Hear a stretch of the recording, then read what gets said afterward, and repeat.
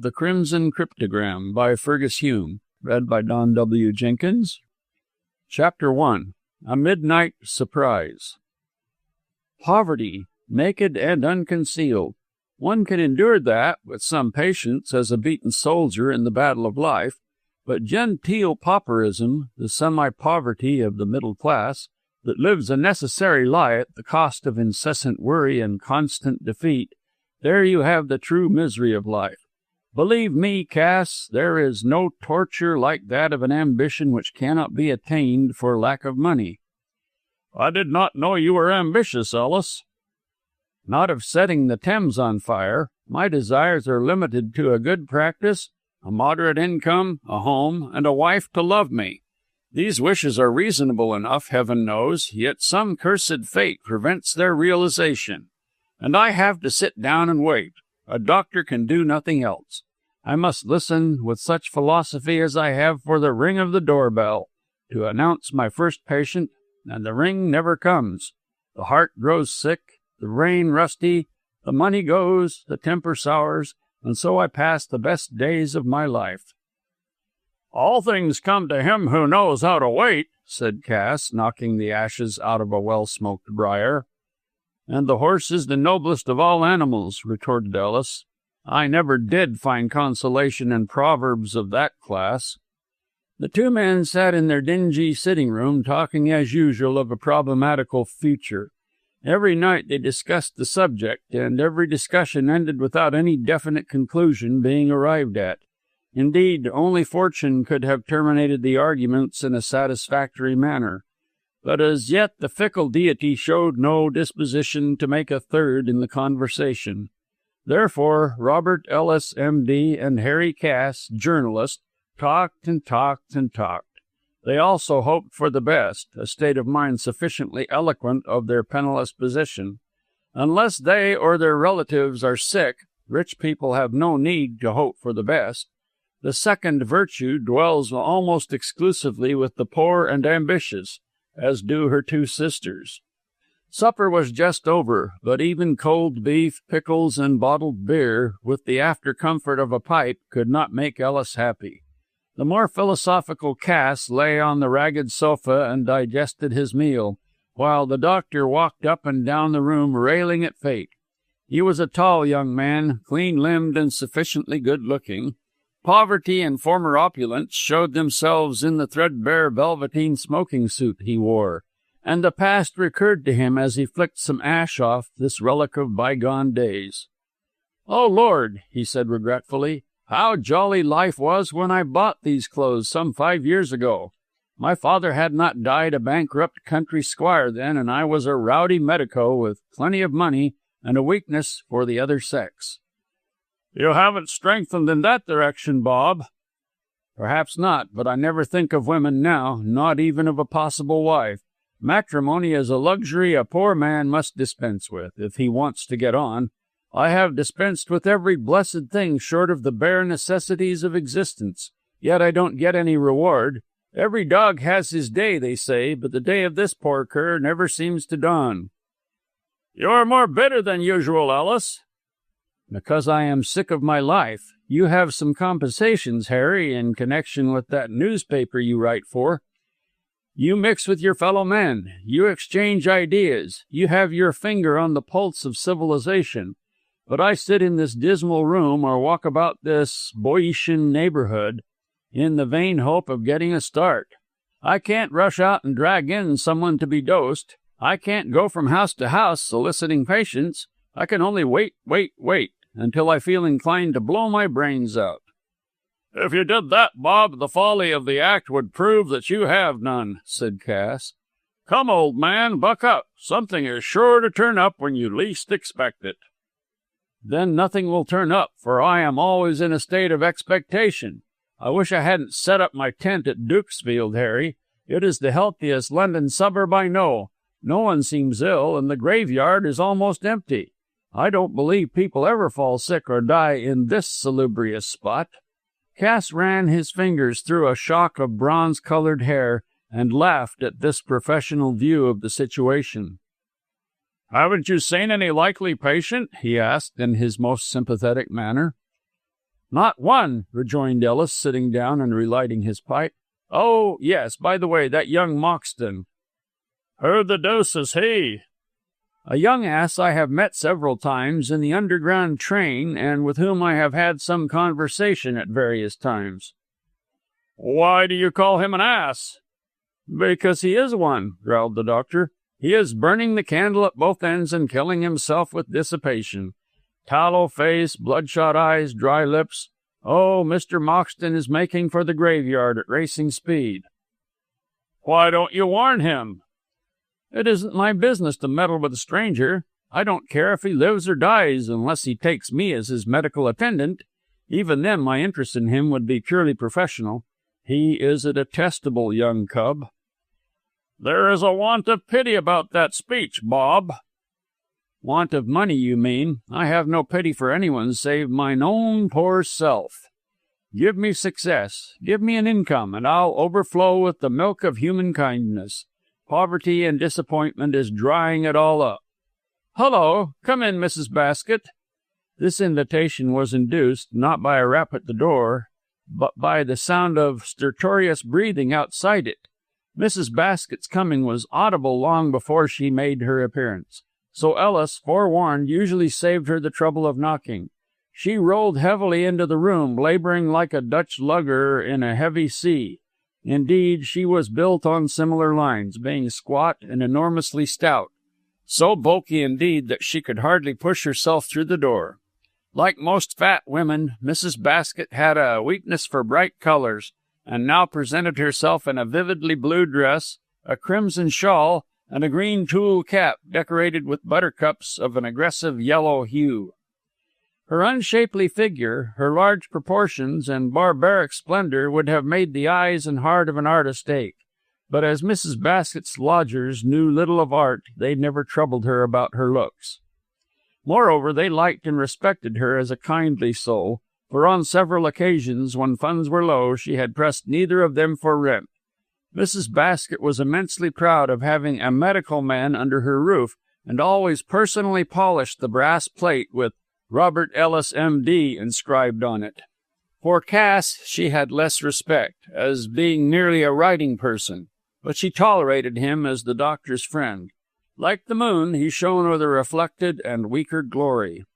"Lord, gentlemen, how them stairs do try me," said the good lady, panting in the doorway and patting her ample breast. "They're that steep and that narrer as to squeeze the breath out of me."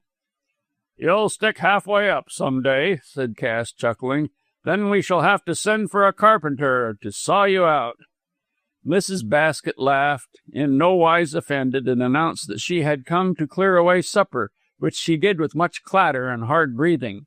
Once or twice she glanced at the doctor's gloomy face and blew a sigh with considerable noise. She knew of her lodger's bad fortune and pitied him profoundly. But not daring to speak, she resumed her work with a mournful wag of the buttercup cap. Ignoring this byplay, which invited conversation, the young men resumed the subject of Moxton. Mrs. Basket, dying to join in, at once espied an opportunity of doing so. The mere mention of the name was enough to set her off. "Lord, gentlemen, you do turn me cold to my bones. Moxton, why, the name makes me shiver." And Mrs. Basket shivered duly to prove the truth of her words. Usually the lodgers did not encourage their landlady to talk, as her tongue, once set wagging, was difficult to stop. But on this occasion her speech was so significant of mystery that Ellis wheeled round his chair to face her, and the reporter, on the sofa, with true journalistic instinct, was at once on the alert for news. Mrs. Basket, pleased with these tokens of interest, improved upon her speech. "He has a wife," said she, and closed her eyes with another shiver. "Is that a remarkable circumstance?" asked Cass dryly. "P'raps not, sir," replied Mrs. Basket with great dignity. "But what that poor young thing suffers, the butcher and the baker do know." "Does Moxton ill-treat her?" "Heaven only knows what he do, doctor. Nobody's ever seen her save the telegraph boy, as called after dark to be met with a carving knife." "A carving knife? This is interesting. Who had the carving knife, Mrs. Basket? Mrs. Moxton, of course. She is young and pretty, I do assure you, gentlemen. Yet she came on the child with a knife in her hand, like Lady Macbeth in the play. What was that for? Mrs. Basket wagged her head, and the buttercups responded. She told the boy as she thought he was robbers, and came out with the weapon to protect the silver, but it looks like lunatics to me. Do you mean to say she is mad? Doctor, I says nothing, being above scandal, but this I do say, as she ought to be mad if she ain't. That Moxton, Mrs. Basket shivered like a jelly, goes out night after night, leaving her shut up in that lonely house. Is the house lonely? Mr. Cass, I won't deceive you, it's that lonely as graveyards is company to it. Myrtle Viller, they calls it, and it's the larst house of the row as is spreading out in the Brickfield direction. The other villers are unfinished, the contractor as was building 'em having died with only Myrtle Viller ready to move into. His relatives is a-quarreling so over his money as they've let the Villers be for 6 months. Mr. and Mrs. Moxton took up house in the larst of 'em 3 months come next week, and they're the only pair as lives in that horribly lonely road. As Mrs. Basket drew breath after this long speech and lifted the tray, Ellis put a leading question. Don't they keep a servant? No, they don't, sir, not so much as a workhouse orphan. She is all alone in the house night after night, as I tells you, and it ain't no wonder as she keeps the carving knife handy. Where does Moxton go so regularly? Ah, Mr. Cass, where indeed? Perhaps the police may know. Come now, Mrs. Basket, you have no ground for making such a statement. Oh, haven't I? Cried Mrs. Basket indignantly. Why, he's well orf and passes his days indoors doing nothing. How then does he earn his money? Why does he leave her alone? What's she doing with no servant and a carving knife? No grounds? Mrs. Basket waddled towards the door, nose in air, and paused there to deliver a last word. I shouldn't be surprised at hearing of a tragedy between 'em. Oh, that dratted bell! And at 11:30, too. Decent folk should be abed. The night bell of Ellis's was ringing furiously, and Mrs. Basket, putting down the tray, squeezed through the door as hurriedly as her unwieldy form permitted. As the tail of her blue skirt whisked out of sight, Cass jumped up from the sofa and smote the doctor's shoulder. Here's your first patient, Bob. Fortune is knocking at the door. Ringing, you mean, said Ellis, joking to hide his agitation. As he spoke, the voice of Mrs. Basket was heard in wordy expostulation, and a light-footed visitor flitted along the passage and into the room. The newcomer proved to be a woman, young and pretty, bareheaded and apparently wild with terror. Her entrance and appearance were dramatic. "A doctor!" she gasped, leaning against the doorpost to support her trembling limbs. "I am a doctor," said Ellis, advancing. "What is it?" My husband is dead." She paused with a catching in the throat, and her voice leaped into alto. "Murdered!" "Murdered!" exclaimed both men with a simultaneous movement forward. "Murdered in the garden! Doctor, come! Who is your husband?" stammered Ellis, his wits not quite under control. "What is his name?" Moxton, she answered impatiently. "Come, doctor, don't lose time. I am Mrs. Moxton. My husband has been murdered." Chapter 2. The Writing in Blood. The long arm of coincidence was startlingly apparent in this instance. Both men were so amazed at the terrible news fitting in so neatly, not only with the subject of conversation, but with Mrs. Basket's prophetic remark when the bell rang, that they looked at one another dumbfounded. Mrs. Moxton stared at their motionless figures with indignant eyes. "Are you not coming?" she demanded vehemently, seizing the hand of Ellis. "Don't I tell you my husband is dead?" "I am coming, Mrs. Moxton," said Ellis hurriedly, "but if he is dead, my presence will be useless. This is a case for the police." If Mrs. Moxton was pale before, she became even paler at this last remark, and shrinking back, spread out her hands with a terrified gesture. No, No, not the police. Why the police? You say your husband has been murdered, cried Cass with sudden suspicion. Therefore the police must be called in at once. Who murdered the man? I don't know, murmured Mrs. Moxton. Then his imperious, suspicious tone seemed to stir her indignation. She threw back her head haughtily. I don't know, she repeated deliberately. My husband went out this evening. I sat up for him as he promised to return about midnight. Shortly after 11, here she glanced at the clock on the mantelpiece, I heard a cry, and thinking something was wrong, I ran to the door. There was someone moaning on the garden path. I went to see who it was, and found my husband bleeding to death from a wound in the back. He died a minute afterwards, and I came for you. How did you recognize your husband in the dark? I had a candle, she replied in a low voice, with hesitation. It's blowing awful, wheezed Mrs. Basket at the door, and the other woman turned towards her abruptly. The landlady's full moon of a face had suspicion written in every wrinkle. Had you the carving knife? She asked. The carving knife? Yes, the same as you frightened the telegraph boy with. I had no carving knife, returned Mrs. Moxton haughtily. What do you mean by these questions? She turned again to the men and burst into furious speech. Have I come to a lunatic asylum? She cried. You talk, this woman talks, and I want help. Doctor, come at once. And you, sir, go for the police if it is necessary. Ellis hastily threw on a cap, snatched up some needful things for a wounded man, and followed Mrs. Moxton out of the house. Mrs. Basket and Harry were left face to face with the same thought in their minds. What did I say about her having the carving knife, sir? Yes, by Jove, and her talking of exploring with a lighted candle in this wind. She's afraid of the police, too, Mr. Cass, said Mrs. Basket in tragic tones. She's done for him, sir. Well, she might... No, cried Harry, rumpling his hair. If she was guilty, she would not come for Ellis. Mrs. Basket snorted in a disbelieving manner. Oh, wouldn't she, sir? You don't know the hussies women are. That Mrs. Moxton's a deep 'un as ever was. Here, cried Cass, rummaging about for his cap. I'm losing time. I must go for the police at once.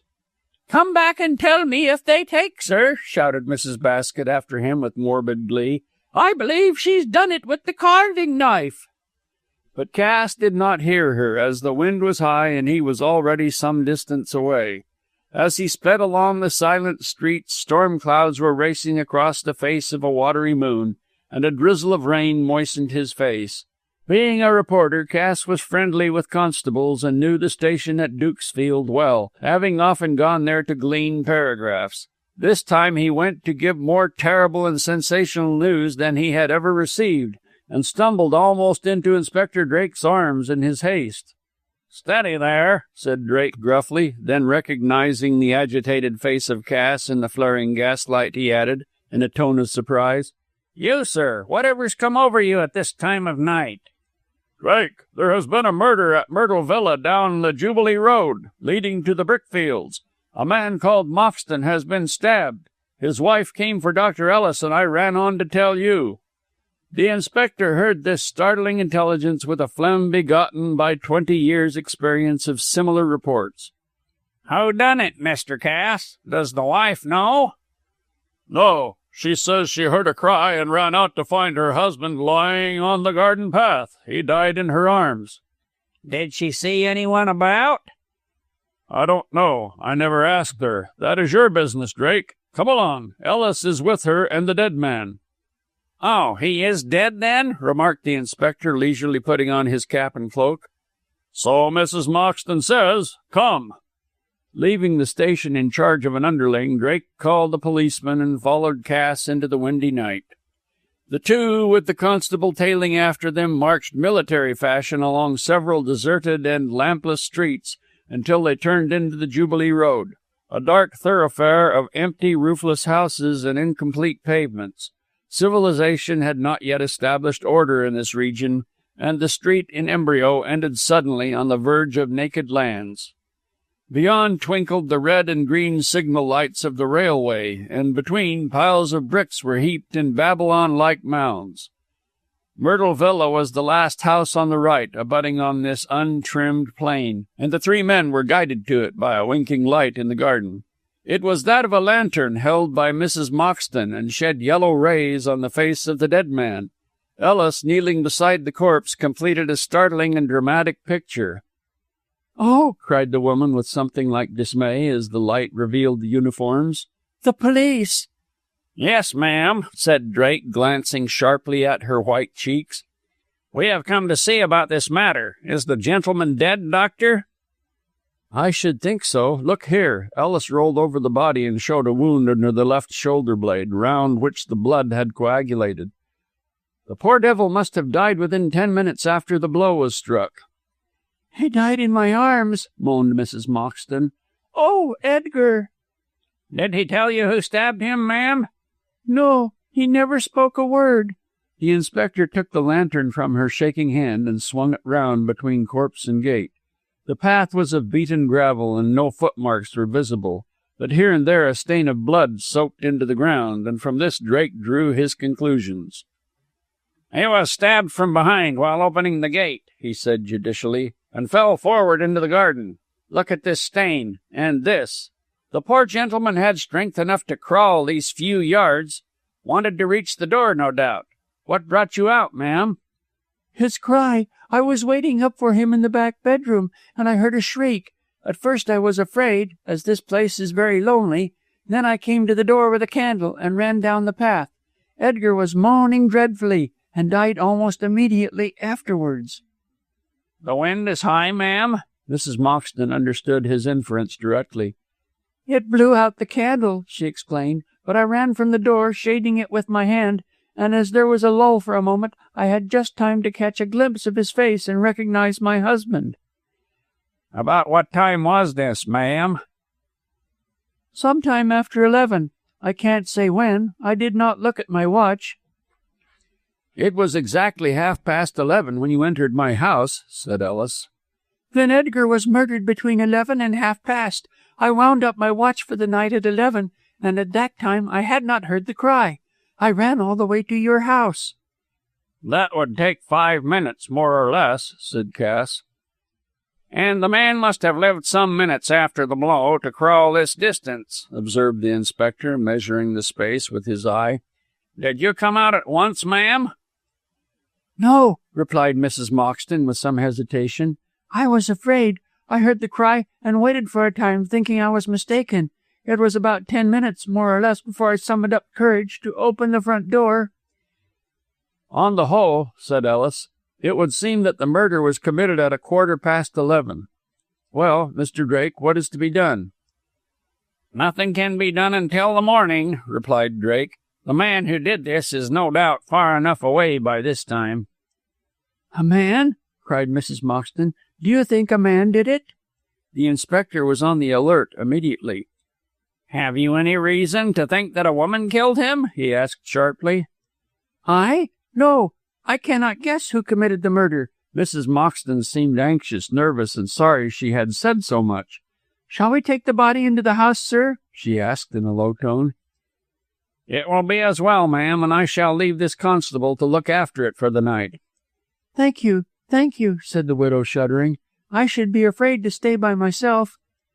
"Let me stay also," said Ellis, moved by her beauty and distress.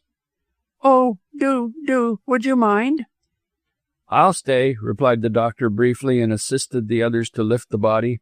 They carried it up the path, Mrs. Moxton lighting them onward with the lantern. It was a strange and gruesome procession, pacing through the black and stormy night, and to imaginative Cass, the house and garden, commonplace as they were, reeked of the shambles. When the body was laid on the bed, Drake gave some directions to his subordinate and departed with Cass.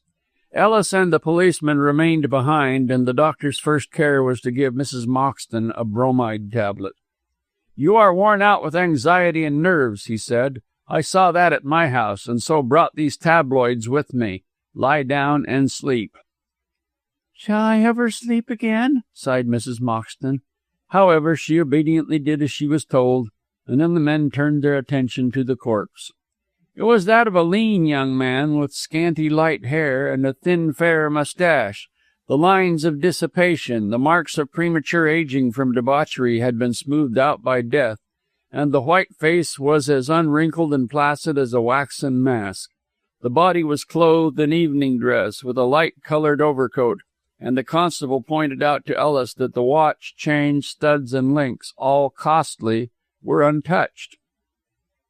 "Robbers didn't bring about this murder," said the policeman. They undressed the body slowly. As Ellis drew off the shirt, the cuffs of which were dappled with blood, he noticed strange marks on the left arm. From wrist to elbow, on the outer part of the arm, various signs appeared on the white skin. These were rudely streaked with blood, and Ellis afterwards copied them into his notebook, thinking they might be useful later on, as indeed they proved to be. "What do these signs mean?" he asked the policeman. "I don't know, sir, but he did 'em himself. See, doctor?" And he lifted the right hand of the corpse. Ellis looked eagerly and saw that the forefinger of the hand was black with dried blood. Chapter 3. An Open Verdict. Next day the body of the unfortunate man was removed to the Dukesfield morgue, and 24 hours later the coroner held an inquiry in the coffee-room of the Lancaster Hotel. Public interest was greatly roused over the matter, and the ubiquitous reporters of the great dailies, amongst them Harry Cass, attended, notebook in hand, to supply their readers with sensational details. A rumor, first set afloat by the babbling tongue of Mrs. Basket, was prevalent that Mrs. Moxton had killed her husband with a carving knife. It was known from the same source that she had lived a lonely life since taking up her abode in Myrtle Villa, that Moxton had neglected her shamefully, that he had left her nightly by herself, and had even denied her the comfort and company of a servant. Hence it was openly declared that cruel treatment and contemptuous desertion had driven Mrs. Moxton to commit the crime. But this theory found no favor in the sight of Dr. Ellis, and he avowed himself the champion of the pretty widow. If she were guilty, she would not have announced the crime as she did, he argued with Cass. It would have been easy for her to let the corpse lie on the path all night and pretend ignorance when it was discovered by the milkman. Also, if she struck the blow, she had a whole night at her disposal to vanish into the unknown. Flight would have proved her guilt, Bob. Besides, she would have been tracked down on that tacit confession of her crime. I don't agree with you. Nothing is known of the Moxtons, as they kept very much to themselves. Hardly anyone saw her or knew her by sight. She could have disappeared like a drop of water into the ocean of London without leaving a trace for the most cunning detective to follow. Instead of doing this, her wisest plan if she killed her husband, she stays and faces the matter out in all innocence. Cass produced a newspaper from his pocket. I can suggest a theory for her remaining. Here, he pointed to a paragraph in the death column. 3 days ago, Edgar Allan Moxton, the great picture dealer of Bond Street, died, leaving a large fortune behind him. Now this dead man, as I judge from the similarity of Christian and surname, is probably the son of Moxton. If so, he, had he lived, would no doubt inherit the money. As he is dead, Mrs. Moxton, the widow, may do so. A fortune is worth running some risk for, Bob. But the faith of Ellis was not to be shaken. The similarity of names may be a mere coincidence, such as occurs more frequently in real life than in fiction. Also, even if you can prove the relationship, it does not show that Mrs. Moxton is waiting for the fortune, or that she is even aware of the death. Give her the benefit of the doubt, Harry. I gave her much more than the jury will do, Ellis. Public opinion is against her. Bah! What do the tinker and tailor and candlestick maker know of the matter? They may not know much now, but they will soon be primed with sufficient evidence to give a verdict. The jury is chosen from the class you mentioned so contemptuously. Dr. Ellis knew this very well, and knew, moreover, that rumor spoke ill of the widow. Therefore, it was with some doubt whether she would have a fair hearing that he attended the inquest. By the time he arrived, the hotel was so crowded that the people overflowed into the road. The young man pushed his way into the public room and found that the proceedings had already commenced. He glanced round for Mrs. Moxton and saw her seated near the coroner, clothed in black, closely veiled and listening attentively to Drake's evidence. The inspector's testimony was brief and meagre, for the police had, as yet, discovered nothing. He described the finding of the body, the futile search for the weapon with which the murder had been committed, and the failure of his attempt to learn where the deceased had so regularly spent his nights. Nevertheless, the identity of the dead man had been established, for he was the son of a Bond Street picture dealer, Edgar Allan Moxton. Strange to say, father and son had died within a few hours of one another, the former in the morning from natural causes, the latter shortly before midnight by violence. Finally, Drake stated that hitherto the police had found no clue likely to lead to the identification and capture of the murderer. "Which shows that the police don't suspect Mrs. Moxton," murmured Ellis to Cass. The doctor himself was the next witness, and deposed as to his summons by Mrs. Moxton and his examination of the corpse. Deceased had died from the stab of a broad-bladed knife which had pierced the left lung. The blow must have been struck by a strong arm, he averred, since the blade had penetrated through an overcoat, inside coat, waistcoat, and shirt. "Could a woman have struck such a blow?" asked one of the jury. "An exceptionally strong woman might have done so," responded Ellis. All eyes were turned on the trim, slight figure of Mrs. Moxton, and there was a general feeling that the doctor's answer exonerated her from having personally committed the murder. She was of too frail and delicate a physique to have struck home the knife with so sure and deadly an aim. Yet she might have put the weapon into another's hand, for it seemed incredible that she would be ignorant of the tragedy which took place within a few yards of her. When Mrs. Moxton's name was called out, and she stood up to give evidence, those present drew a long breath and waited eagerly for her to speak. Hitherto public curiosity had been languid. Now the appearance of the principal witness stimulated it to fever heat. From the dead man's widow, if from anyone, the truth of this savage tragedy should come. Mrs. Moxton threw back her veil when she took the oath and revealed a pretty face, somewhat marred by sleeplessness and weeping. She was colorless, red-eyed, and low-voiced, but gathering courage as she proceeded, told her tale with great simplicity and apparent truth. The evidence she gave may be condensed as follows. "My name is Laura Moxton. I married my husband, Edgar, 12 months ago. He was the son of Mr. Moxton of Bond Street and the heir to great wealth. When he met me, I was earning my living by typewriting, and although I refused twice to marry him, he insisted that I should do so. At last I yielded and became his wife, whereupon his father cut him off with a shilling. Edgar had some money inherited from his mother, and with this we went to Monte Carlo, where he tried to increase his fortune by gambling. However, he was unlucky, and we returned to London in 8 months, poorer than when we left. For the sake of economy, my husband took Myrtle Villa, as he obtained it at a low rental on account of the unfinished state of the road. For the same reason, we dispensed with a servant and hired the furniture. I did all the housework, and for the want of money rarely went outside the house. My husband was unkind and neglectful, and accused me of being the cause of the quarrel with his father which had cost him his inheritance.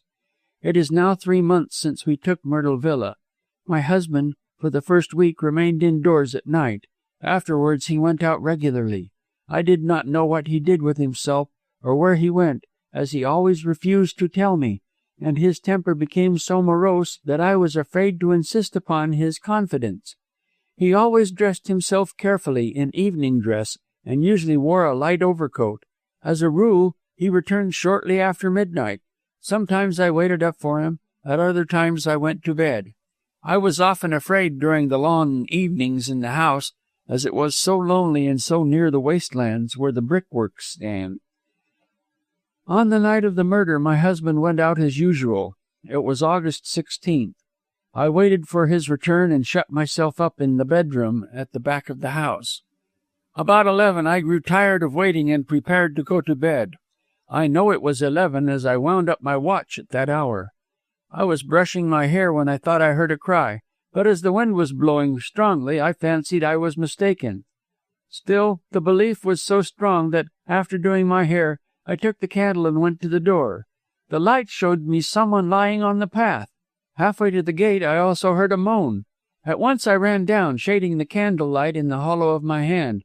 For the moment there was a lull in the wind, and the light burnt long enough to show me that my husband was lying wounded on the path. Then the wind extinguished the light. I took my husband in my arms. He moaned feebly, but could not speak. Then he gave a gasp and died. I was dreadfully afraid, and without waiting to get my hat or cloak, I ran for Dr. Ellis. I saw no one, I heard no one, and I do not know who killed my husband." "In what position was he lying when you came upon him?" "On his back. As the light of my candle fell for a moment on his face, I recognized him at once." "How did you know he was wounded, seeing that the wound was in his back?" "I saw blood on his shirt front and coat. Also his face was so white, and he moaned so much that I guessed he was hurt.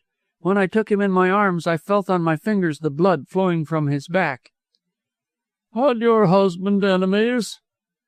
"I do not know. He introduced me to no one he knew. I lived a lonely life. All the time I was at Myrtle Villa, I saw no one but my husband." "Did you know any of his friends abroad?"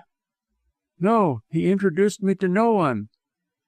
"Did he ever speak of anyone as having a grudge against him?" "No, he spoke of himself and his father, but of no one else." "Did he know that his father was dead when he left the house on August 16th? "Not to my knowledge. He said nothing to me. Until I heard Dr. Drake's evidence, I did not know myself that Mr. Moxton Sr. was dead." "Did your husband receive any letter on the day of his death?" "No, he never received letters, nor did he take in a newspaper. We lived quite isolated from the world. I did not like my position, but I feared to complain on account of my husband's temper." "Was your husband's temper such as would provoke enmity?" "I think so. He had a very bad temper." "Did he drink much?" "Yes, he drank a great deal of brandy and was very morose when intoxicated. When I saw him like that, I used to shut myself in the back bedroom." "Did your husband treat you cruelly?" "He neglected me and spoke harshly to me, but he never struck me." "What were your feelings towards him?" "I loved him when we married, for then he was kind and good. Afterwards I had no feeling towards him save one of terror." "On one occasion it is reported that you came to meet a telegraph boy with a carving knife. Is that true?" "Perfectly true, but I did not know who was at the door. It was growing dark and the house was very lonely. I took the knife in case it might be a tramp." "Do you usually carry the knife to protect yourself?" "Oh, no. On that occasion I was in the kitchen and snatched it from the table when the knock came to the door." "You never went to the door with it on any other occasion?" "Certainly not. No one else ever came after dark. The tradespeople called always in the daytime. Then I was not afraid." "For whom was the telegram?" "For my husband. I did not open it, but left it on the table in the dining room. He got it when he came home that night." "Did he tell you what it was about?" "No, he never mentioned the subject." "Do you know anything about the marks and blood on the arm?" "No. I was shown them by Dr. Ellis, but I do not know what they mean, or indeed what they are." "Do they not look to you like secret writing, like a cryptogram?" "I don't know anything about secret writing. They look like blood smears to me. I do not understand them." "Have you any idea why deceased wrote them on his arm?" "Not the least in the world." "Did you ever see your husband use a cipher of that kind?" "Never. I never saw him use a cipher of any sort." "Did you ever notice marks like them before?" "No, I know nothing about them." "Can you throw any light at all on this murder?" "None whatever. I was amazed to find my husband dying." He said no word, no name?" "He did nothing but moan and died in a few moments." The examination, which lasted some considerable time, concluded all available evidence for the time being. On the meagre intelligence to be gleaned from it, the jury framed their verdict and stated that the deceased, Edgar Moxton, had been murdered by some person or persons unknown. Chapter 4. The Reading of the Blood Signs. In these progressive times, the duration of proverbial wonderment has been reduced from 9 days to 9 hours. The Dukesfield murder case was mysterious and dramatic, yet, even with these elements of popularity, it became stale and out of date within the week. The attention of the masses and the classes was more or less concentrated on the visit of an Eastern potentate, whose amazing jewels and still more amazing barbarisms appealed to the popular humor. Moxton's death and the strange circumstances attendant thereon ceased to be commented upon by the newspapers. They faded out of the public mind and continued to be talked about only in the neighborhood wherein the tragedy occurred. Yet even in Dukesfield, after a fortnight of discussion, the interest grew languid. It was just as well for Mrs. Moxton that circumstances stood thus, for, in defiance of public opinion, she still continued to inhabit Myrtle Villa. Her husband's maltreated body was quietly buried in the Dukesfield cemetery, so quietly indeed that, save the necessary undertaker and his men, not a single person followed the unfortunate victim to his untimely grave. It is only justice to say that Mrs. Moxton would have done so but for the earnest advice of Ellis. Knowing her unpopularity and its cause, he warned her against thrusting herself forward. Like a wise woman, the widow took the hint, but passionately resented the reason for which it was given. When the ceremony was at an end, Ellis came to tell her about it, and she defended herself to him after the fashion of women, with many words and much indignation. As soon as he could obtain a hearing, the doctor assured her that in his case such arguments were needless. "I am a firm believer in your innocence, Mrs. Moxton," he declared in all earnestness, "and you must not trouble about the idle gossip of the neighborhood. People will talk, and it is just a chance that they did not call you a martyr instead of a criminal." "It is shameful that a friendless woman should be so abused." "You are not altogether friendless, Mrs. Moxton. If you will accept me as your champion, I shall be proud to occupy the position." The widow looked steadfastly at Ellis, and something, perceptible to a woman only, which she saw in his eyes, caused her to lower her own. She replied indirectly with true feminine evasion. "I shall always be glad to have you for a friend, Doctor. You are, very good to me." But after this speech, Mrs. Moxton became reserved and hesitating, finally silent, so that Ellis, aware that his eyes had revealed too much, took his leave in a few minutes. By this time he was conscious that he had fallen in love with the pretty widow, and marveled that he should lose his heart after 3 weeks' acquaintance. In the opinion of some, love at first sight is a fallacy, and at one time Ellis had been one of these wiseacres. Now his personal experience proved the truth of the saying. Mrs. Moxton was not a supremely beautiful woman, but she had a young and comely face and an extraordinarily fascinating manner. It was to this last that Ellis succumbed, and he made scarcely any effort to resist its influence. Yet Mrs. Moxton was a woman with a humble, if not a doubtful, past, and there was a slur on her reputation as the widow of a murdered man. Ellis could not help admitting to himself that she was no wife for a struggling doctor, yet, in spite of such admission, he was bent upon marrying her should the opportunity offer itself. In the meantime, he kept his own counsel and told no one, not even Cass, of this new element in his life. The same evening, Ellis and his friend sat down after supper to discuss again their domestic affairs and the state of the exchequer. The outlook was now considerably improved, for Cass had returned with a good piece of news, which he lost no time in imparting to the doctor. "The gods of things as they ought to be have awakened to the injustice of my terrestrial treatment, Bob," he announced gleefully. "I have been made theatrical critic for the Early Bird. and a story of mine has been accepted by the Piccadilly magazine." "Good news, old boy. I congratulate you.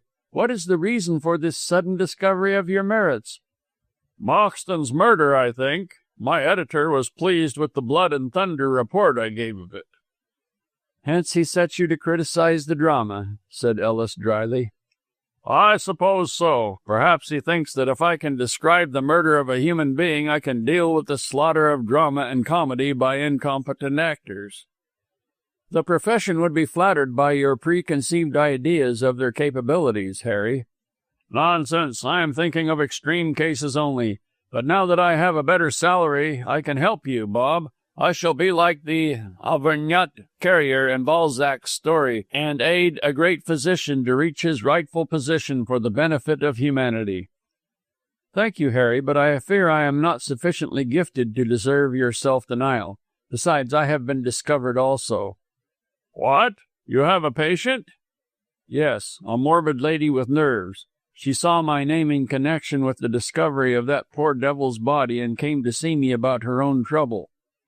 "Nerves and murder. I don't see the connection." "She did, however," said Ellis with a shrug, "and asked me to save her life. It is in no danger, as you may guess. She is nothing but an excitable female with too much money and no employment. I wrote her a prescription, humored her hypochondria, and so pleased her that she departed, pronouncing me to be a charming young man who thoroughly understood her system. She intends to send all her friends to me." "That's capital," cried Cass, shaking hands with his friend. "Once you get the start, you will soon roll on to fame and fortune. I'll meet you on Tom Tiddler's ground, Bob, and we'll pick up the gold and silver in company. Dr. Robert Ellis of Harley Street, specialist in eye diseases, and Henry Cass, the great, the only novelist. But I say, Bob," added the journalist, "don't degenerate into a humbug, old man." "My dear fellow, in dealing with women one must be a humbug more or less. They like it." "That is true in every case. Women always prefer the graceful humbugs of this world to the genuine honest creatures. That is why I have not been snapped up by a rich heiress." Ellis laughed absently, being more taken up with his own thoughts than with the humor of his friend. "Yes, I believe this patient will send me others, and that sooner or later I shall scrape together a practice in Dukesfield.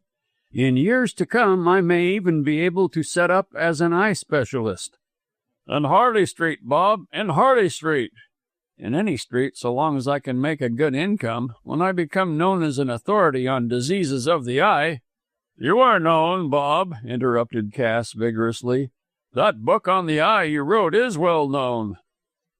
"Stuff! My book fell stillborn from the press. Besides, if it is known, only my medical brethren have the knowledge. I wish to be popular with the masses, Harry, to have a name with them, for it is the public who pay." Well, well, that will come. I believe in your future, Bob. You will have all you wish for, an income, a name, and a wife." "A wife?" Ellis turned restlessly in the comfortable old armchair and laughed in a somewhat embarrassed fashion. "A wife," he repeated doubtfully. "Of course, you don't intend to remain single all your days, do you? You must marry, Bob, for a doctor without a wife, a tactful wife, mind you, is like a coach without wheels. I hope, however," and here Harry's tone became serious, "that you will not marry a widow." "A widow? I don't understand." "Or," continued Cass, inattentive to the interpolation, "or the wife of a man who has met with a violent death." "Harry, what makes you think that Mrs. Moxton—" So far Ellis proceeded violently, then stopped with the conviction that he had betrayed his secret. "The cap fits, I see," remarked Cass pointedly, and shut up in his turn. For the next few weeks there was an embarrassed silence, neither man being willing to speak, lest a word should act like a spark in a powder magazine. Ellis threw down his pipe, and, as was his fashion when annoyed, took to rapid walking in the limited space of the sitting-room. Cass eased his position on the sofa and waited developments. "Yes, it is true," said the doctor in a loud voice so as to drown opposition. "I am in love with Mrs. Moxton. Now what do you say?" Only this: it is hard enough for you to make a career without seeking for a clog which will prevent you rising in your profession. How do you know Mrs. Moxton would prove such a clog? I don't know. I surmise only. I am ignorant of the lady's personality, save from what I have learnt in chance moments. You are in the like position. I know her better than you do. Possibly, but do you know her well enough to risk making her your wife? I didn't say that I intended to ask her to marry me. Cass laughed. That is a quibble. With honourable men, a declared passion is always the prelude to marriage. But I have not declared my passion, argued Ellis in vexed tones. Not yet, maybe, but you will do so when the time comes. After all, Harry, she is a charming woman. Charming and pretty, no doubt, but is she the wife for you? Before you can answer that question, you must know her past and whitewash her present. Dr. Ellis sat down aghast. Good heavens, Cass, surely you don't think her guilty? I don't know enough about the case to say, said Cass meditatively, but Mrs. Moxton puzzles me, I confess. For instance, she tells lies. Tells lies? Repeated the widow's champion with great indignation. Yes, and in the most unblushing manner. At the inquest she said that she took her husband's body in her arms and felt the blood flowing from the wound in his back. Now, it is my impression that she never touched the body. How can you prove that? Very simply. When she came into this room, she wore a plain black dress with cuffs of white linen. Now, if she had handled the body and had touched the wound, it is only natural to suppose that those cuffs would be stained with blood. I noticed, however, that they were not. But that is all the stronger proof that she is innocent. Of the actual murderer, maybe, Bob, but it does not prove that she is ignorant of who killed the man. She told lies about the handling of the body, as I said. It seems to me, added Cass reflectively, that Mrs. Moxton is shielding the assassin. But why should she shield the murderer? Ah, that you must learn from the woman herself. But if she is completely in the dark about the matter, why does she tell falsehoods? Then that cipher, those blood signs on the arm, the dying man wrote them to indicate to his wife the name of the murderer. You can't prove that, cried Ellis, much excited. Only by deduction. Why should the man write in cipher if his wife did not know the cipher? The information, whatever it is, might have been intended for someone else. I don't think so. Moxton knew that his wife would be the first to discover his dead body, and wrote the message in cipher for her information. It is only reasonable to think so. Mrs. Moxton says she does not know what the cipher means. Precisely. She is telling lies and shielding the true criminal. How do you know that the cipher contains the name of the criminal, Harry? Because I can read the cipher, was Cass's unexpected reply. I found out the key yesterday. Look here, Bob. He jumped up from the sofa and, crossing to the writing table, hastily scrawled 2 diagrams. You see, he added, here is a crisscross and a St. Andrew's cross with 2 letters in each angle which exhausts the alphabet. Ellis looked at the diagrams with amazement and shook his head. I am as much in the dark as ever. Explain. Well, you use the angles in the central crisscross square for letters, with an added dot for the second letter. If you wish to write your name, Ellis, in signs, you take the first letter of the 3rd angle in the crisscross, the 2 second letters of the 6th angle, the first letter of the square, and the first letter, 1st angle, St. Andrew's cross. I see, and L being the 2nd letter of the 6th angle, you put a dot. Of course. If I wrote K, I should put no dot, replied Harry, and took a morsel of paper out of his pocket. Here, he said, is a copy of the sign on the dead man's arm. The 2nd letter of 9th angle crisscross, the 1st letter 2nd angle St. Andrew's cross, and the 2nd letter 4th angle of the same. Do you see? Now take this pencil, Bob, and use the key to turn them into letters. Ellis did so and produced 3 letters on the paper given to him. R-U-Z, he read slowly. What does that mean? Is it a word?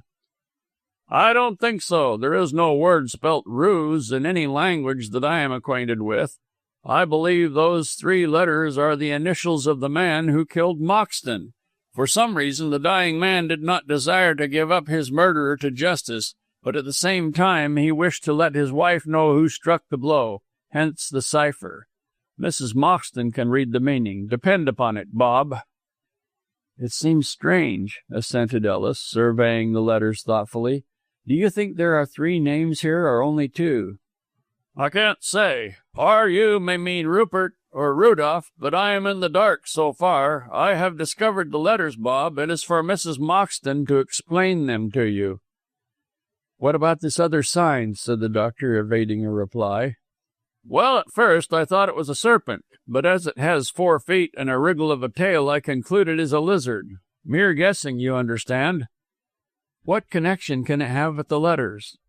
"I don't know. Ask me something easier, or rather," said Cass with a peculiar smile, "ask Mrs. Moxton. She knows the truth about letters, and lizard, and murderer, but she won't tell it to you." "Why not?" asked Ellis angrily. "Because, my poor fellow, I firmly believe that the murderer of Mr. Moxton is the lover of Mrs. Moxton." Chapter 5. Mrs. Moxton Seeks Counsel. Needless to say, Ellis, in his then state of mind, declined to believe that the widow had intrigued with a lover, or had, according to the theory of Cass, armed his hand with the knife. In her evidence, she declared that she knew no one in Dukesfield and went nowhere, and this statement was substantiated by Mrs. Baskett. The landlady, with feminine curiosity about matters which did not concern her, was as good as a detective, and from the first coming of the mysterious Moxtons to Myrtle Villa, she had watched their movements. Knowing this, Ellis made a few inquiries when Mrs. Baskett was clearing the breakfast table. Harry, having already departed to Fleet Street, the doctor was alone, and conducted the examination as he pleased and at his leisure. Mrs. Baskett, only too willing to talk, chattered like a parrot, and indeed her green dress with yellow trimmings resembled the plumage of that bird in no small degree. She was a gaudy, irresponsible gabbler. "Bless your heart, sir, she didn't know no one," declared Mrs. Baskett. "A prisoner in a jail, that is what she was at Myrtle Villa, not but what she oughtn't to be in a real one. I don't say as that Moxton," Mrs. Baskett shivered, "wasn't a brute in his treatment of her, but she did for him as sure as I'm a living woman. She did for him." "The jury did not think so, Mrs. Baskett." Mrs. Baskett snorted. "A jury of them swindling tradesmen," said she contemptuously. "What did they know of it? Mrs. Moxton killed him with the carving knife and threw it away arterwards." "How do you know she threw it away?" "'Cause it ain't in the house. Yes, you may look and look, doctor, but it ain't in the house. I've been there and know." "You have been in Myrtle Villa?" said Ellis, astonished. "Do you know Mrs. Moxton, then?" "For the sake of law and order and Queen's justice, I made it my business to know her, sir. The other morning I went over to offer to buy some of her furniture, hearing as she was leaving Dukesfield." Ellis jumped up. "She is not leaving Dukesfield," he denied. "Oh, that was my idea of getting into the house," explained Mrs. Baskett complacently. "She said she wasn't, and told me so in the kitchen, where it was I wished to be. Then she looked so poorly that I offered to make her a cup of tea, and she said I might, asking me questions about the people here in the meantime." "What sort of questions?" "Oh, what was thought of her, and if they called her names," returned Mrs. Baskett incoherently. "But I made her the tea, and she had it. For a few minutes she went into the front parlour, and I looked in all the dresser drawers for the knife, but it wasn't there. No, doctor," repeated Mrs. Baskett with emphasis, "I do assure you it wasn't in the whole of that there kitchen, though I searched most particular." "Someone might have stolen the knife." "There weren't nobody in the house to steal it. Not a soul ever went near the viller but tradesmen, and they never got no further than the back door. Sir, I do believe as she murdered him with the knife, and hid it away arterwards, p'raps in them brick fields," concluded Mrs. Baskett vaguely. "Well, we can't be sure of that. You are certain that Mrs. Moxton had no visitors?" "Quite, sir." "And she saw no one?" "Not a blessed soul save her husband, as she did for. And if you'll excuse me, doctor, I've my work to look arter." Whereupon the gossip waddled away with the breakfast tray. It may appear strange that a cultured man like Ellis should listen to the coarse babblings of an uneducated woman, but he had a reason for doing so. For the sake of protecting Mrs. Moxton, it was needful that he should know the gossip of the neighborhood, and none could so well enlighten him on this point as Mrs. Baskett. Several times her openly expressed conviction of Mrs. Moxton's guilt made Ellis wince, and but for the above reason he would have ordered her out of the room. However, his self-control gained him two pieces of information. Firstly, that Mrs. Moxton had received no masculine visitor since her arrival in Dukesfield, and, secondly, that the carving knife with which the murder, from the nature of the wound, might have been committed, had disappeared. Ellis was now satisfied the widow had no lover, but he was disturbed over the concealment, or loss, he did not know which to call it, of the carving knife. If no one but Mrs. Moxton was or had been in the house, she must know the whereabouts of the knife. For enlightenment on this point, and in order to satisfy his doubts, Ellis made up his mind to call on the widow, and, acting on the impulse of the moment, did so. Strangely enough, Mrs. Moxton not only welcomed him eagerly, but informed him that his arrival was opportune. "If you had not come, I should have sent for you," said she, and conducted him into a cheerful little sitting room, all white paint, Chinese matting, and furniture covered with bright-hued chintz. "What is the matter, Mrs. Moxton? There is nothing wrong, I hope?" "Oh, no, but I want your advice. You are my only friend."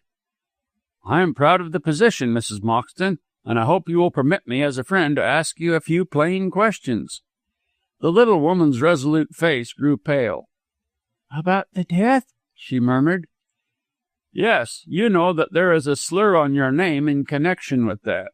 As your friend, I wish to remove that slur by assisting you to hunt down the murderer." It was an odd but true thing that Mrs. Moxton had the same habit as Ellis of walking up and down the room when annoyed. At the conclusion of the doctor's last speech, she rose suddenly and took a turn to compose her mind. "It is very good of you to think of helping me," she said abruptly. "But why should you?" "Because I wish to be your friend, and I know that you are in danger." "I am in no danger if you allude to this preposterous accusation that I killed my husband. If needs be, I can protect myself should the occasion arise." "By denouncing someone else?" Mrs. Moxton turned on Ellis with a frown. "What do you mean?" "Rumor says that if you did not murder Moxton yourself, you know who did, and that you are shielding him." "Him? Oh, I am shielding a man," said the widow, catching at the final word. "Set your mind at rest, doctor. I am shielding no man." "Mrs. Moxton, why not be candid and tell me all?" "I told all I knew at the inquest," she replied sullenly. "Can you swear that you do not know who killed your husband?" "I was on my oath at the inquest, I tell you," cried the woman passionately. "I will not swear again. To you." "Very good," said Ellis coldly. "I see that you doubt me."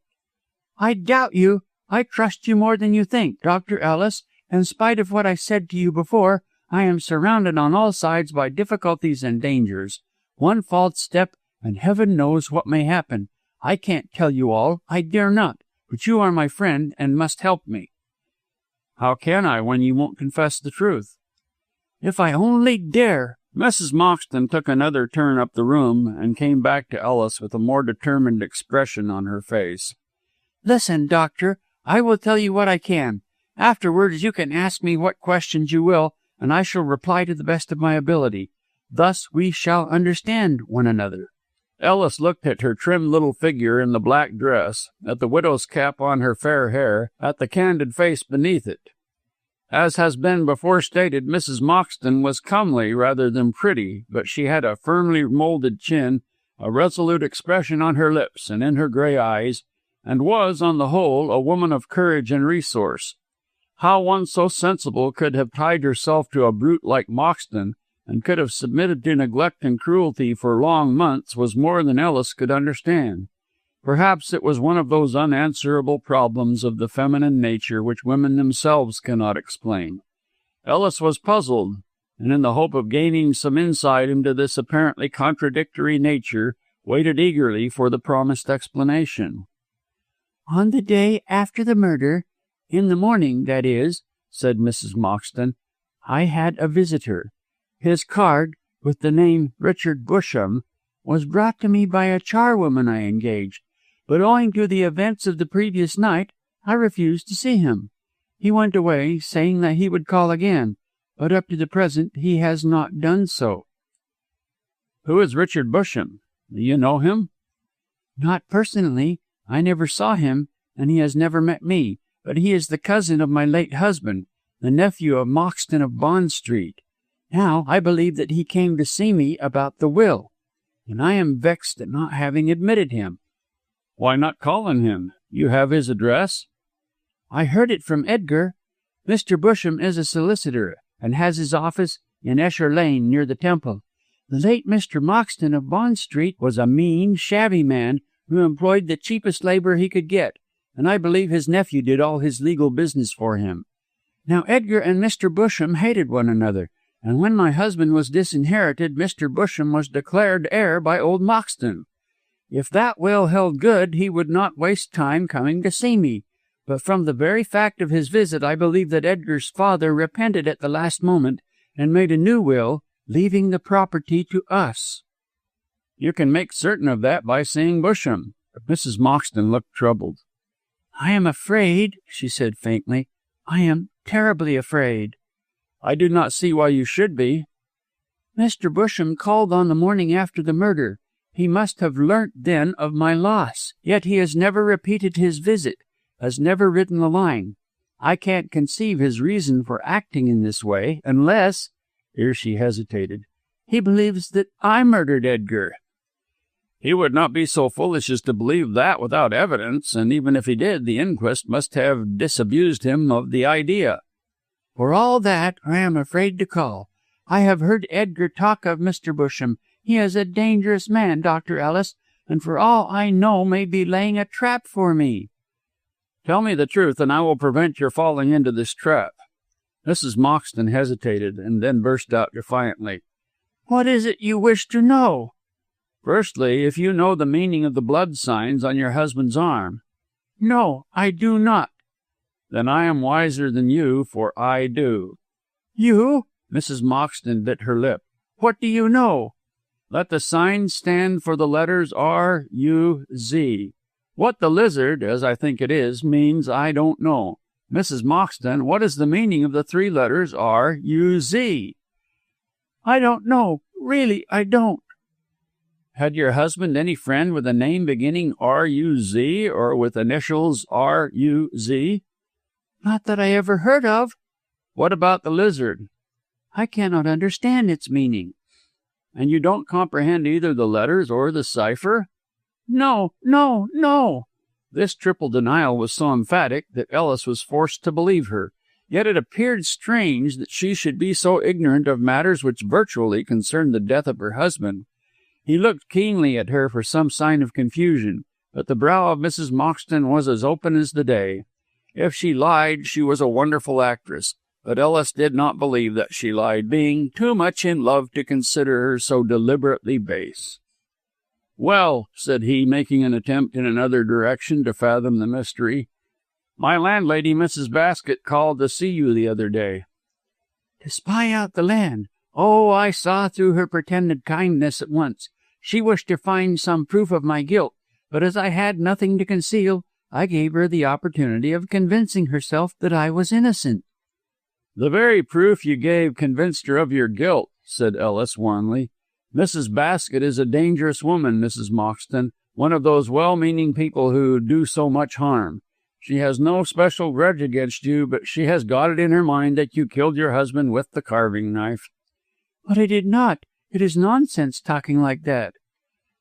"Then where is the carving knife? Mrs. Basket searched but could not find it, and now she believes that you have hidden it."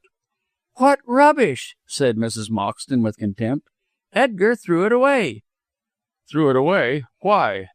"Because he knew that I kept it by me to protect myself against tramps or burglars. So out of sheer devilry, the week before he died, he threw it into the garden behind some bushes." "Is it there now?" "No. I searched everywhere for it after the murder and could not find it. Why do you ask?" "Because a broad-bladed knife was used to kill your husband, and it might have been the carving knife.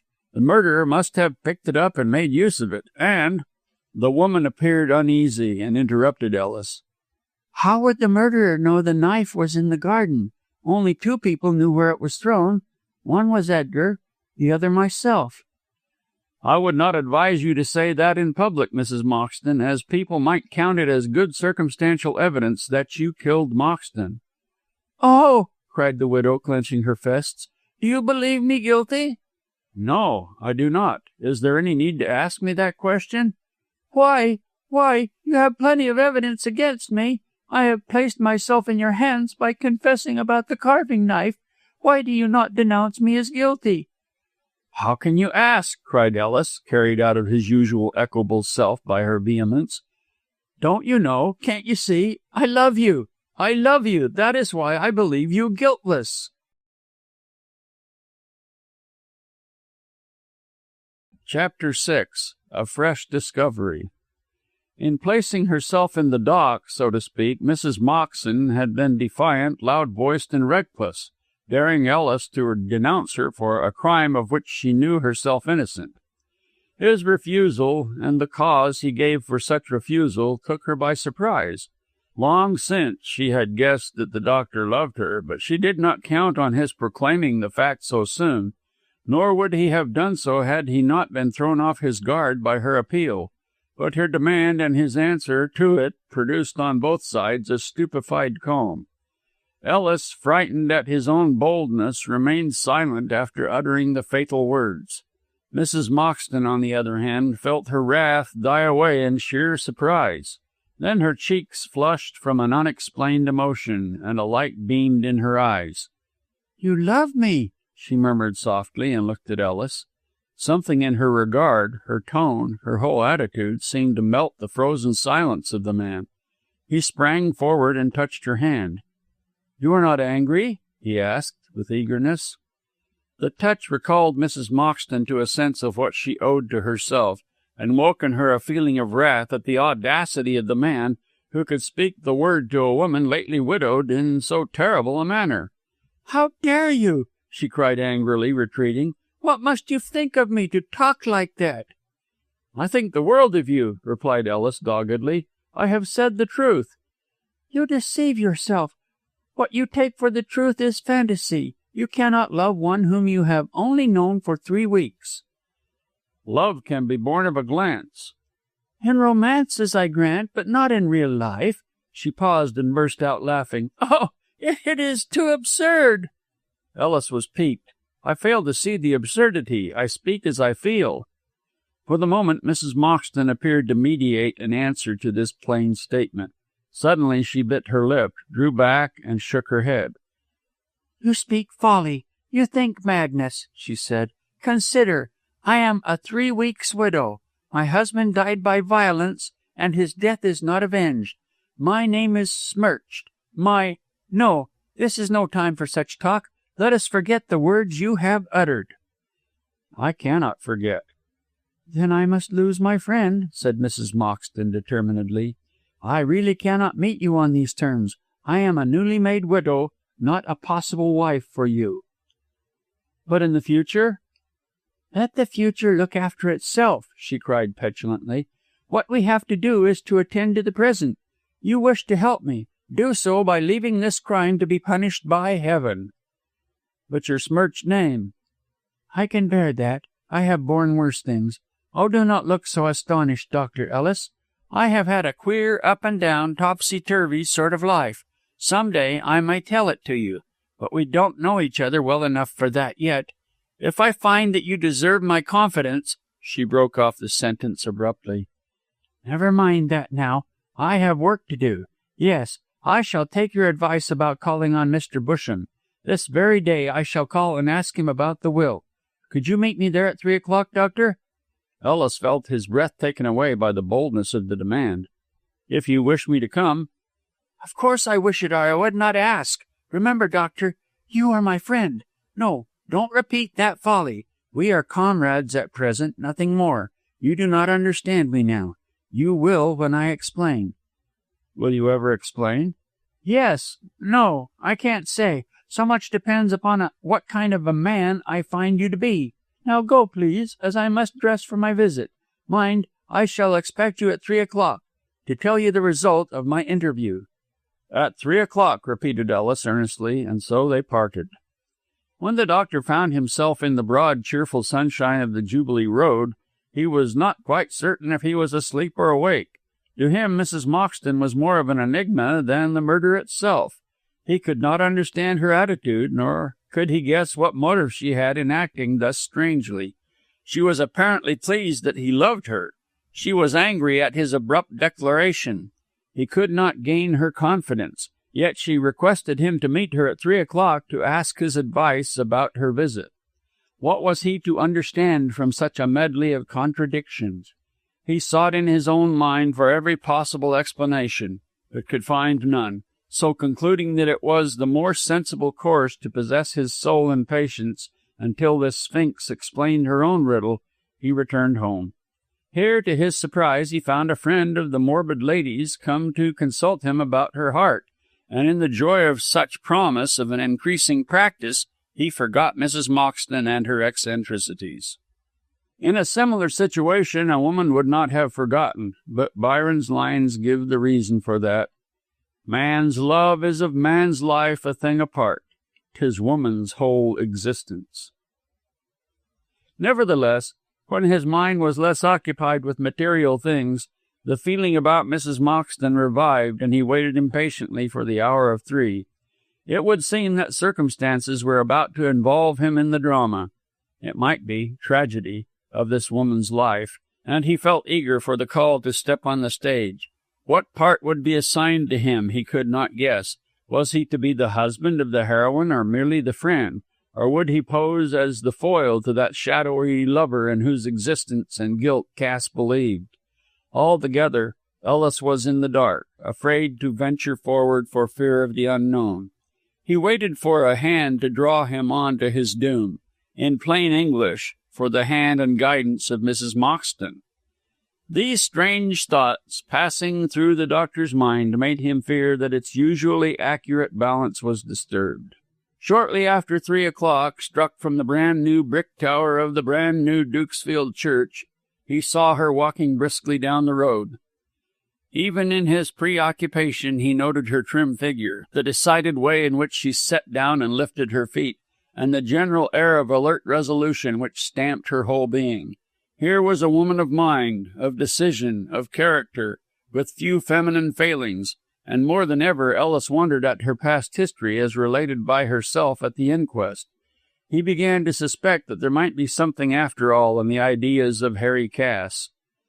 Mrs. Baskett declared the woman was a deep-un. That also might be true. Good news, cried Mrs. Moxton when she arrived. I have seen Mr. Busham, and I am right. Old Moxton made a will leaving the property to Edgar. But he is dead. How do you stand now? The widow let the gate click behind her and walked up the path with a wrinkled brow betokening thought. That depends upon Edgar's will. Did he make one? I think so. In one of his good humours he made a will leaving all his property to me. I believe the will was signed and witnessed at Monte Carlo. He told me about it, but I never saw it. Then how do you know it exists? Edgar told me of it, repeated Mrs. Moxton. It will no doubt be in his dispatch box or in his room. By this time the pair were again in the cheerful parlour, and her gaze was fixed upon a well-filled bookcase. I should not wonder if it was hidden amongst the books, said Mrs. Moxton pensively. Ellis showed some amazement at this strange remark. Why should he have put a valuable document amongst his books, Mrs. Moxton? The widow sat down and signed to Ellis to do likewise. My dear doctor, do you know anything about drunken men? This was even a stranger remark than the former. I have come into contact with them, said Ellis, with a slight smile, but what has that to do with this will? More than you think, she retorted. Edgar was never very sane at the best of times. When drunk, as he often was, he took leave of his senses completely. Drunken men, as I dare say you know, have each their various idiosyncrasies which display the true animal within. Edgar's indwelling animal was a magpie. Oh, the doctor seized on her meaning at once. You believe that he concealed things? Yes. When drunk, he would hide his watch, chain, jewelry, money, and when sober could not remember where he put them. I was sent to hunt them out, and often found them in the bookcase. Lately he took to hiding papers, so it is not unlikely he concealed his will. However, it may be in his dispatch box after all. That is in the bedroom, and I have the keys, so I shall go and look. In the meantime, Doctor, would you turn out those books and see if it is concealed there? Certainly. But one moment, Mrs. Moxton, he added as she was about to leave the room. If your husband has left no will, what becomes of the property?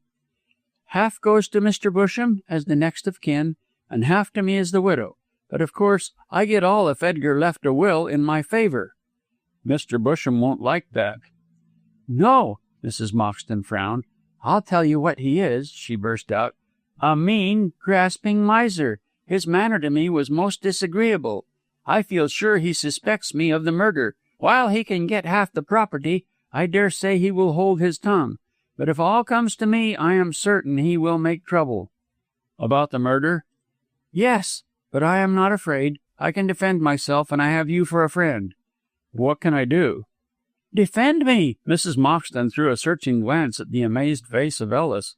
Look for the will, she said abruptly, and left the room. By this time the doctor's capacity for astonishment was completely exhausted. Mrs. Moxton's conduct became more extraordinary at every interview, and it was worse than useless to try accounting for it. Only further acquaintance and observation could explain her personality and apparently purposeless remarks. Therefore, Ellis, taking this sensible view, devoted himself to the task of searching for the will. The bookcase was of white painted wood, of no great size, and with 3 shelves. French novels in yellow and green paper covers predominated, and Ellis tumbled these ruthlessly onto the floor. To all appearance, the taste of the late Mr. Moxton had not been over-refined, for the majority of the novels were by the most sensual Parisian authors. But mingled with these decadent books were a number of old-fashioned books, mostly educational, with here and there a slim old-fashioned volume of travels. For the first 10 minutes of his search, Ellis paid no attention to these, but looked for the will at the back of the shelves. It was not to be found in any one of them, but he came across an amazing number of music-hall programs headed The Merry Man, Viper Street, Soho. Evidently somebody had been an assiduous attendant at this place of amusement, if the programs were to be taken as evidence. "Moxton," said Ellis to himself, when this idea occurred to him. "So this is where he went night after night." He examined the dates of the programs. "Yes, all within the last 3 months, one night after another. Mrs. Moxton said that she did not know where her husband went, yet these programs must have informed her even if he held his tongue. Extraordinary woman. I can't understand her actions or denials." Failing to find the will on the shelves, Ellis examined the books. One of these, a fat little brown volume entitled The Universal Informer, was inscribed on the flyleaf, "Janet Gordon from her father, Thomas Gordon, Edinburgh," both of which names were unknown to Ellis. The book opened of itself at a turned-down page on which was set forth a list of the towns and cities of the world. Now, what struck Ellis as strange was the fact that the turned-down page was towards the end of the list and contained the towns beginning with Z. This was one of the letters concealed in the blood signs, and to say the least, it is not a letter generally used. Wondering if he was on the track of a discovery, Ellis glanced down the page. His eye caught the word lizard, and he eagerly read the paragraph in which it was contained. 4 lines informed him that Zirknitz is a town in Austria, and that in its environs is found a peculiar species of lizard. Ellis reflected. On the arm was the letter Z concealed in a sign. and the representation of a lizard. This book, which opens of itself to this particular page, mentions an Austrian town called Zirknitz and a peculiar lizard. There must be some connection between the murder and this paragraph, but I can't see it myself. What can an Austrian town have to do with the crime in Jubilee Road? Finding no answer to this question, he pursued his search.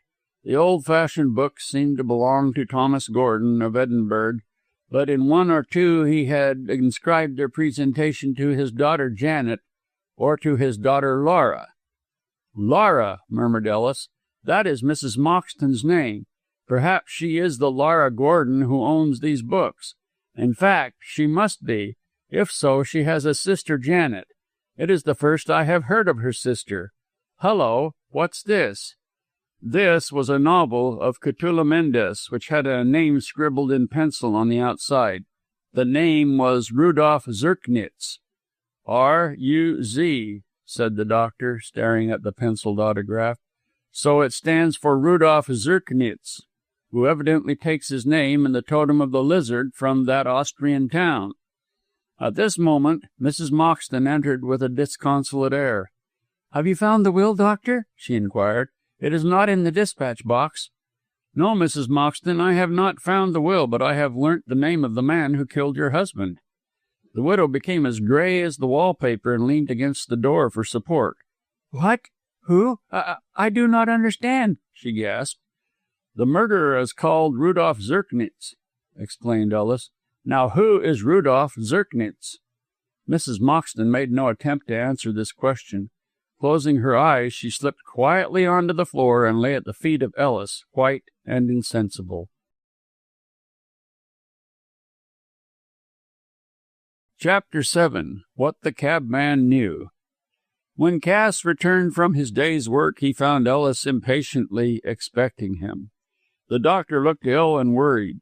On hearing his friend's footstep, he rushed into the passage and half led, half dragged him into the room. Harry was much surprised at this unusual excitement on the part of Ellis. "What the deuce is the matter, Bob? You're as pale as a muffin, and your hair is all over the—" Harry, never mind my looks. I am nearly worried out of my life by this murder." "Or by Mrs. Moxton. Have you made any discoveries?" "Yes, I have discovered the meaning of the letters R-U-Z and of the lizard sign." "By Jove!" Cass in his turn became excited. Well, go on. "The letters are the initials of a man's name." "The murderer's name?" "I don't say that, and yet he might be the criminal. I said so to—" "But the name, Bob, the name." "Rudolf Zirknitz." A foreigner." "An Austrian. He takes his name from a town called Zirknitz in Austria, which has in its environs a particular sort of lizard found nowhere else." "Ho! Now comes in the totem of our assassin. How did you find this out?" The doctor sat down and rapidly detailed his discoveries and how they were brought about by the search for the will. "I revived Mrs. Moxton from her faint," he concluded, "but she refused to answer a single question. In the end, I was forced to leave her, and for the last few hours I have been in a state of distraction. I am so glad you are back. Put your sharp wits to work, Harry, and tell me what it all means." "I told you before," replied Cass coolly, "and you flew in a rage with me, saying that I had no grounds for the statement. Now you have learned the grounds, and I repeat my belief. This Zirknitz is the lover of Mrs. Moxton, and she is shielding him from the consequences of having killed her husband, no doubt at her request." I won't believe it of that poor woman, Harry." "Facts are stubborn things, Bob. The case is as clear as noonday to me." Ellis, still believing in the innocence of the woman he loved, would have replied somewhat violently to this declaration, but that Mrs. Baskett entered with the supper. It was now 7 o'clock, for since Cass had been appointed critic to the Early Bird, they had altered the meal from 9 to 7. In a few minutes, Mrs. Baskett, not being encouraged to chatter on this particular night, left the room, wondering what could be the matter with her gentleman. Ellis trifled with his food, feeling too worried to enjoy it. But the less nervous Cass did full justice to Mrs. Baskett's idea of an Irish stew. Between mouthfuls he talked and answered the doctor's objections. That is all nonsense, Mrs. Baskett saying that Mrs. Moxton had no visitors. Both she and her husband, from what you tell me, must be shady people. Poor devil. He is dead, so let us say no ill of him. But Mrs. Moxton, I dare say she received visitors at night when Mrs. Baskett and her tradesmen spies were not about. You have no grounds for making such an accusation, fumed Ellis. Keep calm, Bob. I am speaking without prejudice. No grounds? Well, if I have not, why did Mrs. Moxton faint at the mention of that name? Why did she lie about the signs? Why did she feign ignorance of the place where her husband went every night? She must have known. I tell you, Bob, that Mrs. Moxton is fighting every inch, and I dare say she is angry at your persistence in following up the case. Come now, own up. Did she not ask you to leave the matter alone? Well, she did, admitted the doctor with reluctance. I confess that I do not understand Mrs. Moxton. Her acts are doubtful, her words are strange, and I agree with you that she knows more about this matter than she chooses to confess. All the same, Harry, I am not an absolute fool, even where women are concerned, and there is something in Mrs. Moxton's looks and manner which satisfies me that she is a true, good, pure, brave woman. Her conduct does not justify the use of a single adjective of that sort. I know. All the same, I believe in her. Because you are in love, and love is blind. Rubbish. I don't believe in that worn-out saying. I can see Mrs. Moxton's imperfections as plainly as you can. She is not a saint by any manner of means, but a sinner? No, Harry, I cannot believe she is what you make her out. If she inspired the murder, why does she not run away? Because she is fighting for her fortune, old boy. But she is not even certain that a will is in existence. So she says, replied Cass, pouring himself out some beer. But I beg leave to doubt that artless pose. It is my firm conviction that she knew of old Moxton's repentance and 11th-hour testament, that she got her husband to make his will in her favor, and that she induced her lover Zirknitz to put him out of the way so that they might enjoy the money together. It is to reap the fruits of the crime that she stays on here, Bob. That is all theory. So was my earlier statement, yet it has been proved true by yourself. I dare say Monsieur Zirknitz came to see Mrs. Moxton in the evening when her husband was at the Merryman Music Hall. I never heard of that place, Harry. Perhaps not. It has been in existence for only 2 years. The usual variety entertainment, you know. A man called Otto Schwartz keeps it. A German? A typical lager beer German. Not at all a bad fellow, either. Dr. Ellis slowly lighted his pipe. I wonder why Moxton went so regularly to that place, he said reflectively. Well, he might have gone there to make love to one of the ladies who do the turns, but I rather think, said Cass significantly, that his object was to gamble. From all his wife says about Monte Carlo and other places, the man was a confirmed card sharper. But gambling is not allowed in London. No doubt. A good many vices are not allowed in this most immaculate of cities, in this Tartuffe of capitals, but they exist all the same. I don't know for certain, nobody does, but it is rumored that there is a secret gambling hall connected with the apparently innocent music hall of Herr Schwartz's. Ellis glanced at his watch. It is getting on for 8 o'clock, he remarked. Let us go to Soho tonight. If you like. I have no particular engagement. But your reason? I want to learn all I can about Moxton. If he went there to gamble, Herr Schwartz will know of him. Also, we might learn something of Zirknitz.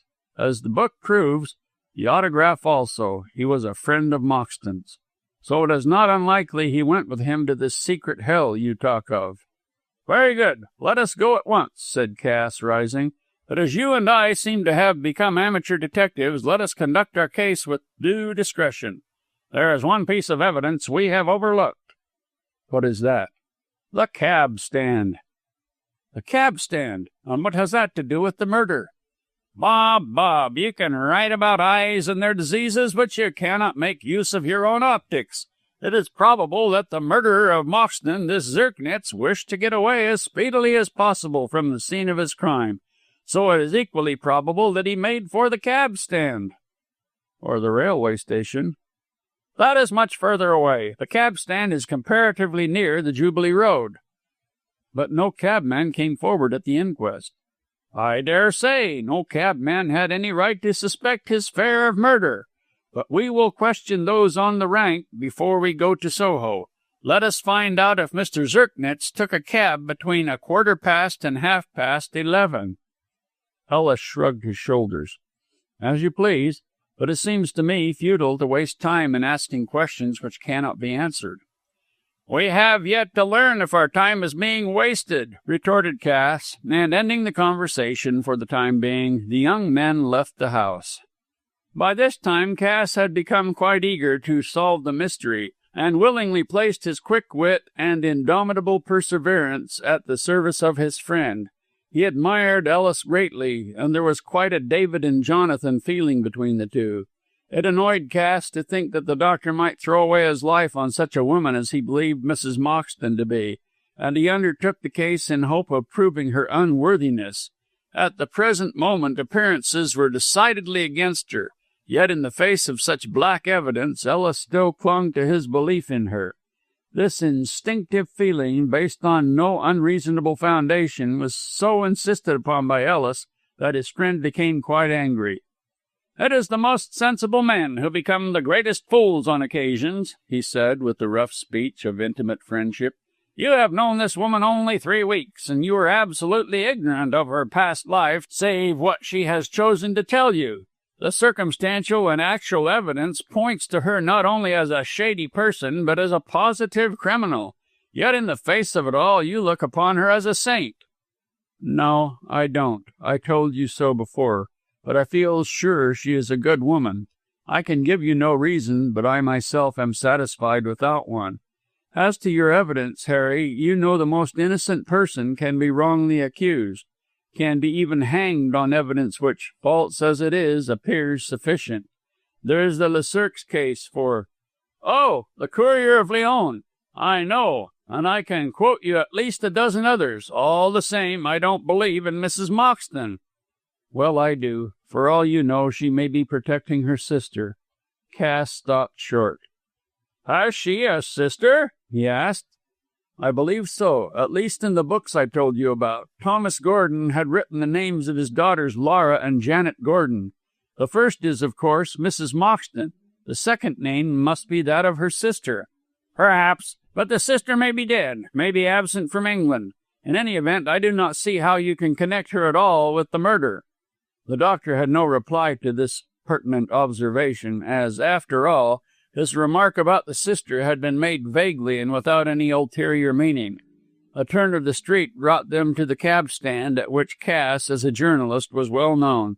He immediately began to question the men in a chaffing, popular way.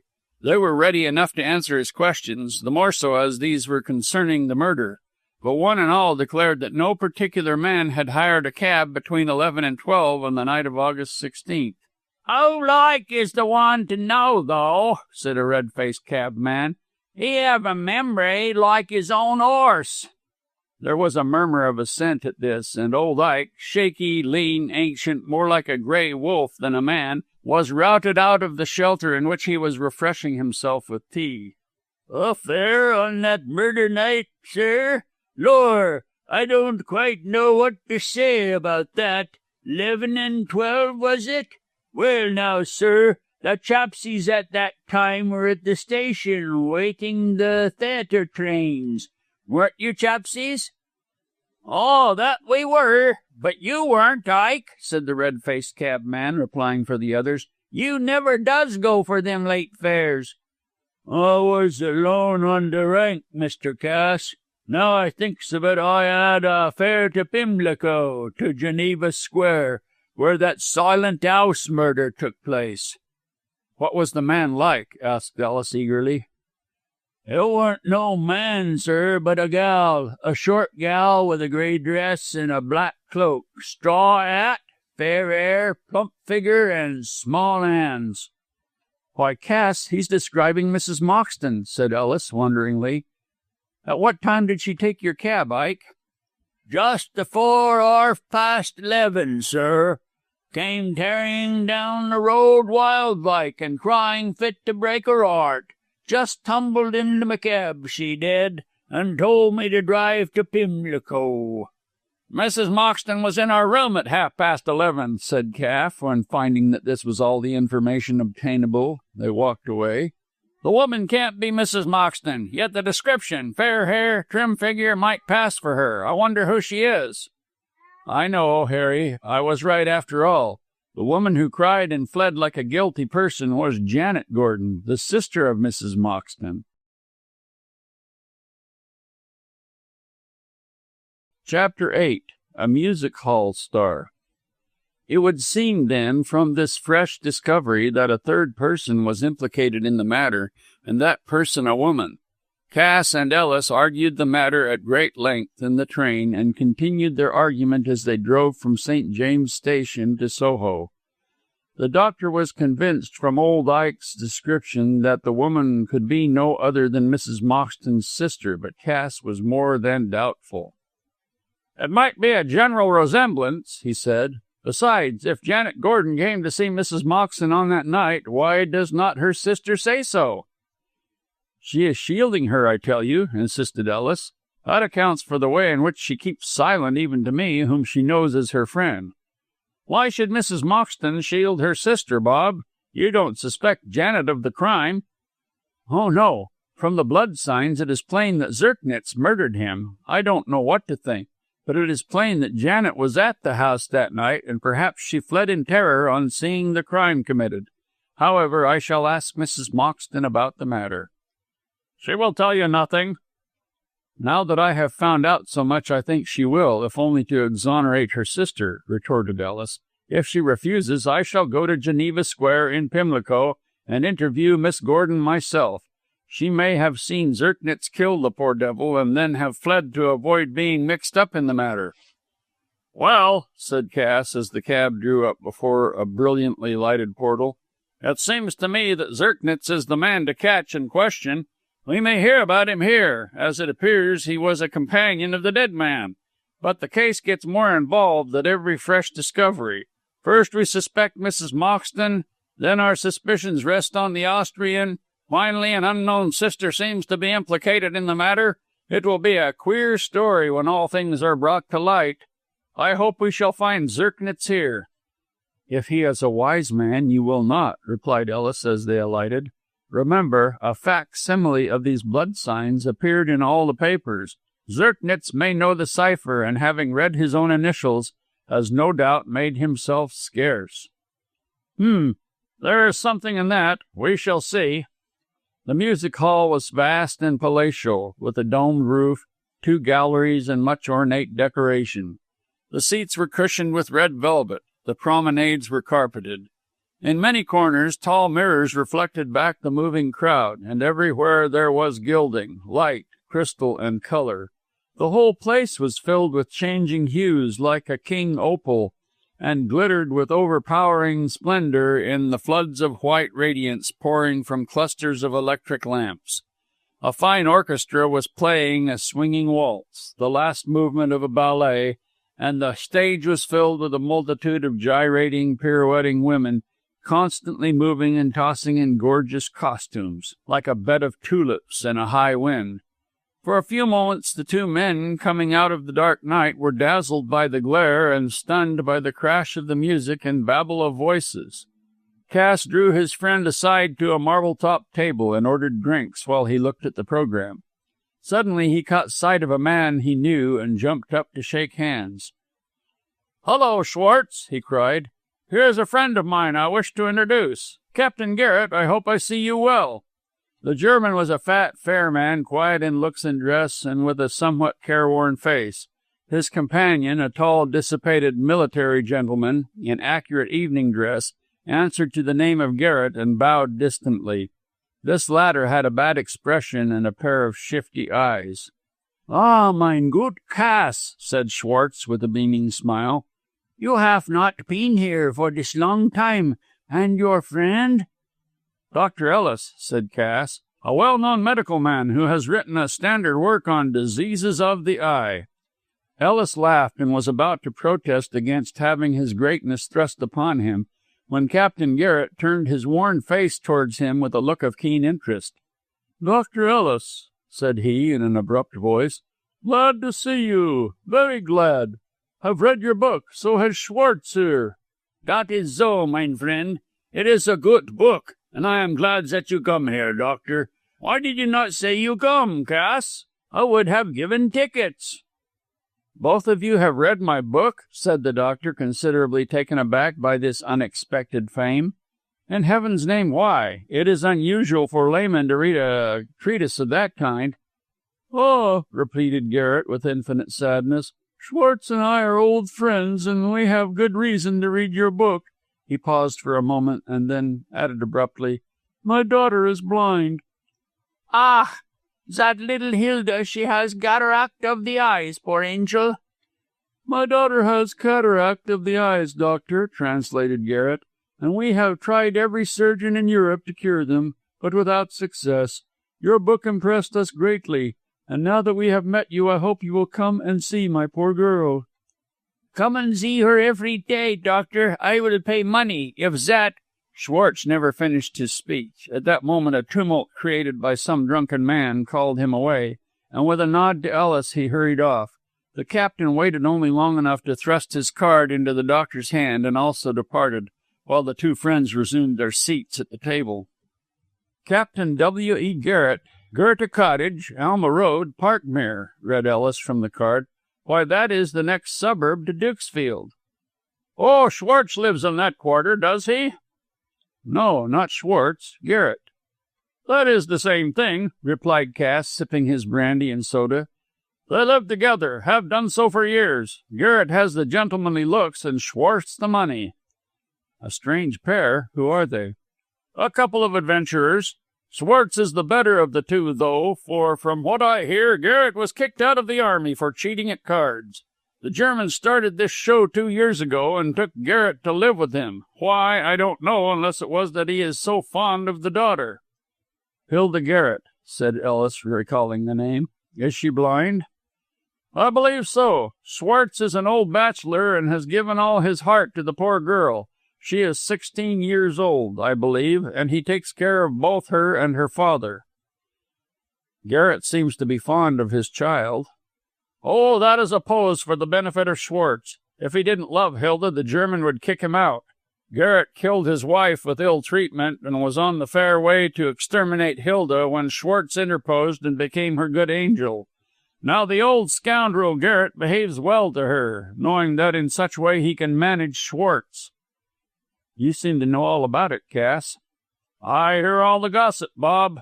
It may be true or it may not, but I am certain that Schwartz and Garrett have been together these 10 years, carrying on their rascalities."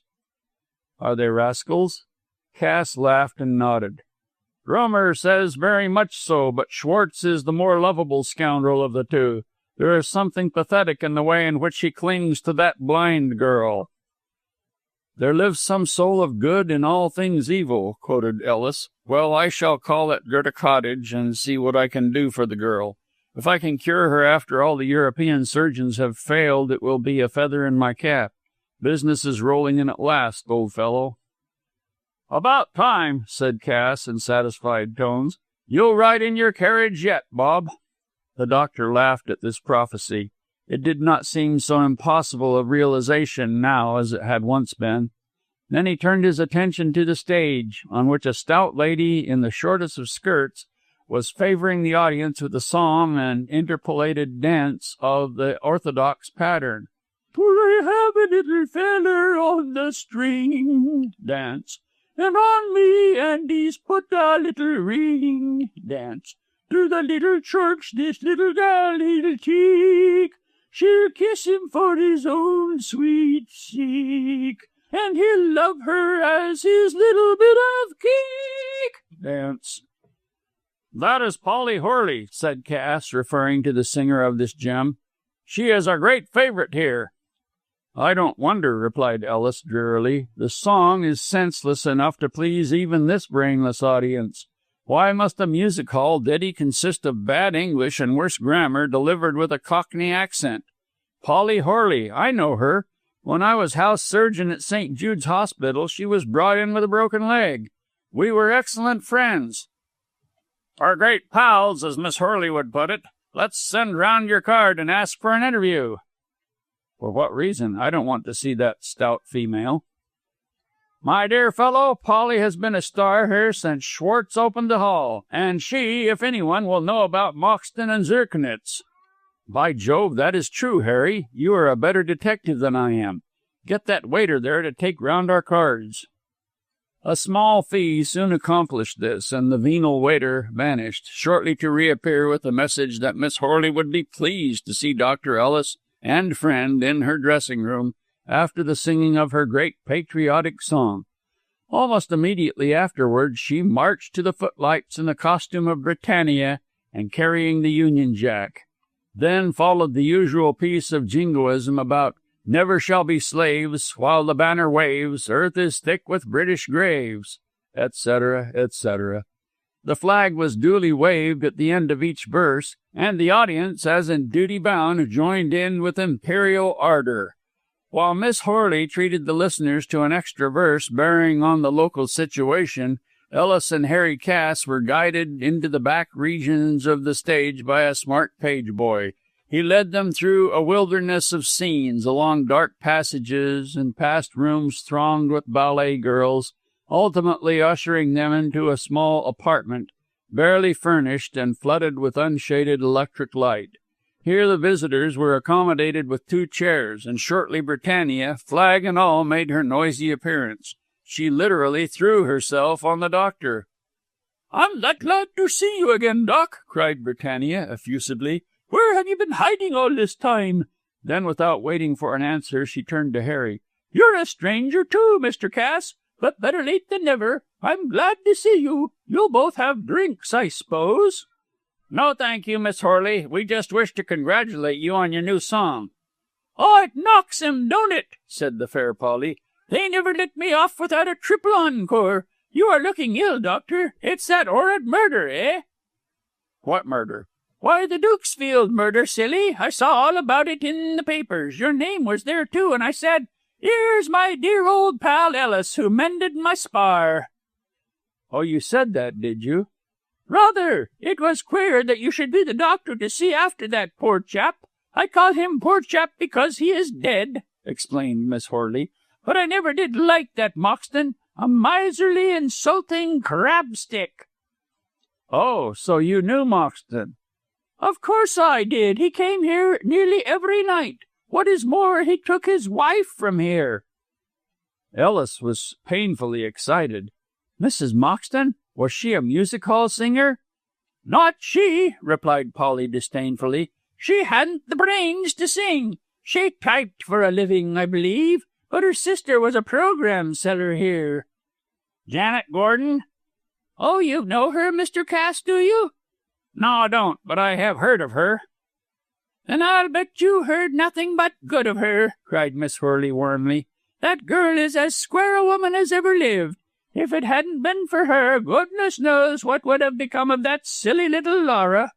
"I don't call Mrs. Moxton silly," said the doctor, annoyed by this description. "Oh, don't you, Doctor? Then I do. She was silly to marry that beast of a Moxton, that horrid little cad. It was against Janet's wish that she did so, and Janet was right. A nice mess she made of her life. He neglected her and came here to make love to me. Me, a married woman with 5 of a family.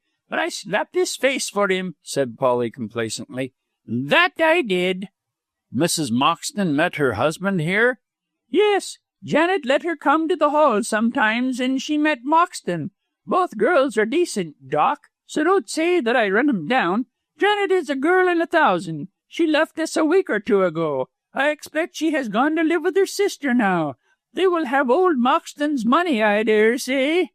"Who do you think killed Moxton?" asked Cass. "My dear boy, ask me something easier," said Polly, applying the powder puff to her nose.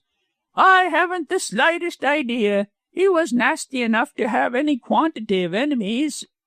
"Do you know a man called Zirknitz, Miss Hurley?" Polly turned round with a smile.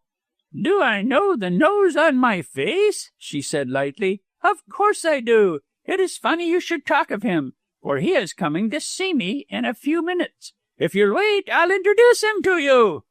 Ellis and Cass exchanged looks of congratulation at this good fortune, and the unsuspicious Polly, little thinking she was weaving a halter for a man's neck, babbled on. He might have found out the truth if he'd only gone to Dukesfield on that night as he intended. Did he go there? Asked Ellis eagerly. No, Janet was there on that night. She got leave from Schwartz to see her sister. Zirknitz, who is a friend of Janet's, intended calling for to take her home. But Moxton got drunk here, and Zirknitz didn't go lest there should be a row. So, come in. She broke off as there was a sharp knock. The door opened, and a handsome, light-haired young man appeared. Oh, here you are, cried Polly jovially. Doc, this is Mr. Rudolph Zirknitz. Chapter 9. The Austrian. Cass and Ellis examined the newcomer swiftly as they returned his bow. It was a foreign bow, including a smart click of the heels. Zirknitz was tall, slim, and remarkably handsome, his good looks being set off to the fullest advantage by the quiet perfection of his evening dress. He wore no jewelry, the whitest of linen, the neatest of bows, and a silk hat with a wonderful luster. As the night was chilly, he had on a fur-lined coat with sable cuffs and collar, and his slender hands, encased in grey gloves, held a gold-topped bamboo. Altogether, Mr. or Monsieur or Herr Zirknitz was, to all appearances, a man who valued his looks as part of his stock in trade to enable him to carry on his business of adventurer. But in spite of his care, the hoof betrayed the devil, for there was a rakish, fast air about him, which stamped him as dangerous. Ellis thought that such a scamp would not draw the line at murder so long as he could save himself from punishment. I am charmed to meet your friends, madame, said Zirknitz in good enough English, but with a pronounced foreign accent. And the names? This is Mr. Cass. That gent is Dr. Ellis. The smile died away on the Austrian's lips. Ellis, he said in a hesitating manner. And a doctor of Dukesfield? Yes, Monsieur Zirknitz, replied Ellis grimly, of Dukesfield. You saw the body of my poor friend Moxton? Yes. Were you a friend of his? The best friend he had, monsieur. If I knew who killed him so cruelly, I would spend my life trying to bring him to justice. Hélas! Repeated Cass. So you think a man killed Moxton? I go by the evidence at the inquest, said Zirknitz with a bow. The doctor explained at the inquest that a man must have struck the blow. I said that indeed, Monsieur Zirknitz, but a woman may be mixed up in the matter. Here, all of you, cried Polly with impatient good humor. I can't have the three of you talking here all night. I want to dress and go home to my chicks. Rudolph, you must come and see me on another night. Mr. Cass, doctor, look up yours truly whenever you get a chance, and good night to you, my dears. In this way the star bustled them out of her dressing-room, and the three men repaired to the front of the house. It seemed, indeed, that Zirknitz was inclined to leave them, but after a glance at the haggard face of Ellis, he changed his mind. Cass invited him to sit at their table, which he did, and accepted a lemon squash. I never take anything stronger, he said gracefully. It is bad for the nerves. It makes the hand shake. I can understand that as applying to a doctor like myself, Monsieur Zirknitz. But to you, how does it apply to you? What profession do you follow that requires nerve? I play cards, doctor. I earn my living in that way, and let me tell you, one who does so must have a steady hand, a clear brain, and nerves of steel. As he spoke, Schwartz, all alone, strolled past. He nodded to the Austrian, but frowned slightly when he saw him with Ellis. Then, pausing by the table, he tapped Cass on the shoulder with a plump, beringed hand. Mr. Cass, mein good friend, will you with me gome? I have business with you that cannot wait. Is there money in it, Schwartz? The German cast another look at Zirknitz, who was trifling with a cigarette which he took out of a handsome silver case. I think so, he said pointedly. In that case, I'll come. Wait for me here, Ellis. Monsieur Zirknitz, I wish you good evening. And Cass went off in high spirits with the fat Schwartz, so that Ellis and the Austrian were left alone. The table at which they were seated was placed at a comparatively secluded corner, out of the crush of people and the glare of the light. Yet, quiet though it was, Zirknitz, after a glance round, appeared to be annoyed by the position. "Will you come to my box, monsieur?" he said, rising. "I fancy it is more comfortable there." "But my friend Cass?" "I shall instruct the waiter to bring him to the box when he returns here. Come, doctor," added Zirknitz in a whisper. "I wish to speak with you about the murder." A thrill ran through Ellis as he followed the Austrian up the stairs. Was the man about to confess to his crime? That was hardly probable. Perhaps he intended to explain the cipher. Yet that also was doubtful. By this time Ellis had seated himself in a shady corner of the box. He was thoroughly puzzled and could conceive of no reason why Zirknitz should seek this interview.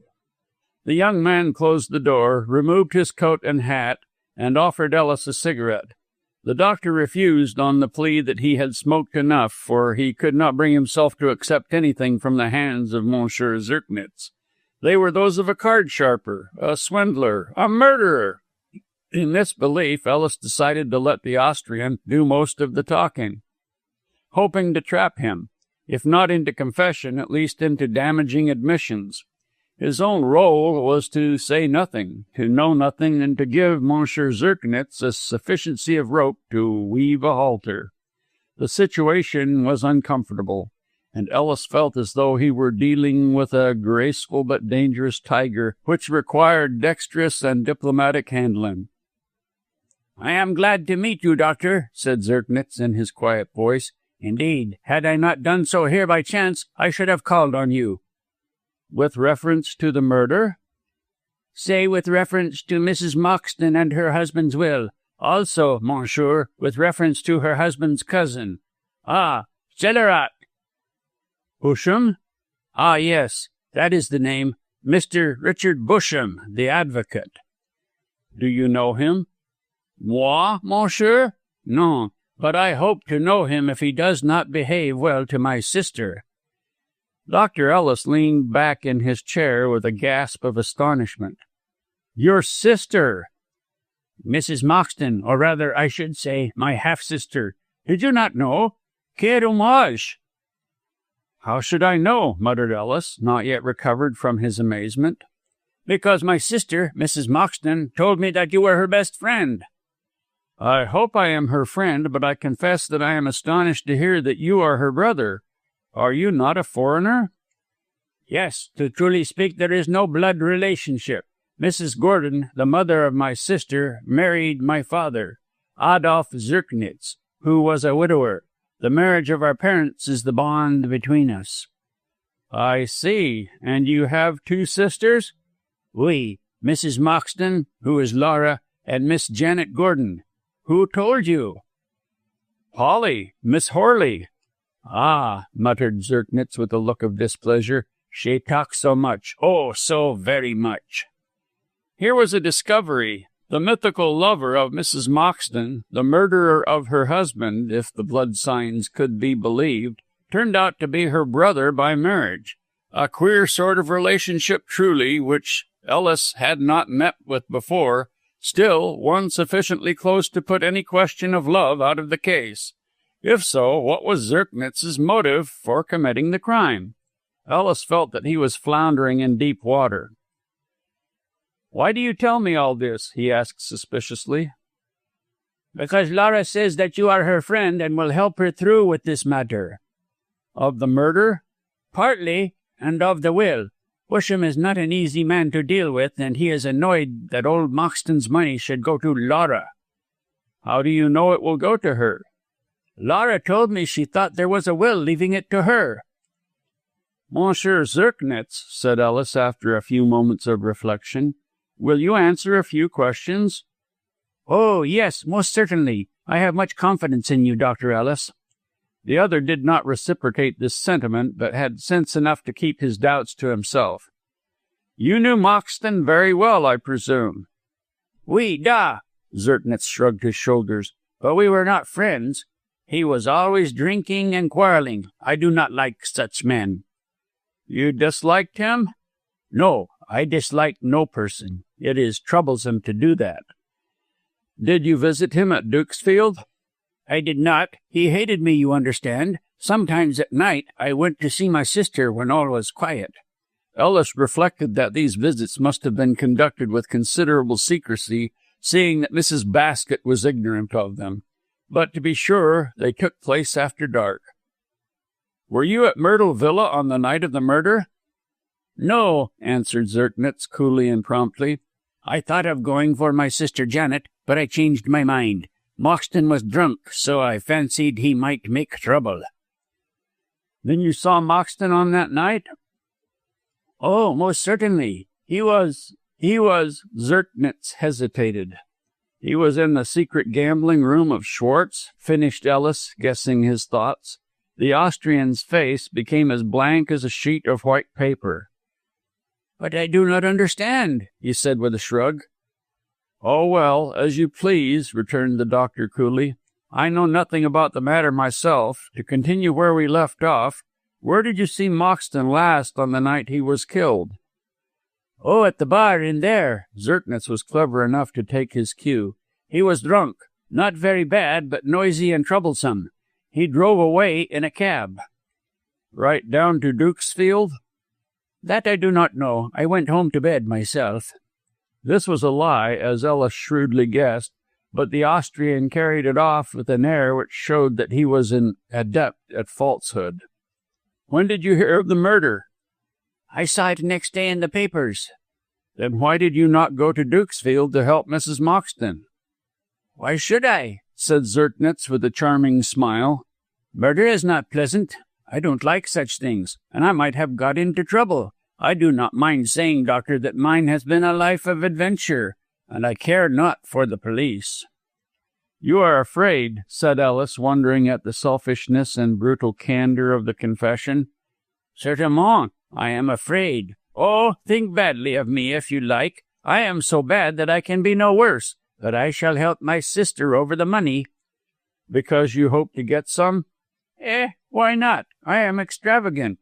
Ellis felt a strong desire to kick this handsome, smiling rascal, but he doubted if even a kick would rouse any shame in him. The man seemed to have no moral sense.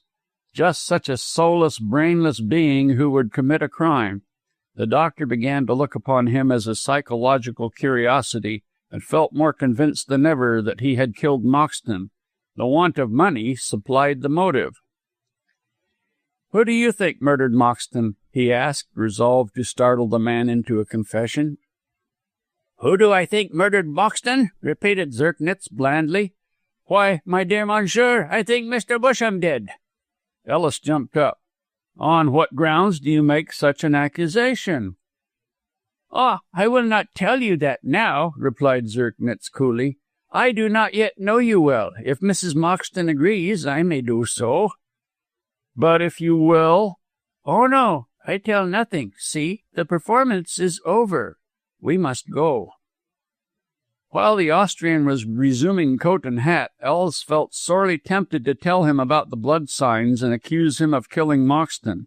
But as yet he had not sufficient evidence, and it was unwise to put Zertnitz on his guard until he could get him into a corner. Before he could decide, the Austrian nodded and, still smiling, slipped out of the box. Ellis stooped to pick up his stick and followed almost immediately, only to find that Zertnitz had vanished into the crowd. What his attitude was towards himself, the doctor could not quite determine. "I shall question Mrs. Moxton about her brother," he reflected as he went in search of Cass. The journalist was in the office of Schwartz, but came out when he heard Ellis inquiring for him. "How did you get on with Zertnitz?" he asked as they hailed a hansom. "Oh, pretty well. He talked a great deal and declared that Busham killed Moxton." "The deuce! How can he prove that?" "I don't know. He refused to give any proof and cleared out before I could question him further. What did Schwartz want to see you about?" "To warn you and me against cultivating Zertnitz." "Is he a bad egg?" The worst in the nest, from all accounts. I believe he killed Moxton on his own hook."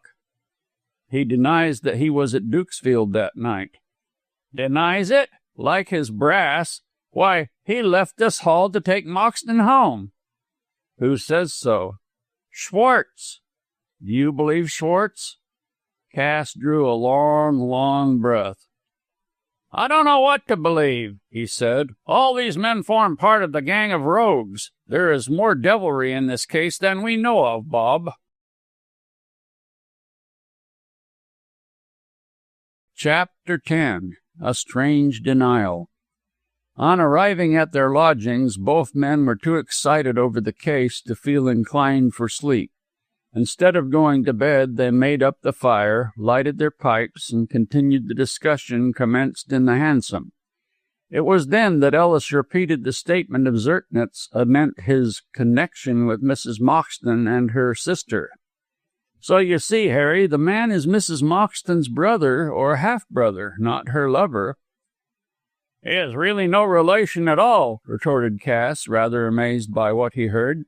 "Mrs. Moxton's mother married the father of Zertnitz, did she?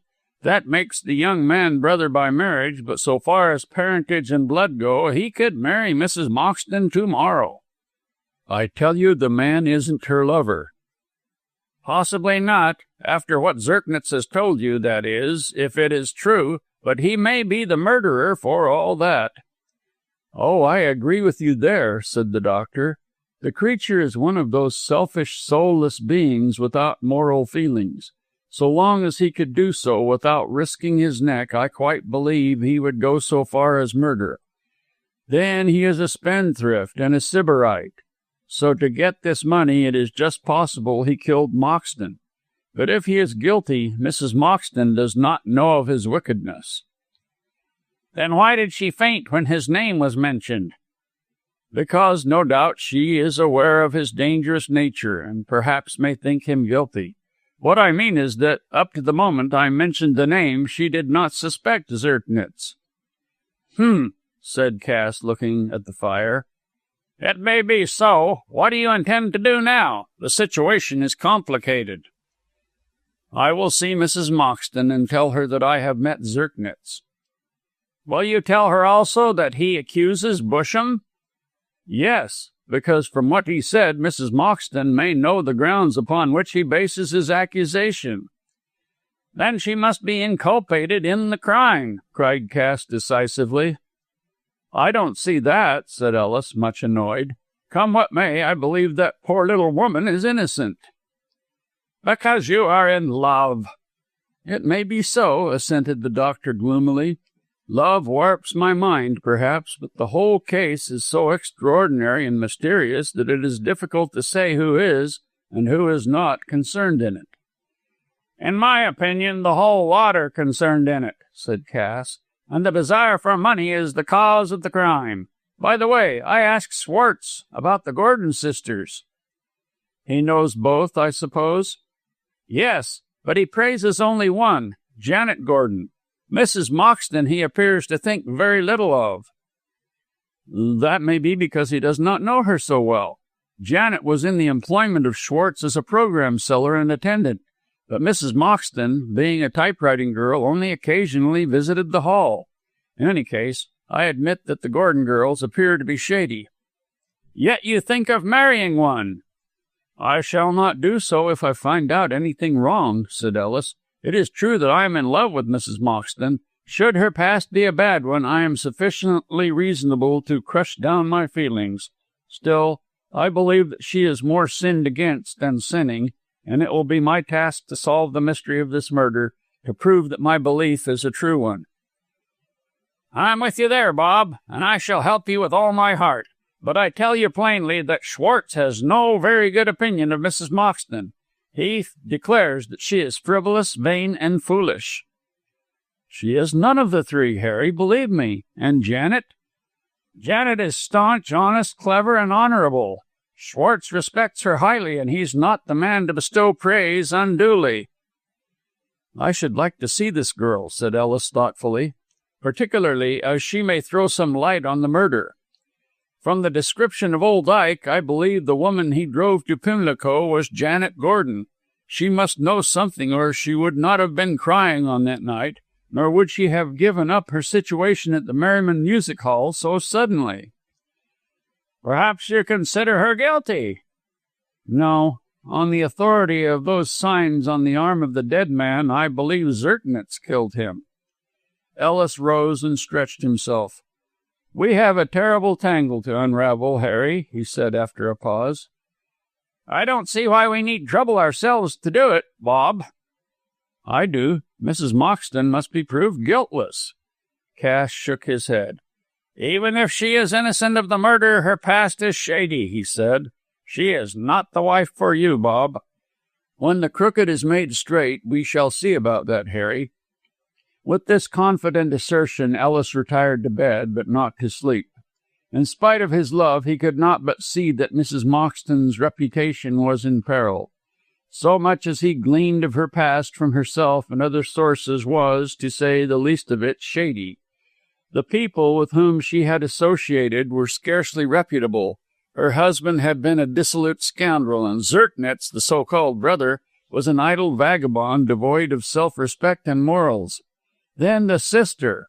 Schwartz praised her, but Schwartz was not over-clean himself in character, and the employment of the girl at a second-rate music hall was not the style of thing to recommend her to respectable people. Then, again, Mrs. Moxton's conduct was shifty and underhand. She declined to tell the truth, yet from the surrounding circumstances it was plain that she knew it. Taking these things into consideration, many a man would have cut himself off root and branch from the widow. But some instinct told Ellis that she was not so evil as she appeared to be, and made him anxious to sift the matter to the bottom. Therefore he got up in the morning, still bent upon dealing with Mrs. Moxton and her doubtful past. After all, she might prove in the end worthy of an honest man's love.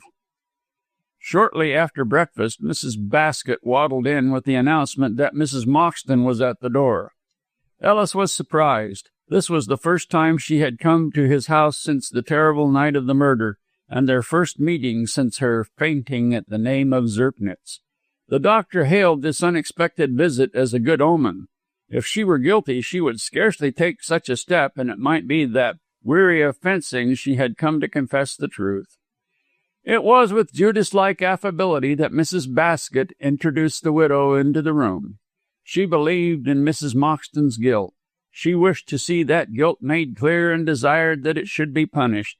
Yet she smiled and gabbled and was ostentatiously friendly until dismissed by Ellis. Mrs. Moxton breathed a sigh of relief as the door closed on the treacherous creature. She looked pale, but was as pretty as ever, and Ellis felt the charm of her manners sap the doubts he entertained of her honesty.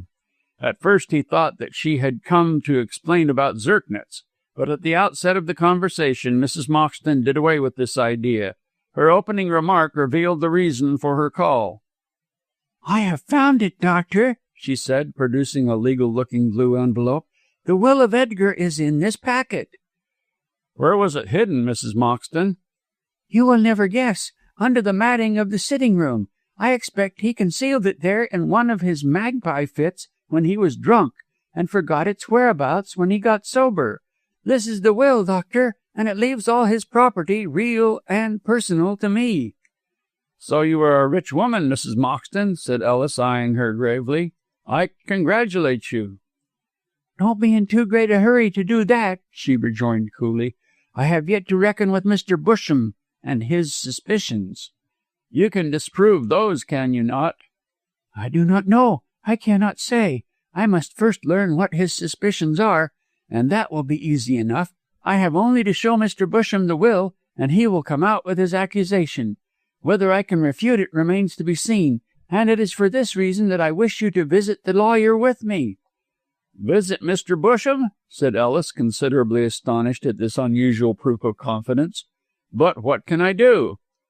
"Two things. Firstly, you can be a witness to the charges which I feel certain Mr. Busham will bring against me."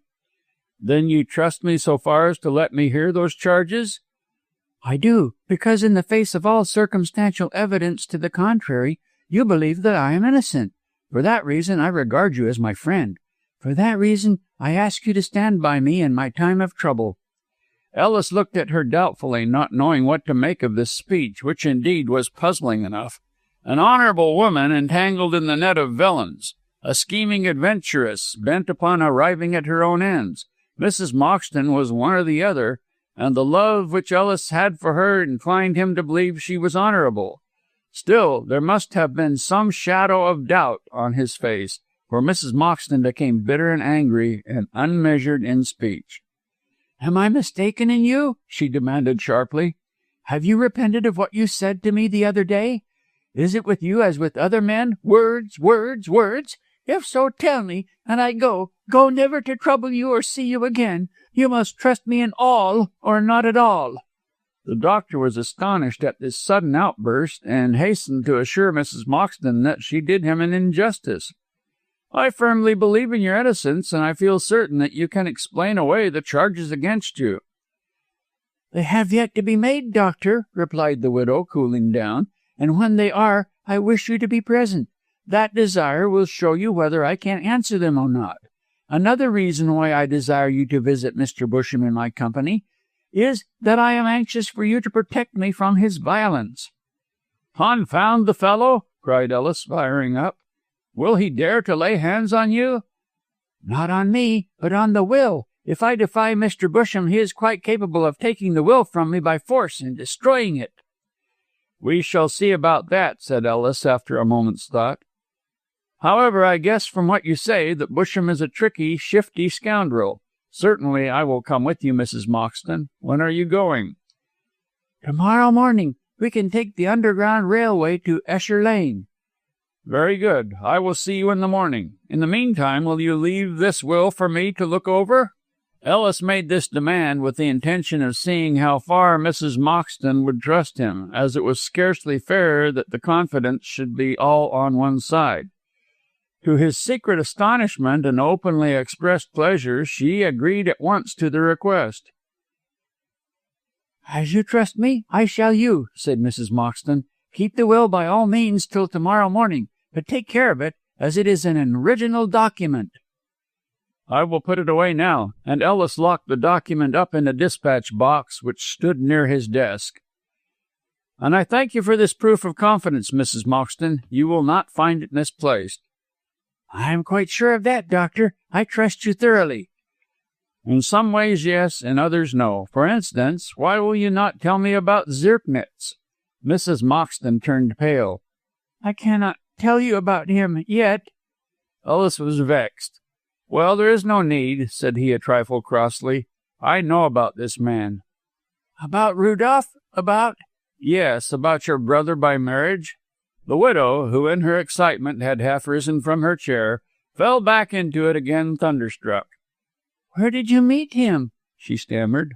"At the Merryman Music Hall." "Do you know that place?" shrieked Mrs. Moxton, much agitated. "I was there last night. There I met Zirknitz, and he told me of his relationship to you. Also," and here Ellis grew grave, "he informed me who murdered your husband." Mrs. Moxton's capacity for amazement was exhausted by these repeated shocks, and she sat limply in her chair. The last remark, however, seemed to brace her up for the moment. "And who does he say killed Edgar?" she asked, with an anxiety she strove vainly to conceal. "None other than Busham, the man who—" Mrs. Moxton interrupted him with a burst of hysterical laughter. "Dr. Ellis," she said in a choking voice, "I know that is false. Mr. Busham did not kill my husband." Chapter 11. A Half-Confession. Mrs. Moxton made the statement regarding Busham's innocence with so much decision that Ellis looked at her in surprise. It was strange that she should defend a man she disliked. "How is it that you think him guiltless?" he asked anxiously.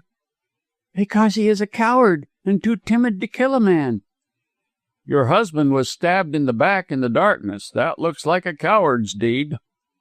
"All the same, I feel sure he is innocent," persisted the widow. "I can see no reason for his killing Edgar. He knew that old Moxton made another will shortly before dying, and that he would not inherit.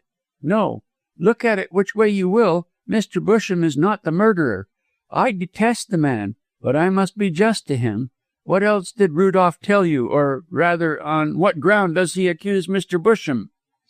"He refused to tell me the grounds without your permission." "My permission? Why? I know nothing about the matter." "From what Zertnitz hinted it would appear that you do," said Ellis, a trifle dryly. "Then he shall tell his story in your presence," rejoined Mrs. Moxton quickly, "and you will see that I know nothing." "I shall be glad to be convinced. Tell me, why did you keep silent about this young man?" "Because of the blood marks on the arm of Edgar." "Oh, so you knew the secret of the cryptographic signs in spite of your denial?" "I did. I do. As a matter of fact, I taught that cryptogram to my—" Here Mrs. Moxton closed her mouth with the nervous gesture of one who thinks she is saying too much. "To your sister," finished Ellis quietly. Mrs. Moxton fenced. "How do you know that I have a sister?" "From the books in your house, some of which contain your name and that of your sister Janet, also from a cabman in the rank here who described to me a woman so like you that I am convinced she is your sister, possibly, from the exact likeness, your twin sister." The widow became the color of chalk at these words. "Where did the cabman see her?" "He drove her to Pimlico on the night and about the time your husband was murdered." For a moment or so Mrs. Moxton looked doubtfully at Ellis and passed her tongue over her dry lips. The doctor could see that she trembled. His unexpected knowledge evidently inflicted a shock on her nerves. Yet, for all her emotions, she still strove to baffle his curiosity. "You seem to know a good deal about my husband," she said irritably. "I do, because I am anxious to clear your name and extricate you from a difficult position. Mrs. Moxton," Ellis rose and bent over her with great earnestness, "why will you not be frank with me? You tell me much, but you will not tell me all." She moaned and moved away from him. "Heaven help me, I dare not tell you all." "Yet I am your best friend." "I know it, but you would shrink from me did you know the truth." Ellis took her hand gently. "Tell me who murdered your husband," he whispered urgently.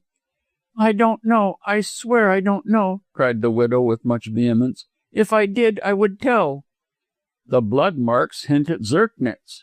Yes, but I am sure he is innocent. Rudolph is foolish, vain, shallow, but he never killed Edgar, I swear." "Yet the name on the dead man's arm." "I don't know the reason of that. I can't say why Edgar wrote it. I read it myself, although I denied all knowledge to you. It was for Rudolph's sake that I lied. I was afraid lest he should get into trouble. I asked him if he was in Dukesfield on that night, but he denies that he was." "And your sister Janet?" A tremor passed through the frame of Mrs. Moxton. "She came to see me on that night, and we quarrelled. She left before Edgar came back, and I suppose went crying down the road to take a cab home." "Did she see the murder committed?" asked Ellis tentatively. "I don't know," said Mrs. Moxton under her breath. "Oh," she burst out, "I can't tell you more. I have had to do with villains and rogues all my life, and I am paying the penalty of their sins, not of my own. I have tried to be a good woman, so do not shrink from me. I swear that I do not know who killed Edgar. Some day I may tell you more, but at present I cannot. I cannot." She hastily let down her veil and stood up to go. "You trust me still? You believe in me yet?" she said entreatingly with tears. "I do," replied Ellis, touched by her emotion. "You puzzle me more than I can say, yet I am sure you are innocent of all evil. But if you would only tell me—" Some day, she interrupted hastily. "But not now. Yet what you should know, you shall know. Come to me between 4 and 5 today, and you will meet Rudolph. He shall confess what he means by hinting at my knowledge of Mr. Busham's guilt." "I will come with pleasure, but do you think Zertnitz will come?" "Yes, I will telegraph for him now. He loves me and trusts me, and I have great power over his weak nature. In my hands he is like wax, and if the truth is in him, you shall hear it this afternoon. But I know that Rudolph is innocent. I am certain that Mr. Busham did not strike the blow. Heaven alone knows the secret of Edgar's death. Goodbye. Goodbye, Dr. Ellis, and do not think badly of me. Indeed, when the moment comes, I can put myself right in your eyes. What other people say or think I do not care, but you must be shown that I am more sinned against than sinning. Goodbye." She stretched out her hand and withdrew it abruptly ere he could touch the tips of her fingers. Not yet, she muttered, and swiftly glided from the room before Ellis could recover from his surprise. The woman was more inexplicable than ever. Apparently she knew a great deal, as could be seen by the information which Ellis had dragged out of her. Yet she refused to be candid, although at the same time she admitted that she wished to preserve her friend's good opinion. The hints dropped in her last hasty speech showed Ellis that he was right in trusting to his instinct concerning her nature. Whatever Mrs. Moxton might be, mysterious, shady, dangerous, she had a straightforward, honest mind. It was warped by the circumstances in which she found herself placed through no fault of her own, and she was forced to fence and lie and act a tricky part for some strong reason which she refused to impart to Ellis. Privately, he thought that all her energies were bent upon shielding her sister, as formerly she had striven to shield Zirknitz by denying all knowledge of the cryptogram. Could Janet Gordon be the guilty person? Ellis twice or thrice asked himself this question, but could find no answer to it. Her hasty flight on the night of the murder, her tears, her silence, her absence from the music hall hinted, if not at personal guilt, at least at guilty knowledge. If she did not kill Moxton herself, and on the face of it she could have had no reason to do so, she must have seen the crime committed.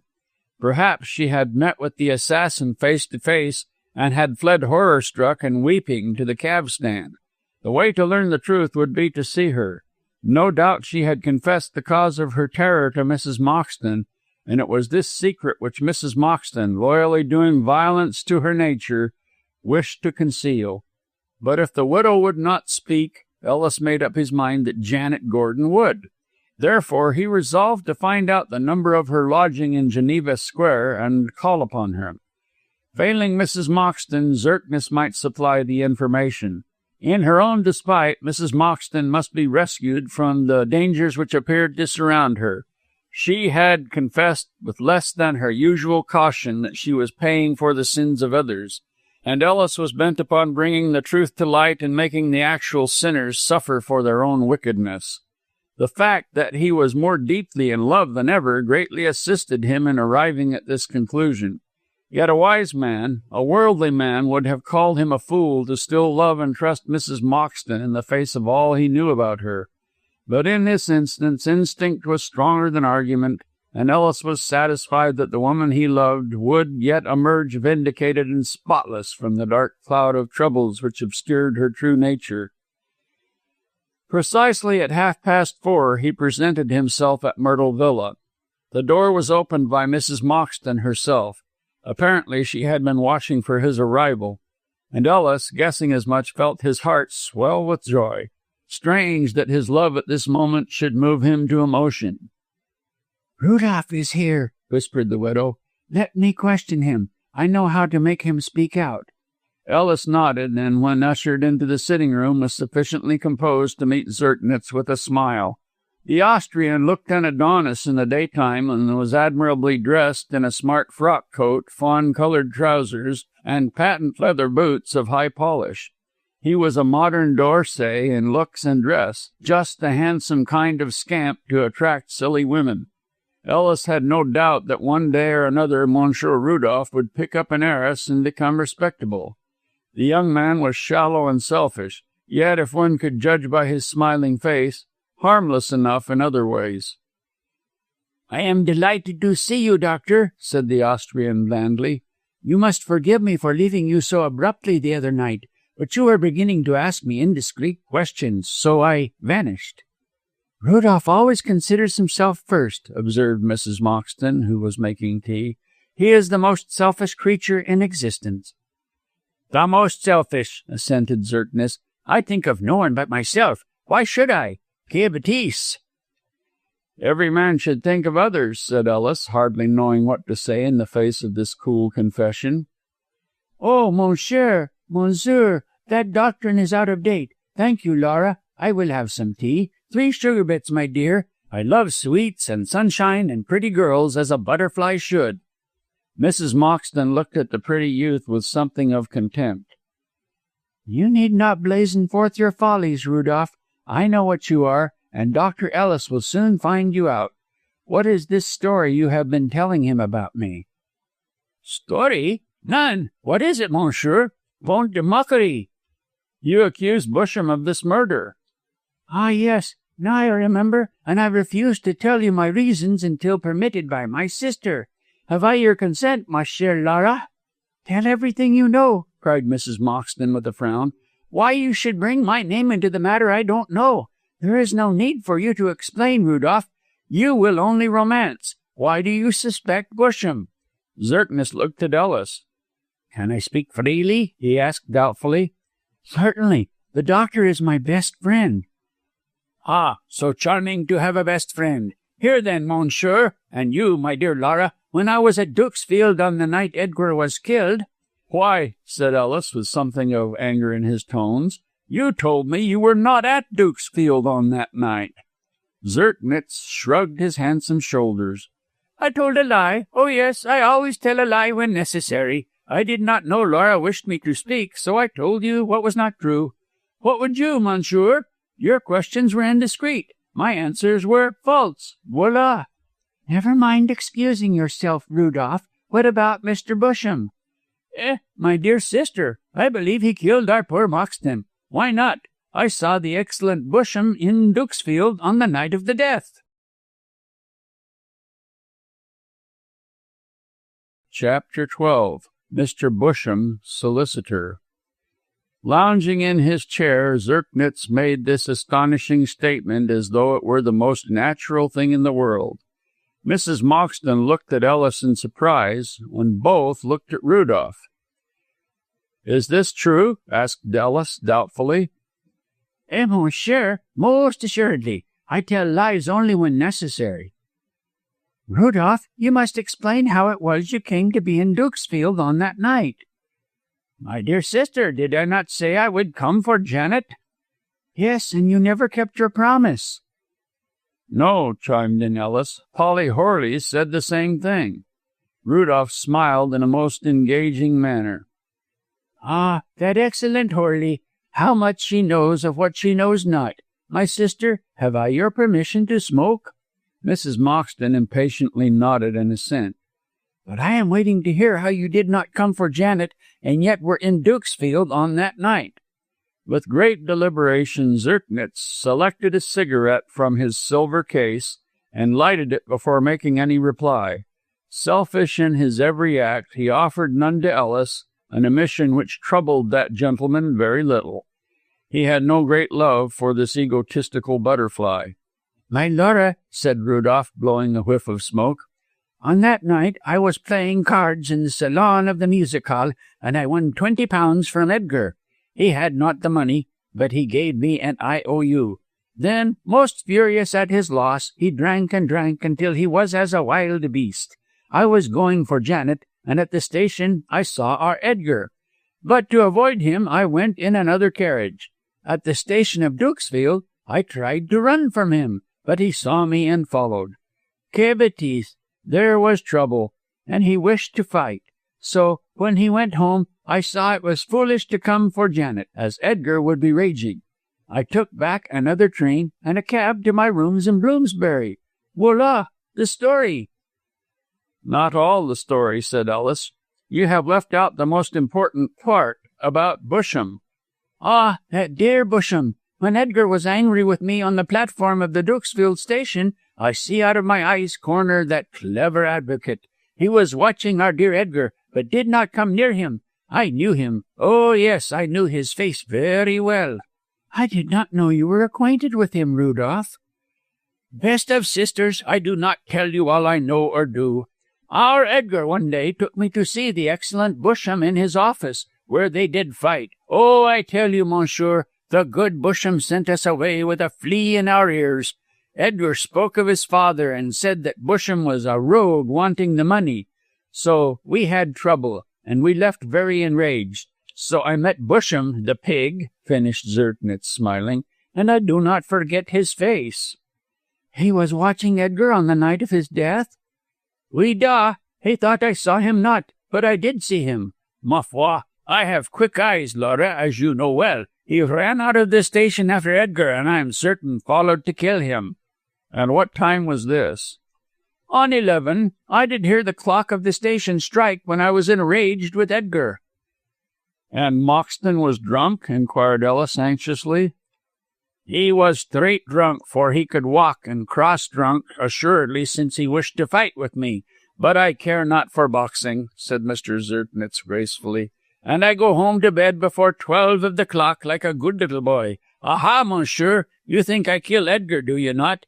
Eh bien, you demand of my landlady if I was not in my bed before 12 of the clock. I did not kill our poor Edgar. Why should I, when he owes me 20 pounds? Cher Ellis, you are in the wrong box. You had better wait until I accuse you before excusing yourself, said Ellis dryly. But even with this story of Busham having been at Dukesfield, I do not see how you can be certain of his guilt. To me it appears clear. This clever Busham wanted the money of his uncle, and murdered Edgar to get it. But, Rudolph, at that time Mr. Busham knew that a second will had been made. Most certainly, chère Laura. If no second will had been made, this excellent Busham would have not killed Edgar. We can say nothing for certain until we see Busham, said Ellis after a pause. But there is one thing probable, Mrs. Moxton. If Busham accuses you in any way, we can turn the tables on him. You call on Busham, Laura. Tomorrow I must see about the will. And the money, smiled Rudolph. Monsieur, forget not the most important thing. To you, perhaps, not to me, replied Mrs. Moxton with contempt. My object is to get free of all this trouble. Of course, I will help you, most certainly. But ask me not to meet the police. I do not like the police. For if— Monsieur Zertnitz, said Ellis, cutting short this speech, how came it that your name was indicated on the dead man's arm? The Austrian was in no wise discomposed by this remark. Ah, Laura spoke to me of that. I do not know. I cannot say. But I think— ma foi, I think. What do you think, Rudolph? My sister, I quarrelled with your good husband at Dukesfield Station, and he went away enraged with me. When Busham struck him in the back— You can't be sure of that, interrupted Ellis impatiently. But I am sure, insisted Zertnitz politely, and Edgar, not seeing who stabbed him so cruelly, thought that I did so. Then he wrote on his arm to tell Laura. But why in cryptographic signs? That I cannot say. The sign of a lizard was always the good Edgar's little jest on me, for my name is that of a town in my country where there are many lizards. Edgar found it in a book and always jested. Very little jests pleased the good Moxton. But now I must go, said Zertnitz, rising. I have told you all you wish. My sister, do you desire me to speak more? No. My good doctor, have you a policeman without for my arrest? No. Ah, then, I will take my leave. Not adieu, dear friends, but au revoir. When Zertnitz sauntered out of the room, Mrs. Moxton looked after him with a singular expression. What do you think of him? She asked. He is clever. It is a great pity he does not put his talents to better use. Oh, Mrs. Moxton shrugged her shoulders. I don't ask you about his character. I know about that well enough. But do you think he is speaking the truth? Yes, he has no reason to tell a lie. I dare say he did see Busham. And do you think Busham is guilty?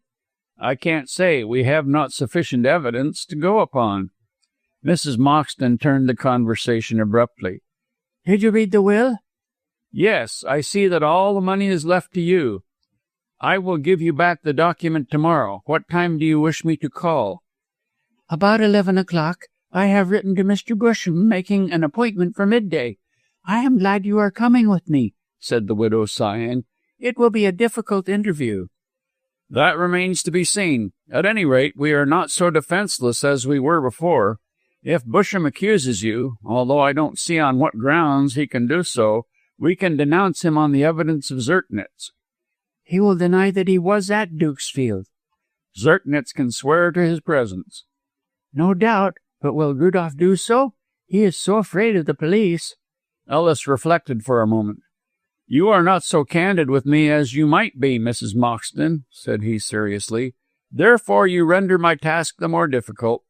But answer me truly now, has Zertnitz ever done anything for which he is wanted by the police?" "Not to my knowledge," replied the widow frankly, "but he is such a coward, and his life is so open to danger, that the very name of the law terrifies him beyond expression. It is for this reason that I am certain of his innocence, and for the same reason I shielded him by feigning ignorance of the cryptogram. But we can talk of these things later. I am tired now." In this abrupt way she dismissed Ellis, and he left the house sorely puzzled, his constant state of mind in reference to Mrs. Moxton. If he did marry her, he would marry the Sphinx. That was clear enough. Mr. Richard Busham inhabited a dingy set of offices in Esher Lane, adjacent to the Temple. His staff of clerks consisted of 2 underfed, overworked creatures who scribbled in an outer room for dear life at a miserable wage. The inner room, which had 2 dusty windows looking onto Bosworth Gardens, was occupied by their employer. This apartment was piled all round the walls with black tin boxes with the names of various clients painted on them in white. A brass-wired bookcase contained a few calf-bound volumes of legal lore. There was a large table covered with green baize, 2 chairs, and nothing else. A more dreary or barren room can scarcely be conceived, but Mr. Busham, being a miser, it suited him well enough. He called himself a lawyer, but he was really a usurer and gained a handsome income by squeezing extortionate interest out of the needy. If the walls of Busham's private apartment could have spoken, they would have protested frequently against the sights they were compelled to witness. The Holy Inquisition tortured people less than did this rat of a lawyer. He ground down his victims to the lowest. He lured them into his spider web and rejected them only when he had sucked them dry. His law was a farce, his money-lending a tragedy. The man himself resembled in looks Fraser, the rascally lawyer so admirably drawn by Balzac and Le Cousin Pons. Like Fraser, Busham was small, sickly-looking, and pimpled. His expression was equally as sinister and his heart as hard. That is, if he had a heart, which his clients were inclined to doubt. He scraped and screwed and swindled and pinched to collect all the money he could. Yet what benefit he thought he would gain from his hoarding, it is impossible to say. He never spent it. He lived like a hermit, like a beggar, and gratified his sordid pride with the knowledge that he was becoming a wealthy man. And when he arrived at wealth, what then? Busham never gave this consideration a thought, perhaps because he fancied he would never become as wealthy as he wished to be. Altogether, the man was an unwholesome, evil creature who should, for the good of humanity, have been in jail. But he was clever enough to keep on the right side of the law, who so misinterpreted. At midday, Mrs. Moxton and Ellis presented themselves before this engaging being and looked round the frowsy office with disgust. Another chair had to be brought in from the outer room for the accommodation of the doctor, and when his visitors were seated, Busham welcomed them with a nervous titter which showed that he was not quite easy in his mind regarding the interview. Indirectly, he resented the presence of Ellis. "Well, Mrs. Moxton," said he in a whistling whisper, his usual voice, "is there a will?" The widow produced the blue envelope and laid it on the table. "There it is," she said. "It leaves all the property to me." Busham went green and gasped. "All the property to you?" He snatched up the will and hastily read it over. "I see it does," was his answer. Then, after a pause, he cast an evil look on Mrs. Moxton and opened a drawer of his desk. Evidently he was about to bring forward his accusation. "Since you have shown me the will, I have something equally interesting to show you," said he quietly. "What do you think of this, Mrs. Moxton?"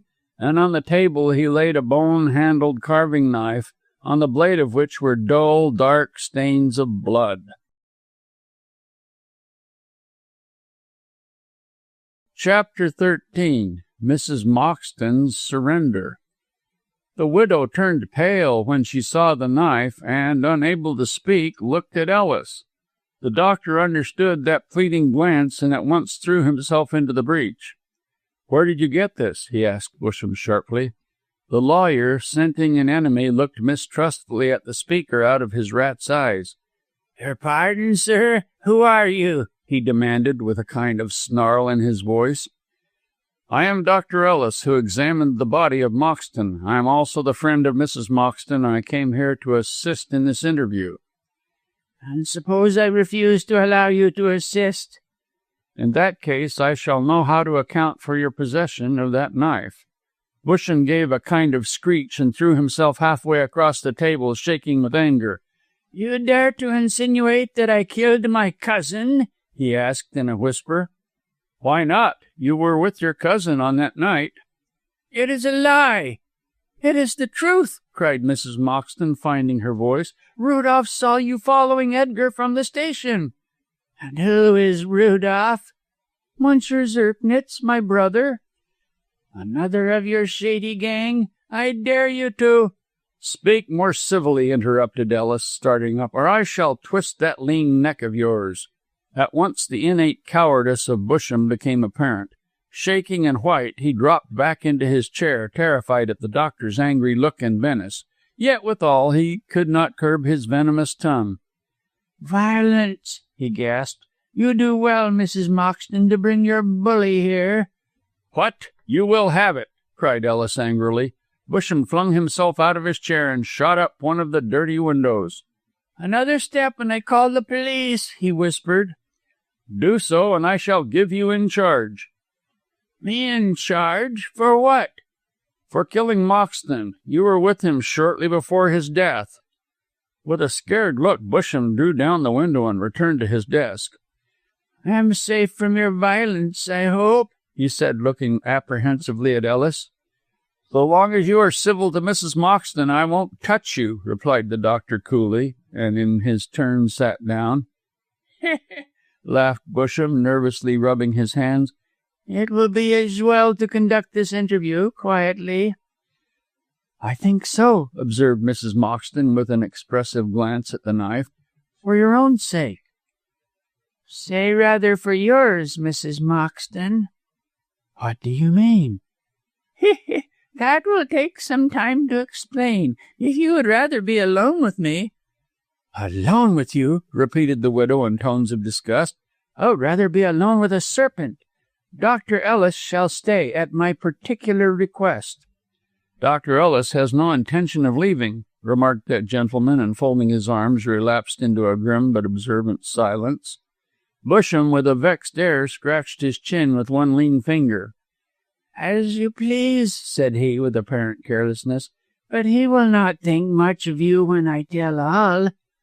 "You know nothing about that," retorted Mrs. Moxton, very pale, but in a steady voice, "and I have come here to learn all. Of what do you accuse me?" "All in good time, dear lady," said Busham harshly. "This knife was found by me in your garden on the morning that I called to see you after the murder." "Are you sure you did not find it there on the previous night?" asked the widow, sneering. "I was not in the garden on that night." "Neither was the assassin," interposed Ellis quickly. "Moxton was stabbed as he stepped in at the gate." "As he turned to close it," retorted Busham smartly. Mrs. Moxton held her handkerchief to her mouth and shivered, but with her eyes on Busham's mean face, nodded to him to continue. The man, seeing that she had a vague terror of his threats, did so with a chuckle. "Since you know that I was at Dukesfield on that night," he went on, "I admit it. Why should I not? I am innocent and can prove as much. So Monsieur Zerknitz saw me. I know that scamp. No one better. He called here one day with my cousin to extort money on the plea that I had undue influence over my uncle. But I soon turned the rascals out, I can tell you. I am a dangerous man when roused." Mr. Busham chuckled and repeated the phrase with relish. "A dangerous man." "Oh, I dare say," said Mrs. Moxton with a contemptuous air, which accorded ill with her pale face and uneasy manner. dangerous as a fox or a stoat or a weasel might be. You belong to the vermin tribe, you do." "Go on with your story, man," directed Ellis curtly. "Civil, oh, very civil," snapped Busham. "But I'll teach you both manners before I'm done with you. At Dukesfield, was I? Yes, I was. Do you know what I saw there, Mrs. Moxton? You don't. Well, then I'll tell you, and take this for my fee." "The will?" gasped Mrs. Moxton as Busham clawed the document. "I thought that was what you wanted." "Leave that will alone," growled Ellis, scowling. Mr. Busham immediately pushed the paper away. "It will come back to me soon," said he, nodding. "Oh, I know. "What the deuce do you know? Speak out, can't you?" "Softly, Dr. Ellis, softly. All in good time.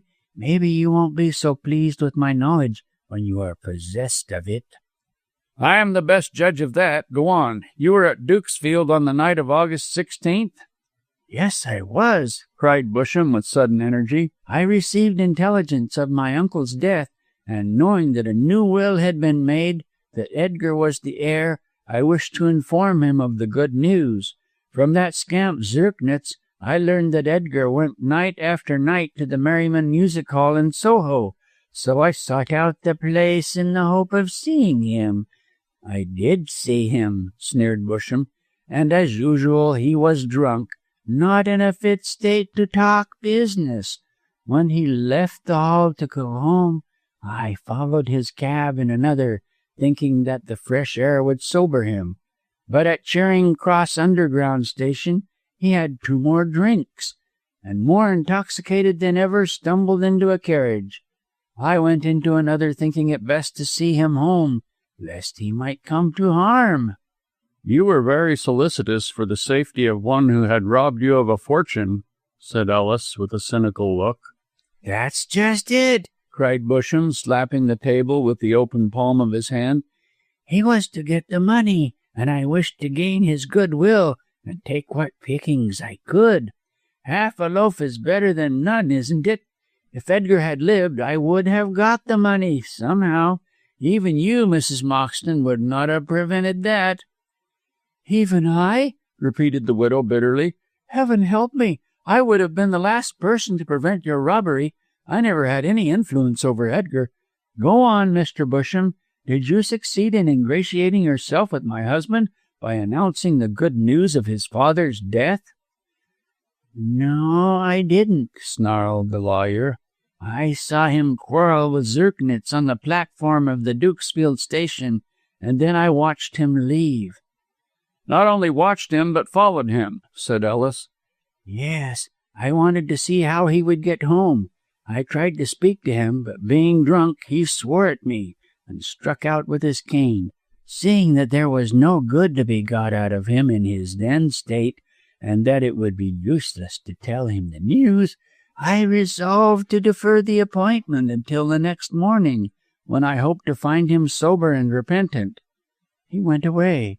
I did not follow, but remained for some time talking to a policeman. Then I missed my train, and as I had to get home, made up my mind to take a cab." "An unusual expense for you," jeered Mrs. Moxton. "Oh, I wouldn't have taken the cab if I could have walked," said Busham naively, "but I was not strong enough to do so.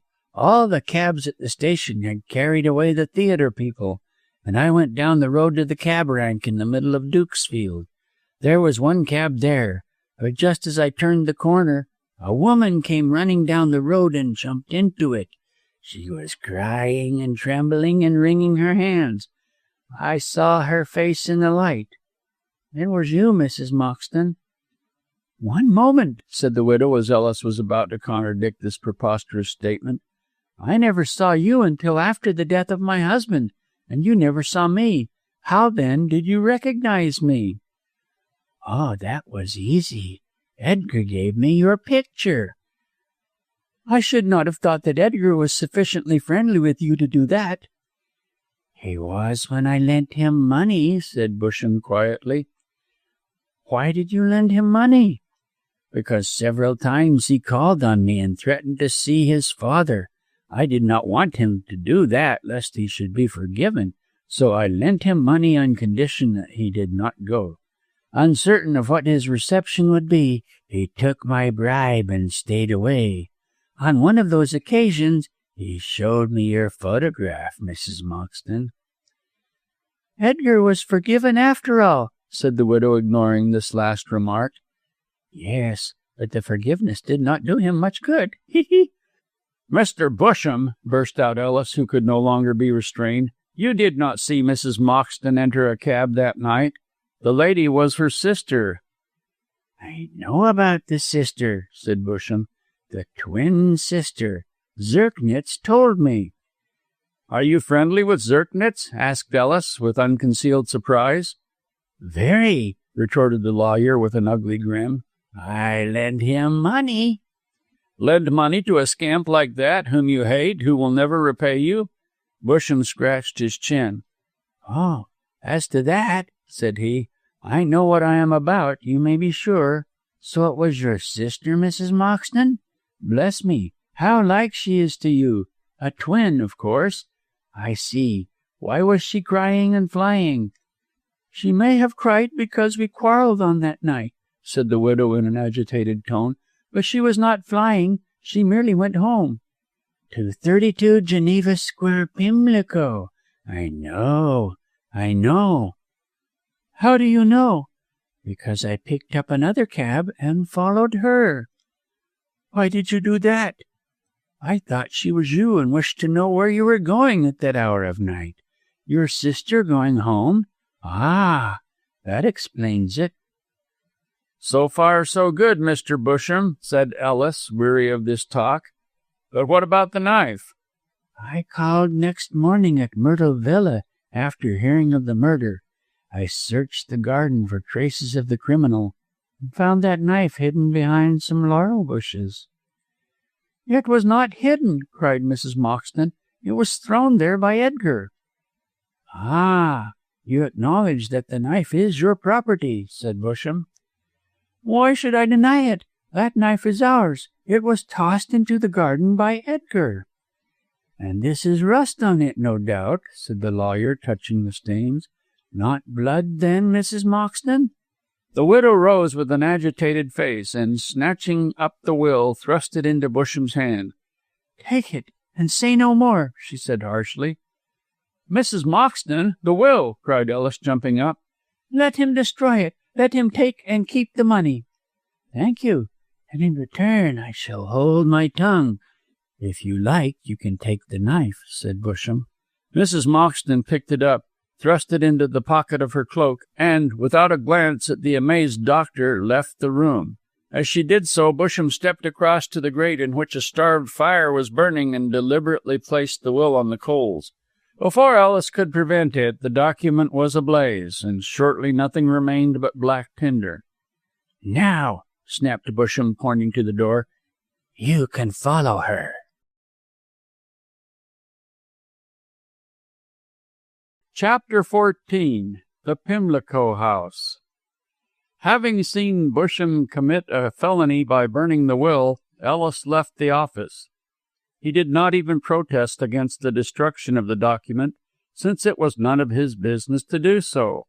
Mrs. Moxton, who benefited under the will, had not only handed it over to her enemy, but had advised him to destroy it. She had exchanged it, so to speak, for the knife with which Moxton had been killed, and, in addition, had secured the lawyer's silence by yielding up her property. Silence about what? That was the question Ellis asked himself, and which he put to Cass when reporting the extraordinary scene which had taken place in the Esher Lane office. "I think I can guess what Busham hinted at," said the reporter. "He accuses Janet Gordon of the crime." "Why should he? She had no motive to kill Moxton, so far as I can see." "Precisely, so far as you can see, Bob. Depend upon it, Busham is certain that Janet Gordon is guilty, and Mrs. Moxton knows that such is the case, else she would not give up her property so freely." "You mean that she allowed the will to be destroyed so that Busham should not accuse her sister?" Yes, all along I said that Mrs. Moxton was shielding some person. Now we know who the person is." "It might be so," said Ellis reflectively. "Janet Gordon may have rushed out of the house with that knife and have killed Moxton, and afterwards she may have ran weeping to take a cab from so perilous a place. But why did she stab the man? Why? Why?" And Ellis, according to custom, began to pace the room. "Ah," said Cass, who was resting on the sofa, "you must ask Mrs. Moxton for a reply to that question."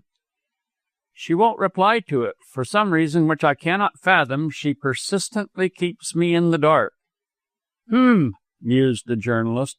"A dangerous, secretive woman. Don't get your back up, Bob. I am not calling her names, but you must admit that she is secretive, and secretive people are always very dangerous to those of a more open disposition.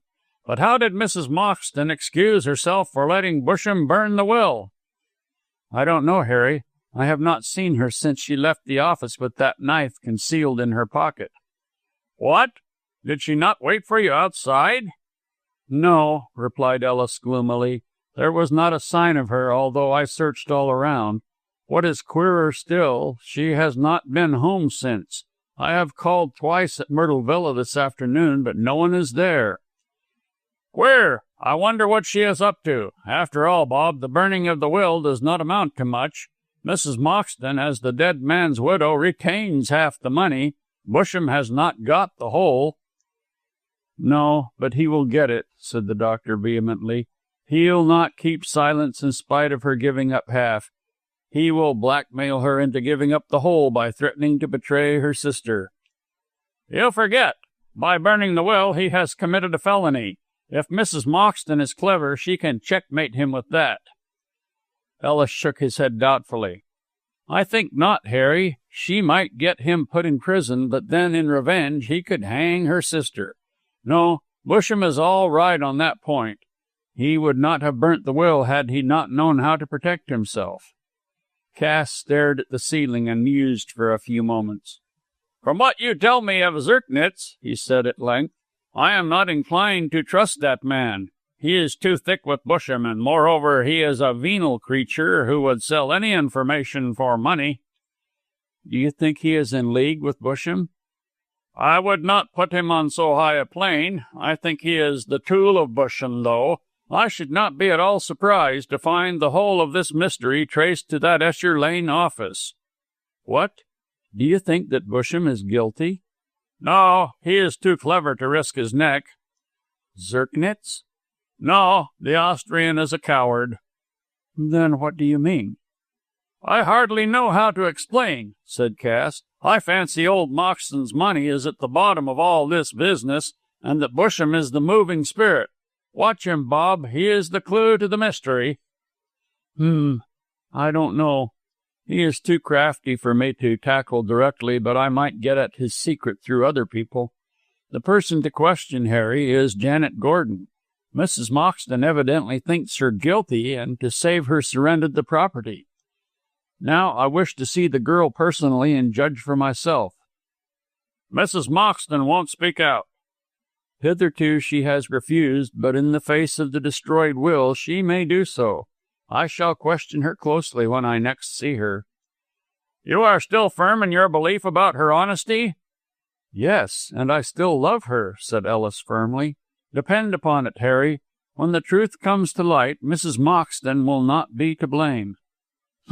Said Cass. "I hope so, for your sake, since you are so bent upon making her your wife. But I tell you one thing, Ellis, the widow won't show herself again to you in a hurry." "Why not?" "Because, like Zirknitz, she will not risk your indiscreet questions. She has gone away to avoid answering them. My opinion is that she will remain away." For the next few days, the arrest of events in connection with the case seemed to point to a realization of this prophecy.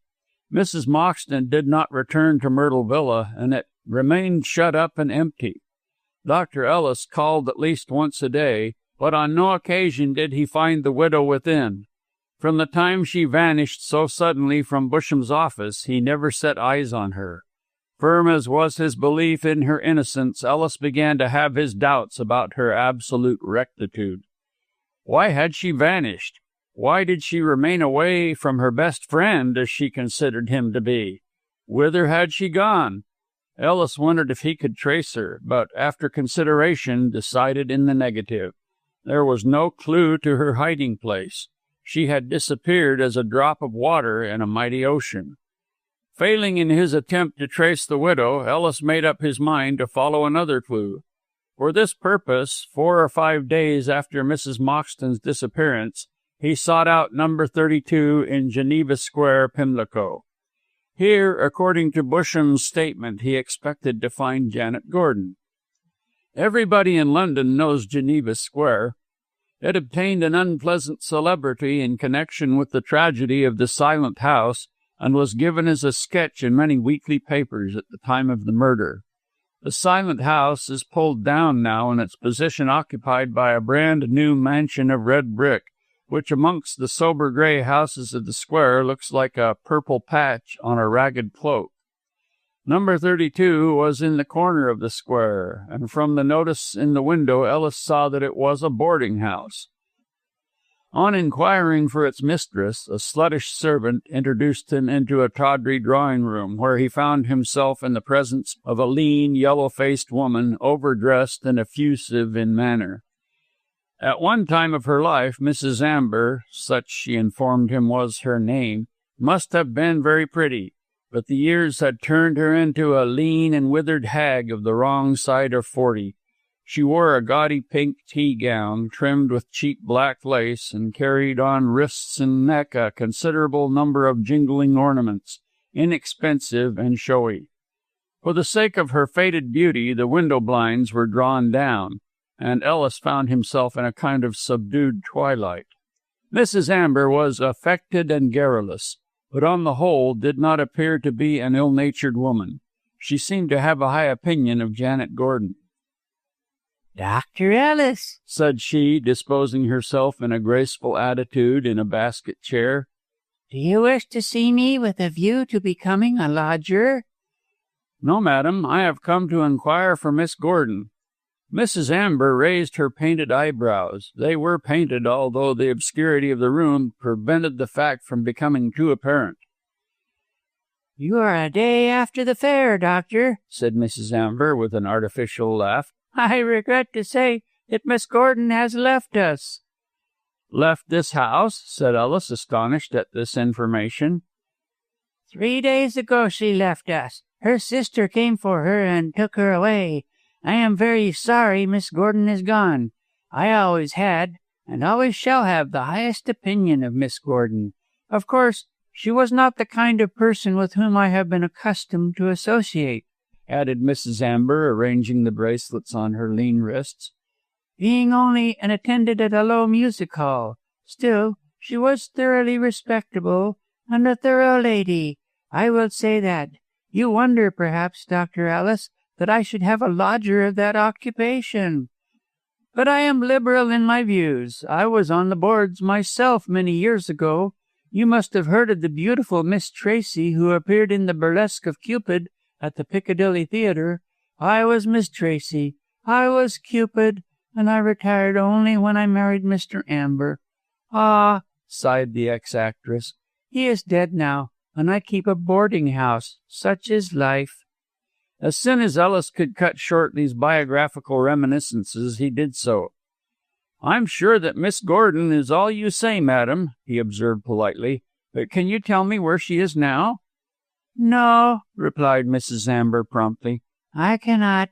Her sister came for her. She packed her box and they left the house. She gave no address to the driver of the cab. Mrs. Moxton simply told him to go to the Marble Arch. I was out at the time Mrs. Moxton arrived, and she went straight up to her sister's bedroom. I was glad that I returned before Miss Gordon went away." "Why do you say that?" asked Ellis. "Did you not see her daily?" Mrs. Amber glanced round apprehensively. "I wouldn't say it to everybody," said Mrs. Amber, giving a queer reason for her confidence. "But as you are a stranger, it does not matter. Since that horrid murder of poor young Moxton, Miss Gordon has been very strange. She came back from seeing her sister on the night of the crime, and from that time until she left remained shut up in her room." "Shut up in her room?" "Yes. Was it not strange? In vain I wished to see her. She refused to let me into the room. Sarah, my servant, took up her meals and told me that Miss Gordon was in bed the whole time. Through the door, and by sending a message with Sarah, I implored her to have a doctor, but she refused constantly. Yet when she went away, she did not look so ill as Mrs. Moxton." "Ah," said Mrs. Amber expressively, "she looked ill, if you like." "Strange," murmured Ellis. "I suppose you knew the Moxtons intimately?" "Very intimately. Laura Gordon lived here before her marriage, and she was married to Edgar Moxton from this house. It was terrible that he should have been killed in so savage a manner, Dr. Ellis. I never liked Mr. Moxton, but I must say I was horrified when I heard of his doom. I wonder who killed him." "That is what I and many other people would like to know," said Ellis dryly. "I suppose you guess from my name, Mrs. Amber, that I am the doctor who examined the body?" "Yes, I guessed that when I received your card, and was certain of it when you asked for Miss Gordon. You know Miss Gordon, of course." "No, I never set eyes on her." "Really? Then why do you wish to see her?" asked Mrs. Amber anxiously. "To see if she knows anything about this murder." Mrs. Amber did not reply immediately, but trembled so violently that her ornaments jingled like so many little bells. "Dr. Ellis," said she at length in a shaking voice, "you speak the doubts that are in my own mind." "What? Do you think she knows of the murder?" "I am unwilling to harm Miss Gordon," said Mrs. Amber in a scared tone, "as I have a great respect for her, but I fancy she must have seen something on that night, or she would not have shut herself up in her bedroom all these weeks. And, Dr. Ellis, do you know I have sometimes suspected her myself." "Of the murder?" Mrs. Amber nodded. "I was afraid of getting into trouble if I spoke," she said nervously, "and I really can't bring myself to believe that Miss Gordon killed her brother-in-law, but Sarah brought down a pair of cuffs to be washed, Miss Gordon's cuffs, and they were spotted with blood." Chapter 15. What Mrs. Amber Knew. Mrs. Amber made this communication in a whisper, and then drew back to see what effect it would have on Ellis. He appeared to be less surprised than she expected, for the scene in Busham's office had prepared him to suspect Janet Gordon. Therefore he was not astonished to find his suspicions confirmed, but he did not go quite so far in his accusation as Mrs. Amber. "For reasons which I need not repeat," said he deliberately, "I am not so surprised as you expect me to be. I have long thought that Miss Gordon might know of the murder, but I most emphatically decline to believe that she struck the blow herself." "But the cuffs were stained with blood. I washed them myself, and told Sarah to hold her tongue." "Miss Gordon may have handled the body after the death, Mrs. Amber, but I do not think she killed the man. If you read the report of the evidence I gave at the inquest, you will remember that I stated no woman could have struck so firm and sure a blow. I hold to that opinion. Moxton was stabbed by a man." "What man?" "That is what I wish to ask you, Mrs. Amber." The ex-actress turned pale beneath her rouge, and 2 red spots glowed crudely on her white cheeks. "I?" she exclaimed, drawing back. "How do I know who killed Mr. Moxton?" "I do not say that you know, but from your experience of the man, and from a certain amount of knowledge which you must have of his past life, it is not improbable that your suspicions may have fallen on someone who had a grudge against him." "No," declared Mrs. Amber vehemently. "I suspect no one. That is, I did suspect Miss Gordon because of those blood-stained cuffs. But from what you say, she cannot have struck the blow, so I can guess at no one else. If I had done so, I should have come forward to give evidence. It was my personal liking for Miss Gordon which made me hold my tongue. Besides, I never saw the cuffs until the inquest was over and Moxton was buried," finished Mrs. Amber naively. You have known Mrs. Moxton and her sister for some time? For 4 years, more or less. They are twins, you know, and very much alike. But I think Janet the cleverer of the two. Certainly she has the finer character and the more generous spirit. Laura is fickle and vain. Ellis did not agree with this, and being in love with the Laura aforesaid, was vexed to hear such deprecatory criticism. However, he consoled himself with the hackneyed reflection, weak in so clever a man, that women never spoke well of one another, and continued his inquiries. Mrs. Moxton earned her money by typewriting, did she not? Yes, Janet wanted to keep her out of mischief, so selected that employment as the best for her. Laura wished to be an attendant in the Merryman Music Hall also, but this Janet would not allow. I wonder the sisters could not obtain better employment. My dear Mr. Ellis, they were wretchedly poor and had to take what they could get, anything to earn their bread and butter. Where did they come from? I don't know. They came to me recommended by Herr Schwartz, and I took them in as cheaply as I could because I fancied Janet's face. Ah, me, sighed Mrs. Amber. I trust I have not been mistaken, but so good a girl. No, in spite of those cuffs, I believe in her still. Why, Dr. Ellis, Janet is worth a dozen of her sister or that scampish brother. Zirknitz, do you know him? Yes, I do, replied Mrs. Amber bluntly, and I don't like him. He was here with the girls for some weeks, and let them slave and work while he idled about. He left pretty soon, as I remonstrated with him on the subject, and I wasn't sorry to see his back. You know Schwartz also, it seems. Of course. I was in a theatrical company of his once, cried Mrs. Amber with great vivacity. Papa Schwartz is a dear good man. He helped Janet by engaging her at the hall. She was his private secretary. I thought she sold programs. Oh, yes, and showed people their seats. She did that also, but she really was the secretary of Papa Schwartz. Sometimes Laura went to the hall, and it was there she met Moxton. He fell in love with her and married her.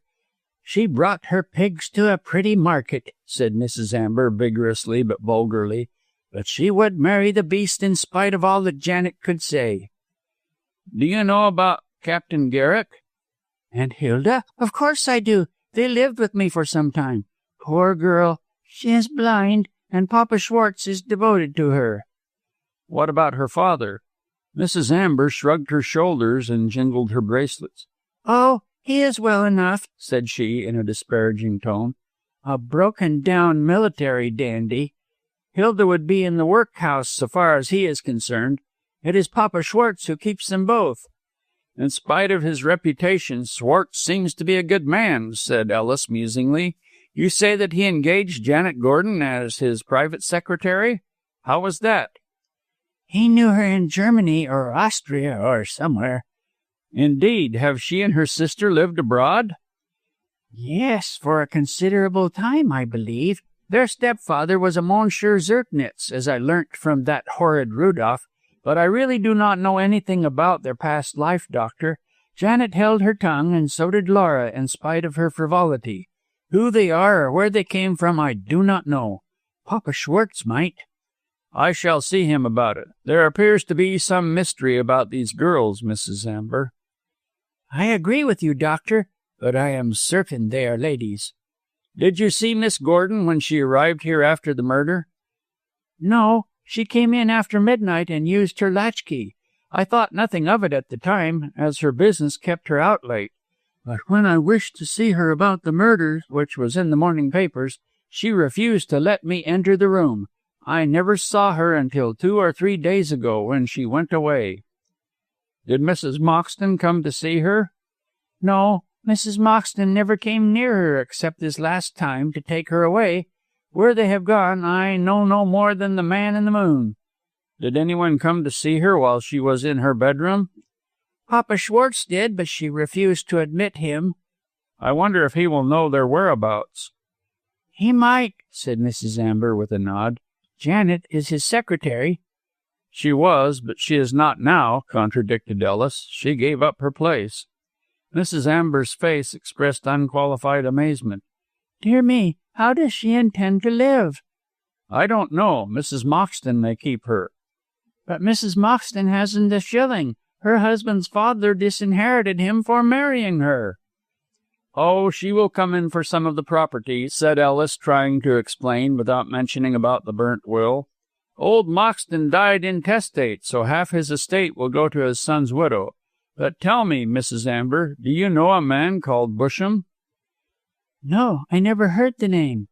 "He did not call here?" "Not to my knowledge. Who is he?" "Mrs. Moxton's lawyer." Ellis rose to take his leave. "Well, Mrs. Amber," he said, "I am much obliged for the information you have given me. For certain private reasons, I wish to find out who murdered Moxton, but it seems you cannot help me."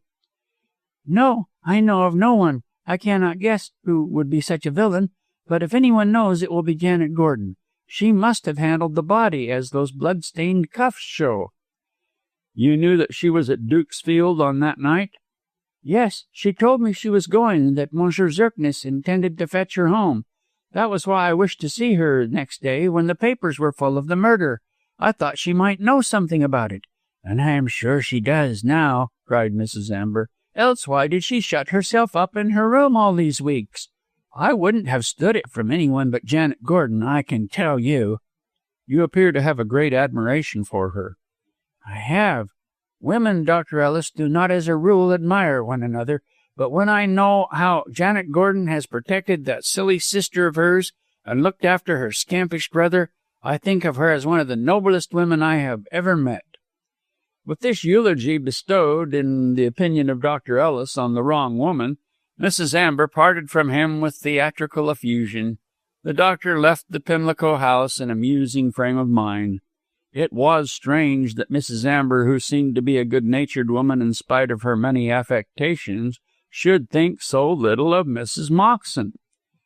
Ellis piqued himself upon being a reader of character, and he could not bring himself to believe that he was mistaken in the widow. But he was puzzled to think how completely Mrs. Amber's estimate of her nature differed from his own. Thinking about Mrs. Moxton recalled his mind to the fact of her disappearance, and he wondered if Schwartz would know of her whereabouts. With this in his mind, he hailed a hansom and drove to Soho. In the meantime, pending the discovery of Mrs. Moxton, he dismissed all speculations concerning her from his mind. So far as he could see, time and association were needed to explain her very complex character. After the interview with Mrs. Amber, the doctor considered the little woman more of a sphinx than ever, and he wanted her to speak and unravel the enigma of her being. Schwartz was in his office when Ellis sent in his card and saw the doctor at once. He looked more than a trifle careworn, but his pleasure in seeing Ellis was great, and he advanced towards him with outstretched hands. Nothing could have been more genial than his welcome. "Aha, mein good doctor," said he in his guttural voice. "This is kind to come and see me, but you have not been to see mein Hilda. That is wrong." "I have been very busy, Mr. Schwartz, and I will pay you a visit next week, say on Thursday afternoon." "Ach, that is good. At what time? For I must be in mine house when you see the eyes of mine poor Hilda." 4 o'clock on Thursday next," said Ellis, booking the visit. "Oh, yes, I know the address. Goethe Cottage, Alma Road, Parkmere." "That is so, doctor. I will wait you on that day. And what did you wish to see me about?" "Mrs. Moxton. She has left Dukesfield, and I wish to learn where she is." The fat face of the German lost its genial expression. "Ach, she have gone? Well, and why do you come to me, doctor?" "I have been told that you are an old friend of Mrs. Moxton and Miss Gordon." "So, who told you?" "Mrs. Amber of Geneva Square, Pimlico." "Ach, she was in a company of mine. I know her. Well, yes, I am a friend of Miss Gordon, but she have left me. I do not know where she is now." "Has she not seen you lately?" "No, not this many weeks. And Mrs. Moxton have gone?" "Yes, she called at Pimlico for her sister, and they went off together." "Why do you want to find them?" "Because I have something to tell Mrs. Moxton." "So, about the murder of that poor man?" "Well, not exactly, but Busham, the The eyes of Schwartz suddenly flashed with rage. "Ah, he is a pig, that man. I could kill him." "Do you know him?" "Ach, I knows him. I did throw him out of mine music halls. Well, do not talk of him or I will be angry. If you wish to know of Mrs. Moxton, see Zerknitz." "Will he know?" "I think so. If he does not, no one will." With this information, Ellis was obliged to be content, but as he left the hall, he observed that the German looked after him with a very singular expression. Chapter 16. Another Mystery. The behavior of Schwartz perplexed Ellis, and during his homeward journey he pondered over the meaning of that glance. Could it be possible that the German was lying, that Janet Gordon had seen him and had confessed what she knew of the crime? Ellis did not know what to think, but he was satisfied that the woman could solve the mystery. That she was not to be found. She had vanished as suddenly as Mrs. Moxton, and it seemed as though both of them were keeping out of the way lest they should get into trouble. But Ellis was bent upon discovering them at all costs. In order to achieve this necessary purpose, he kept a close watch on Myrtle Villa for the next few days, but all in vain. The house remained empty, and Mrs. Moxton gave no sign of reappearing. Ellis advertised judiciously in the Standard, but no notice was taken of his advertisement. He waited impatiently for the post, but no letter arrived. Mrs. Moxton and her sister had vanished as completely as though the earth had swallowed them up. The anxiety began to tell on Ellis's health, and Harry Cass advised him to abandon his pursuit of these shadows. As an intimate friend, Cass was brutally candid. "It is no use mincing matters, Bob," said he. "The widow never loved you, and has made use of you only to secure her own ends. She will never return to Dukesfield." "She must, Harry, if only to take the furniture out of her house." "Oh, I dare say she will delegate that office to Zerknitz. There is no doubt that Janet Gordon knows the truth about the murder and has confessed it to Mrs. Moxton. That is why both women are keeping out of the way." "Zerknitz," repeated Ellis, paying no attention to the latter part of the speech. "I quite forgot about him. He may know where they are?" "If he does, he will not tell." "I'll see to that, Harry. Tomorrow I shall call on Zerknitz." Cass shrugged his shoulders, but said no more. The obstinacy of Ellis was not to be overcome by argument, so, like a wise man, the journalist did not waste his breath on futile protestations. Secretly, he was pleased that Mrs. Moxton should have voluntarily taken herself out of the way, as he did not wish Ellis to marry her. But in his own mind he was satisfied that the widow herself had proved by her last action that there was little fear of such an alliance taking place. To gain her own ends, she had feigned a passion for Ellis. Now that she saw nothing further was to be got out of him, she had put an end to a disagreeable situation by disappearing. And this, in the opinion of Cass, was the end of Mrs. Moxton and her shady doings. The next day Ellis went to see Zerknitz, the first thing in the morning, as he hoped to catch him before he left home. He knew that the Austrian was the most indolent of men, as Mrs. Moxton had told him as much, so it was unlikely that he would find him out of bed before 10 o'clock.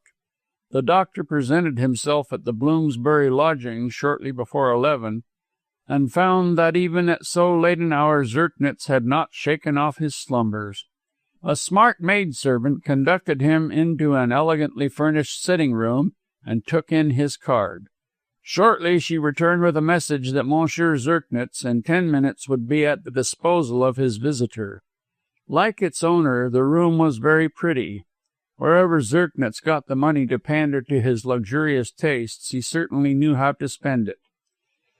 Ellis marveled at the luxury by which he was surrounded, and wondered in what shady way it had been obtained.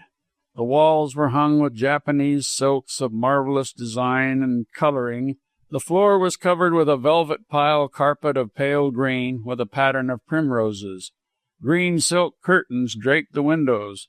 There were charming pictures in every corner, and the furniture, also pale green, was in the best possible taste. Near the window stood a piano, opposite to it a satinwood bookcase filled with French novels, and everywhere articles of useless luxury, evidently bought merely for the sake of buying. While Ellis was wondering at this bachelor's paradise, which more resembled the boudoir of a pretty woman, Monsieur Zirknitz, fresh and pink from his bath, appeared through an inner door. He wore a loose dressing gown of blue silk and looked wonderfully handsome, if a trifle effeminate. With a joyous air he advanced to greet his visitor. Cher me, so you have found me out. Well, I am charmed to see you, doctor. Is that chair comfortable? Good. Try this cigarette. It is a new brand. Can I offer you any refreshment? No? Ah, you are wiser than the majority of Englishmen. They eat and drink too much. Bad for the nerves, pardy. Overfeeding. Que bêtise. Zirknitz ran on thus lightly, but kept a sharp eye on his visitor, as he was anxious to know what had brought him there so early in the morning. Having fulfilled the duties of hospitality, he waited for Ellis to explain himself, which the doctor did almost immediately. "I have called, Monsieur Zirknitz, to inquire if you can inform me of the whereabouts of Mrs. Moxton." "Eh? How should I know?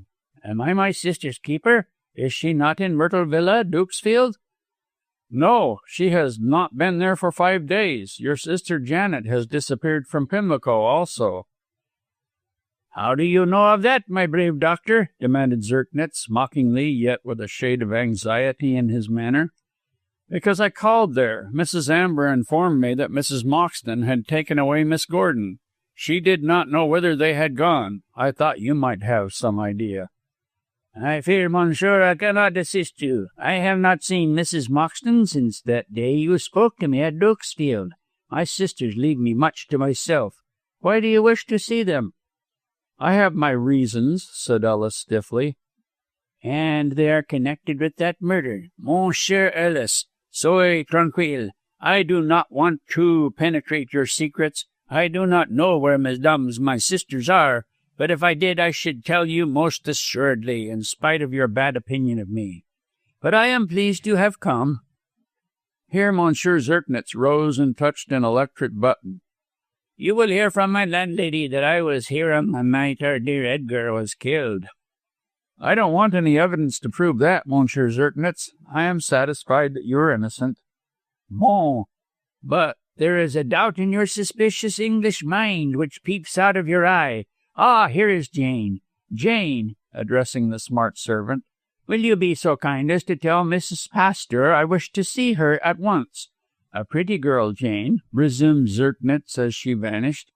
"I like pretty women and all pretty things. You think my room's nice, eh?" "Charming, but I did not know you were so rich." "Rich? Ma foi, I am as poor as a mousy mouse. If you—" Before the Austrian could explain the source of his domestic magnificence, his landlady entered the room. She was a formidable-looking woman, as tall as a guardsman, with a severe face and the glance of a predatory bird. Dressed in black with a lace cap and lace apron, she presented a wonderfully dignified and stately appearance. Anyone more unlike the scampish, airy Zirknitz it would have been impossible to conceive. Yet the relaxing of her iron visage and the softening of her eagle glance showed that Mrs. Pastor was under the spell of her lodger's charm of manner.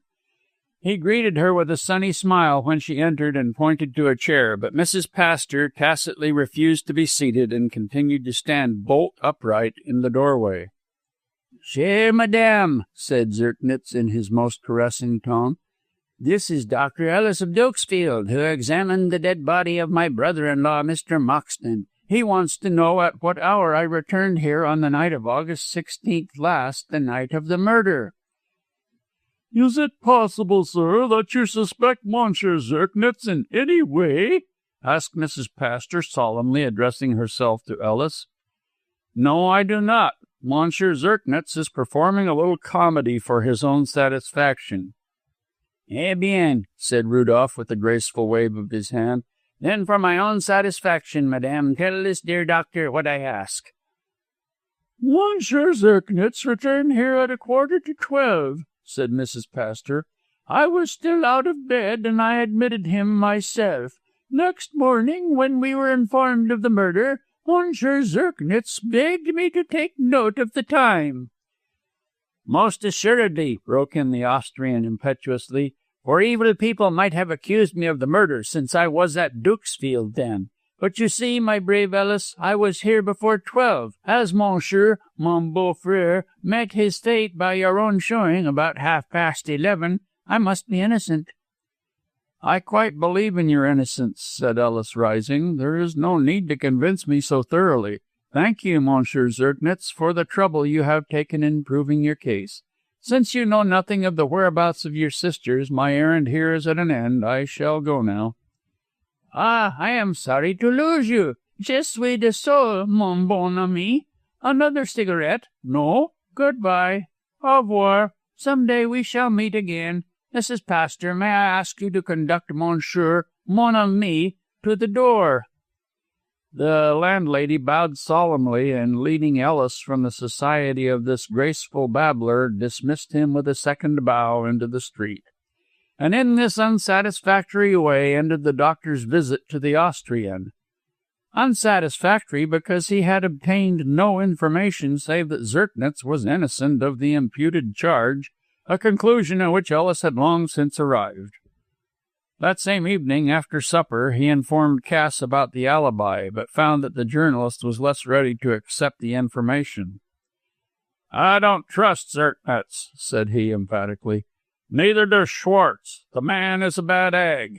I believe this murder is a family affair to get money. Zirknitz, I dare say, murdered Moxton with that knife. Janet saw him do so and told Mrs. Moxton, and they have both disappeared so that they may not be asked questions likely to lead to their brother's arrest. As for Busham, now that the will is destroyed, he will hold his tongue." "But the alibi," protested Ellis. "If Zirknitz was at Bloomsbury before midnight, he could not have been in Dukesfield at 11:30. "The alibi may be a false one." "You would not say so if you saw the witness to its truth. Mrs. Pastor is a regular Puritan, as rigid and unbending as a piece of iron." "Yet she tolerates that frivolous scamp?" Ellis shrugged his shoulders. "All women have their weaknesses," said he. "However, the main point is that Zirknitz could not inform me of his sister's whereabouts." "Would not rather than could not, I should say," observed Cass crossly. "I don't believe myself that you will see Mrs. Moxton again, and I fervently hope that such will be the case. You have now 1 or 2 patients, Bob, the nucleus of a good practice, so give up this wild goose chase after the widow and settle down to your work." Before Ellis could answer this friendly appeal, which was made in all good faith, Mrs. Baskett entered with a note for Ellis, which had been brought that moment by a boy. "Clark, the grocer's son," explained the fat landlady. "I hope, doctor, it's a new patient, for if ever a gent deserved the sick and ailing, you are that gent." After which expression of sympathy, Mrs. Baskett waddled out of the room with much noise. "Great heavens!" cried Ellis, who was reading the note. "What is the matter, Bob?" For answer, Ellis threw the note to Cass on the sofa, and he read it also. Then the two men looked at one another in amazement. And well they might be amazed, for the note, inviting Ellis to call at Myrtle Villa, was from no less a person than Janet Gordon.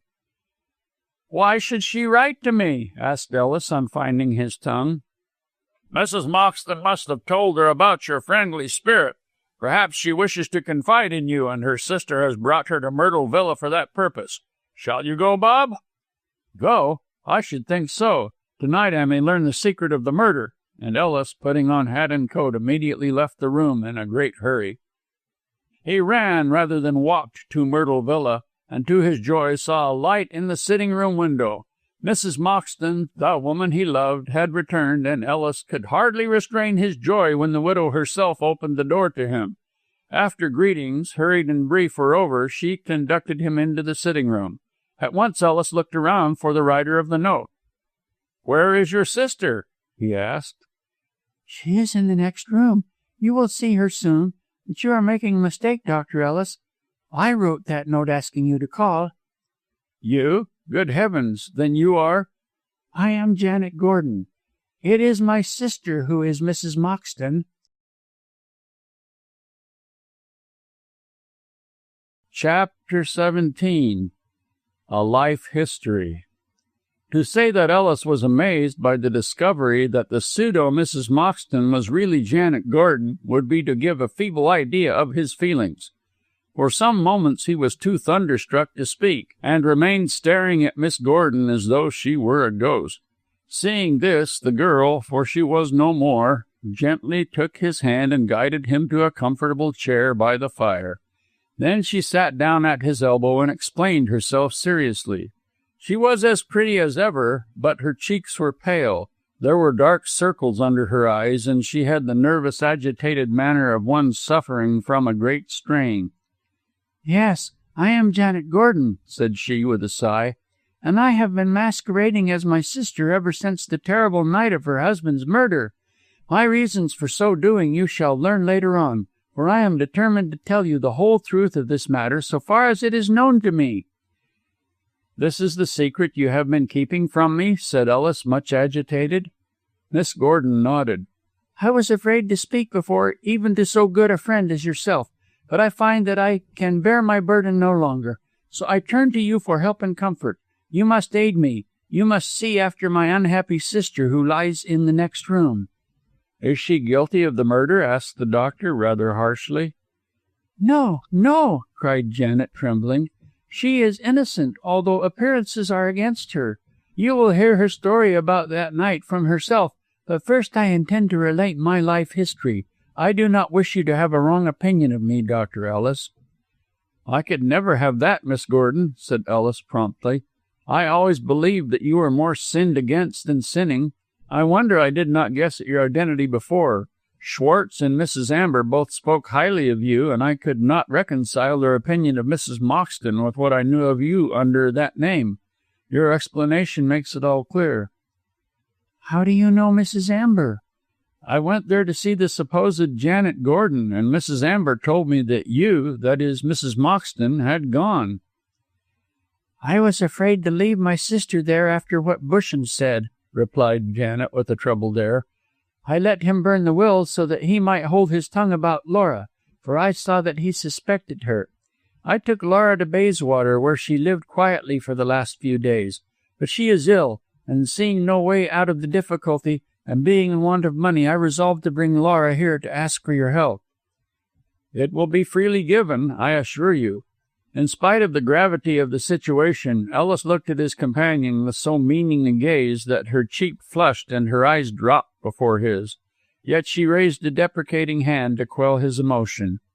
No, not yet, perhaps never. You must hear my story before you can think of me in that way." "I shall always think the same of you. You are the dearest and the noblest of women. But I must confess that I am anxious to hear your confession. Begin at once. I am all attention." Janet folded her hands on her black dress and looked musingly at the fire. There was a shadow on her resolute face, cast by some bitter memory of the past. Ellis watched her in silence, and noted with pity how weary and worn she looked. Her reverie continued for 2 or 3 moments. Then she raised her head and related her unhappy past in quiet, melancholy tones. "Laura and I are twins," she began. "We are very much alike in looks, but entirely different in disposition. I am strong-minded and calm.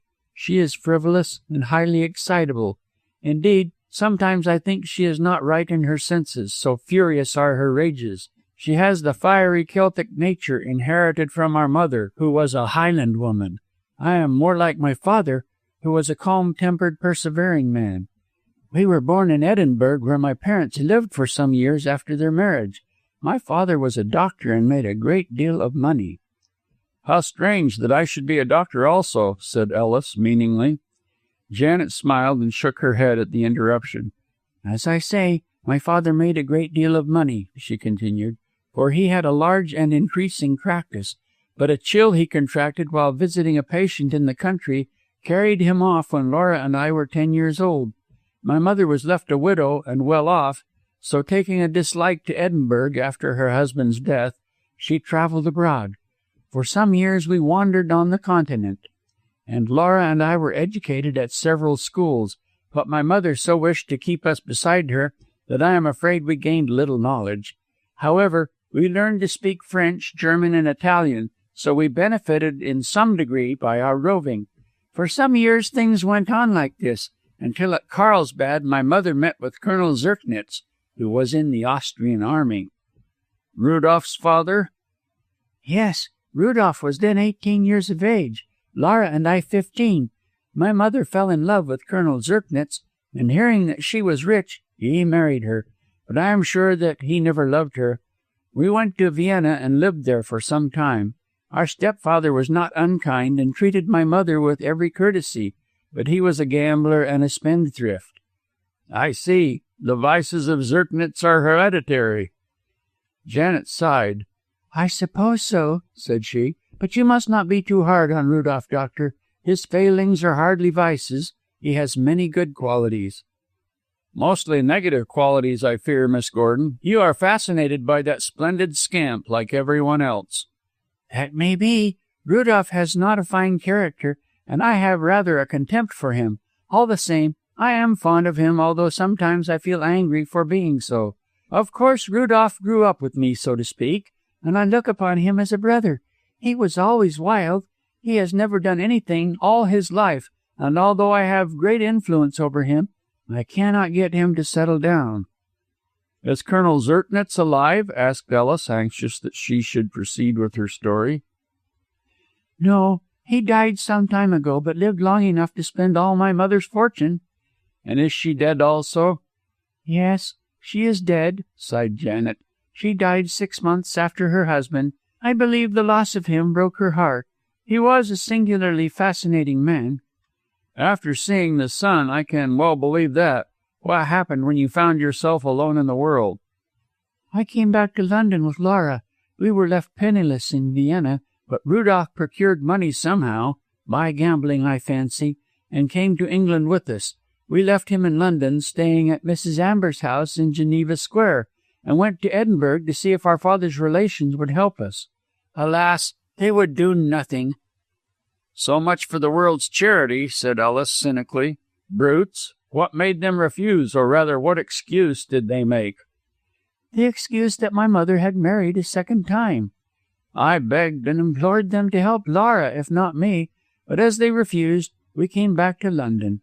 Rudolph behaved very well, for he paid our board at Mrs. Amber's for some time. So you see, Doctor, he has some good points. I suppose so, replied Ellis grudgingly. He could do no less. Then you met Schwartz, I suppose? We did. Some years ago in Germany we knew him, and on hearing of our penniless condition, he gave me first an engagement as an attendant, and afterwards made me his private secretary. He offered to take on Laura also as an attendant, but I knew how frivolous she was, so I got her a situation in a typewriting office instead. I might have saved myself the trouble of protecting her from harm, sighed Janet wearily, for look what she has come to. Why did she marry Moxton? She was tired of poverty and work. Moxton was the heir to wealth, and he professed to love her deeply.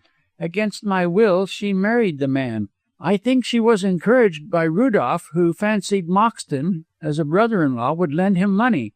But after the marriage took place, Edgar had no money to lend.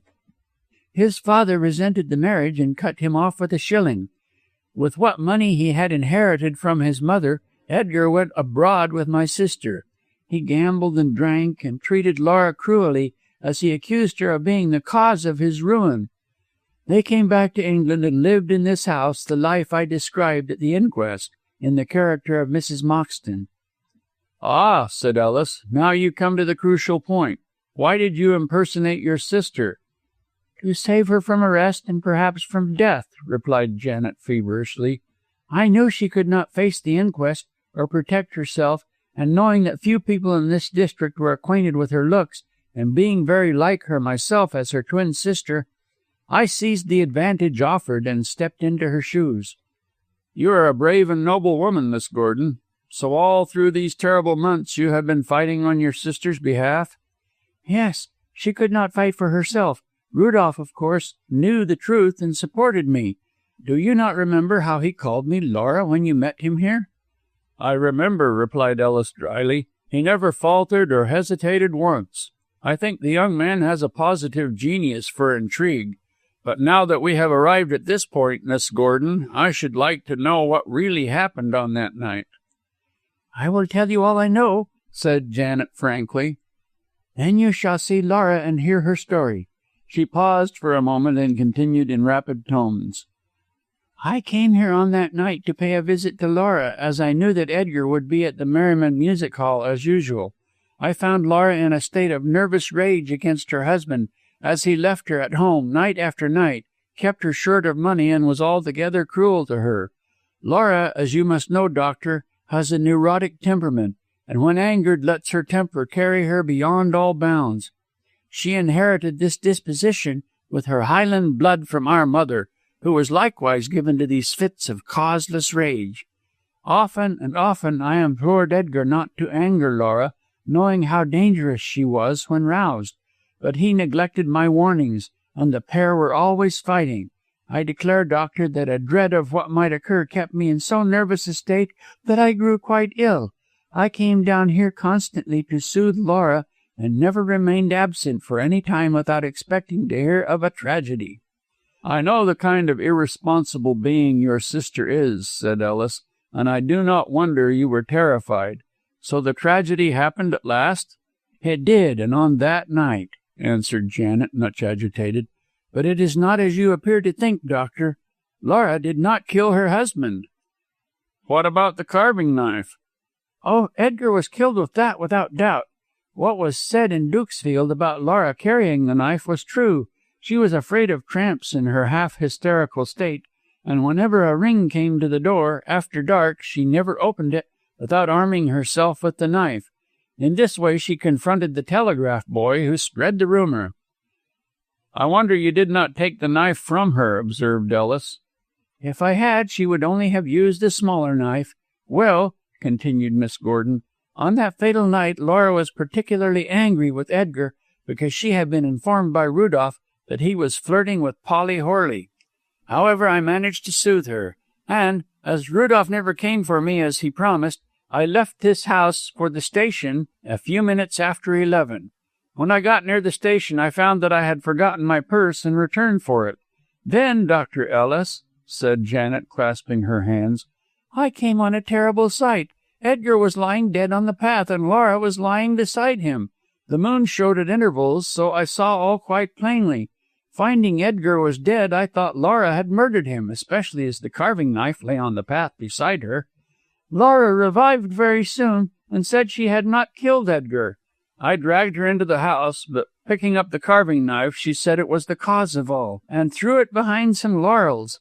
I had no time to look for it, as my sole object was to get Laura away.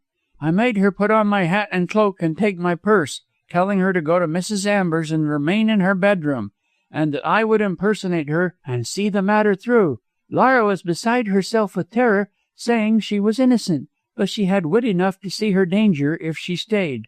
Therefore she braced herself up and went away to take a cab to Pimlico. She got one and arrived at Geneva Square safely." "Yes, and remained in her bedroom as you told her. Mrs. Amber informed me of that. And you, Miss Gordon?" "I," said Janet simply, "assumed my sister's character and ran around to call you to see the corpse. You know the rest." Chapter 18. What Really Happened. After Janet had finished her history, there ensued a short silence. Ellis was lost in admiration at the wonderful pluck and resolution of the girl, which had enabled her to face and carry through a difficult matter for the sake of her weaker sister. Now that the worst was over, since she had rescued Laura Moxton from the ordeal of a public accusation, Janet seemed to be in danger of breaking down. After the tension of nerve and will came the inevitable relaxation. The impulse of Ellis was to take her in his arms and comfort her with assurances of love and protection. But the time was not yet ripe for him to speak of his personal feelings. There was much to do, much to be learnt, before the crooked could be made straight. Therefore, Ellis, sacrificing himself, began to question Janet on points which did not seem quite clear to him. At his first remark, she braced herself and gave him immediate attention. "If you thought that your sister had killed Moxton, why did you not hide the carving knife?" "How could I? She threw it away before I could stop her, and there was no time for me to search. When I sent Laura off, I had to call in you and the police, so I could not go out to look for it in the darkness. Next morning, when I could evade the policeman in charge, I slipped out to search. But by that time, the knife was gone." "Busham took it," said Ellis with a nod. "I wonder how he found it. There was no need for him to search. It looks as though he knew beforehand that with such a weapon Moxton had been stabbed and came here to secure it." Janet mused. "I have my doubts of Mr. Busham," she said at last. "He knows more about the matter than he says. Indeed, I should not be at all surprised to hear that he is the guilty person."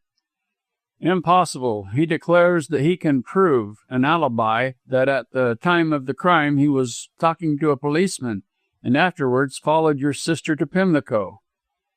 "Have you seen the policeman?"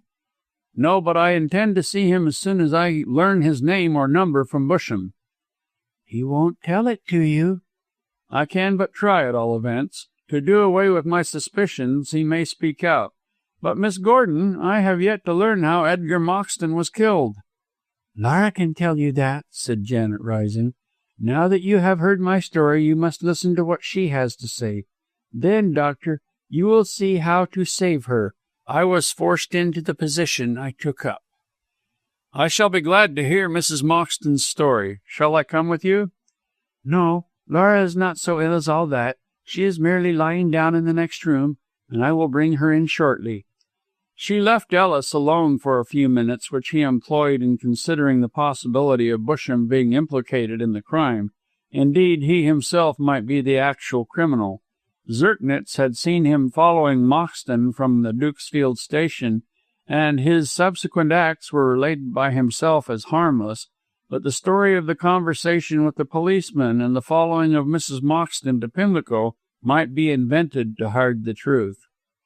There was nothing to show that Busham had not murdered Edgar, for at that time he was ignorant that Moxton's will was in existence, and by getting rid of his cousin he might hope to clutch a portion of his uncle's money.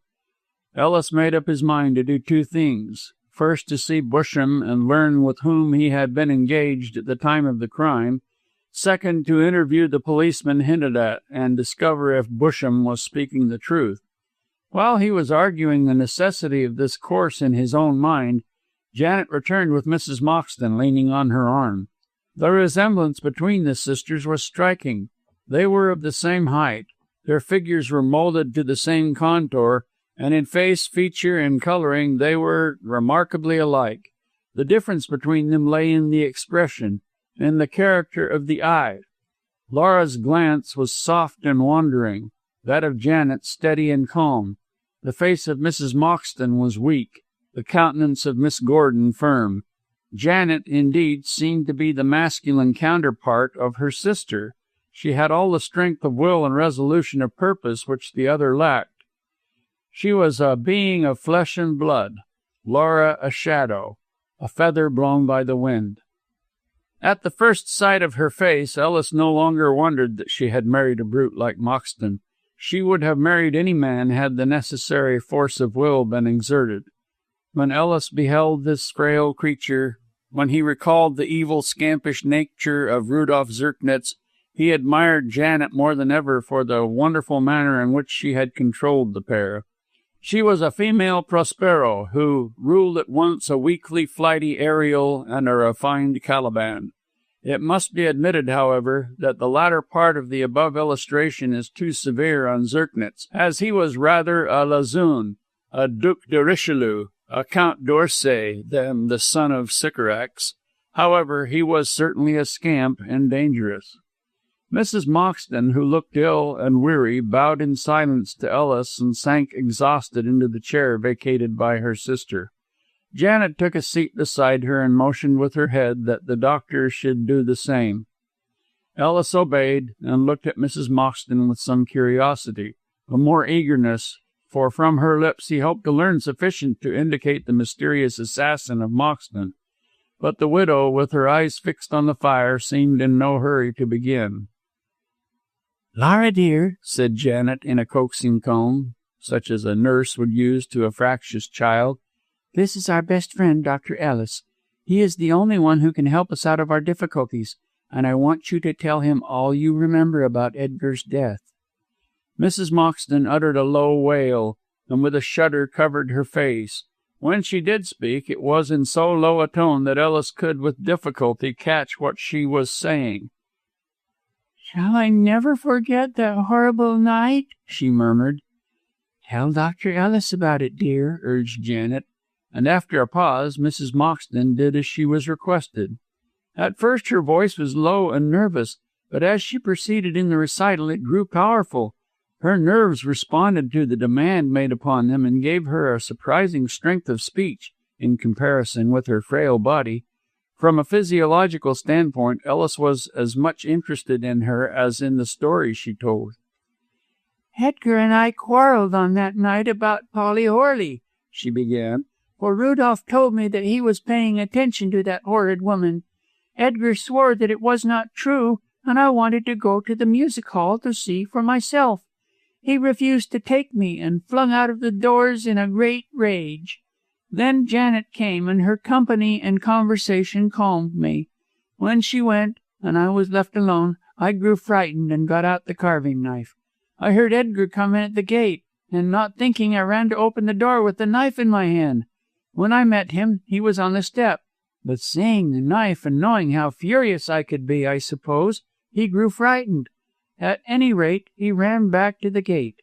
I followed, calling out, 'Edgar, Edgar, what is the matter?' When I came up to him, he must have thought I meant to strike him, for he was half drunk at the time. His face was white and terrified, as I saw in the moonlight, although, as the night was cloudy, that was not very strong." "I remember the night," interpolated Ellis. "It was windy and rainy, with a fitful moonlight showing through the flying clouds. Well, Mrs. Moxton, what did your husband do when you came up to him?" "He seized me by the throat," said the widow hysterically. "I believe that, being half intoxicated, he wished to kill me, and I struggled to get away, but he held me tightly so that I could not cry out. We were pressed right against the gate. I held the knife above my head, as I was afraid of hurting him with it." "Why did you not drop it?" asked Ellis. "I don't know. I never thought of dropping it. The more Edgar fought with me, the tighter I held it. He was strangling me, and I could not cry out. Then I saw, all at once, a man on the other side of the gate." "Could you describe his looks?" asked Ellis eagerly. Mrs. Moxton shook her head. "Remember, it was a darkish night with only occasional gleams of moonlight. I was struggling with Edgar, and holding me by the throat, he had half strangled me. As I said, I held up the knife out of the way. The man on the other side of the gate wore a tall hat with a greatcoat and a fur collar. I tried to call out to Edgar, but he did not see the man. Suddenly the stranger snatched the knife out of my hand and struck at Edgar's back. Edgar gave a yell which I wonder was not heard all over Dukesfield, so loud it was. He fell forward on me, and crushed by his weight, worn with the struggle and terrified by the murder, I fainted clean away. The last thing I remember was that Edgar lay over me, struggling and moaning." "Was the man still at the gate after he struck the blow?" "I don't know. When I came to myself, Janet was bending over me, and I was so frightened that I could explain nothing. After that I picked up the knife which was lying by Edgar's body and flung it over some bushes against the fence. Then Janet hurried me away and told me she would take my place and deny everything. I was so dazed that I did not know what I was doing. I ran down to the cab rank and told the cabman to drive me to Pimlico. He did so, and I recovered myself sufficiently in the cab to pay him and slip into the house with the latchkey which Janet had pushed into my hand. I knew that she still had our old room, so I ran up to it without seeing anyone and locked myself in." "Mrs. Amber told me that you isolated yourself for weeks." "I did so by Janet's advice, lest Mrs. Amber should recognize me. Janet came to see me a few days afterwards and told me about the inquest." "Did you call at Geneva Square?" asked Ellis, turning to Miss Gordon. That is strange, for Mrs. Amber particularly explained that until a few days ago no one called save Schwartz. I paid a visit one night when Mrs. Amber was at the theater, explained Janet, and I bribed Sarah the servant, a most venal creature, to say nothing about it. It was necessary that I should tell Laura what had taken place and hear her story. Now you know, Doctor, why I fenced with you and refused to tell the truth. I was afraid lest my sister should be brought into the matter. But Mrs. Moxton is innocent, and you knew it, protested Ellis. Yes, I am innocent, wailed Mrs. Moxton. But what could I do in the face of all I have told you? I cannot hold my tongue like Janet or foresee things as she does. In one way or another, I should have betrayed myself and perhaps been arrested. Janet was right. Janet was wise to advise me to stay at Pimlico. I feigned ill health and would not let Mrs. Amber into my room, lest she should get to know too much. Only Sarah knew me, as I had to confide in her to get food, but she held her tongue. She nearly betrayed you, though, Mrs. Moxton, by taking those cuffs to Mrs. Amber. That was a mistake, said the widow, and touching Edgar's body, I got blood on my cuffs and threw them aside in the bedroom. I never thought of hiding them, and Sarah took them downstairs without consulting me. How did you manage to keep up the concealment of your identity to the end? I managed that, said Janet in her firm, clear voice. I called when I knew that Mrs. Amber was absent, and told Laura that on account of Busham I intended to take her away. When Mrs. Amber came back, of course, she thought that I had been in my bedroom all the time, and that Laura had called for me. She was so deceived, added Janet, smiling, that she told me how ill I looked after lying so long in bed.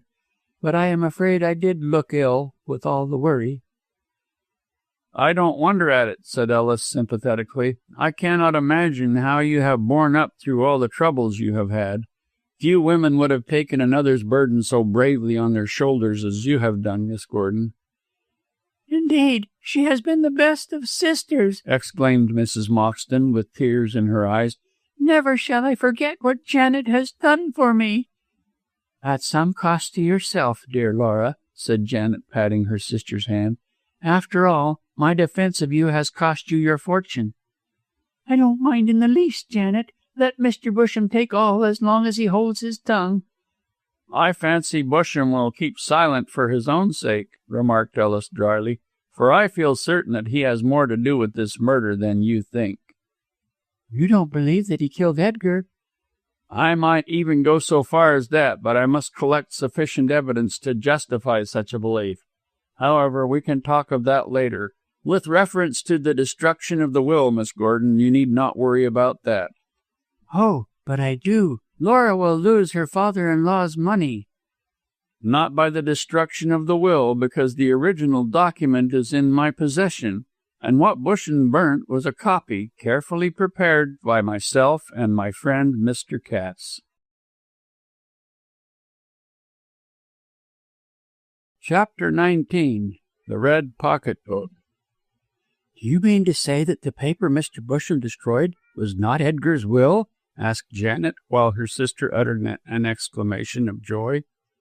I do mean it. I reported your conversation about our mutual friend to Cass, and we both agreed that he was not to be trusted with the original will. Cass, who is clever at imitating handwriting, procured a sheet of paper similar to that upon which the will was written, and copied it out, signatures and all. I'm afraid it was a species of forgery, but as it had to be done if we wished to checkmate Busham, we contrived the crime. It was just as well we did so, Miss Gordon, as Busham had no compunction in destroying the will. My wonder is that a clever pettifogger such as he could not see that the document was forged. Singular obtuseness on his part.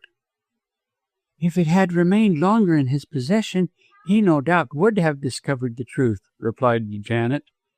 But, if you remember, he merely glanced at it, and not crediting me with so clever an idea as substituting a copy for the original, took it for the genuine will. I can never thank you sufficiently, Doctor, for what you have done. I either, chimed in Laura, who, seeing that there was a prospect of recovering her husband's money, plucked up her spirits. Now Mr. Busham will not be able to rob me." Said Janet with a frown. "Putting the will out of the question, my dear, you are still in the same dangerous position as formerly. If he finds out the trick Dr. Ellis has played on him, he may denounce you." "He will do so at his own risk," cried Ellis promptly, "and you may be sure he will never learn the truth from me until it can be told with safety to Mrs. Moxton. Leave Busham to me. I shall know how to deal with him. In some way or another we must clear up this mystery and exonerate Mrs. Moxton. If only there was some clue."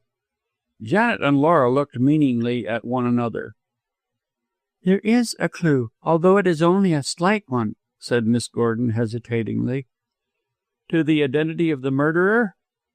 "No, but a clue which may lead to his discovery.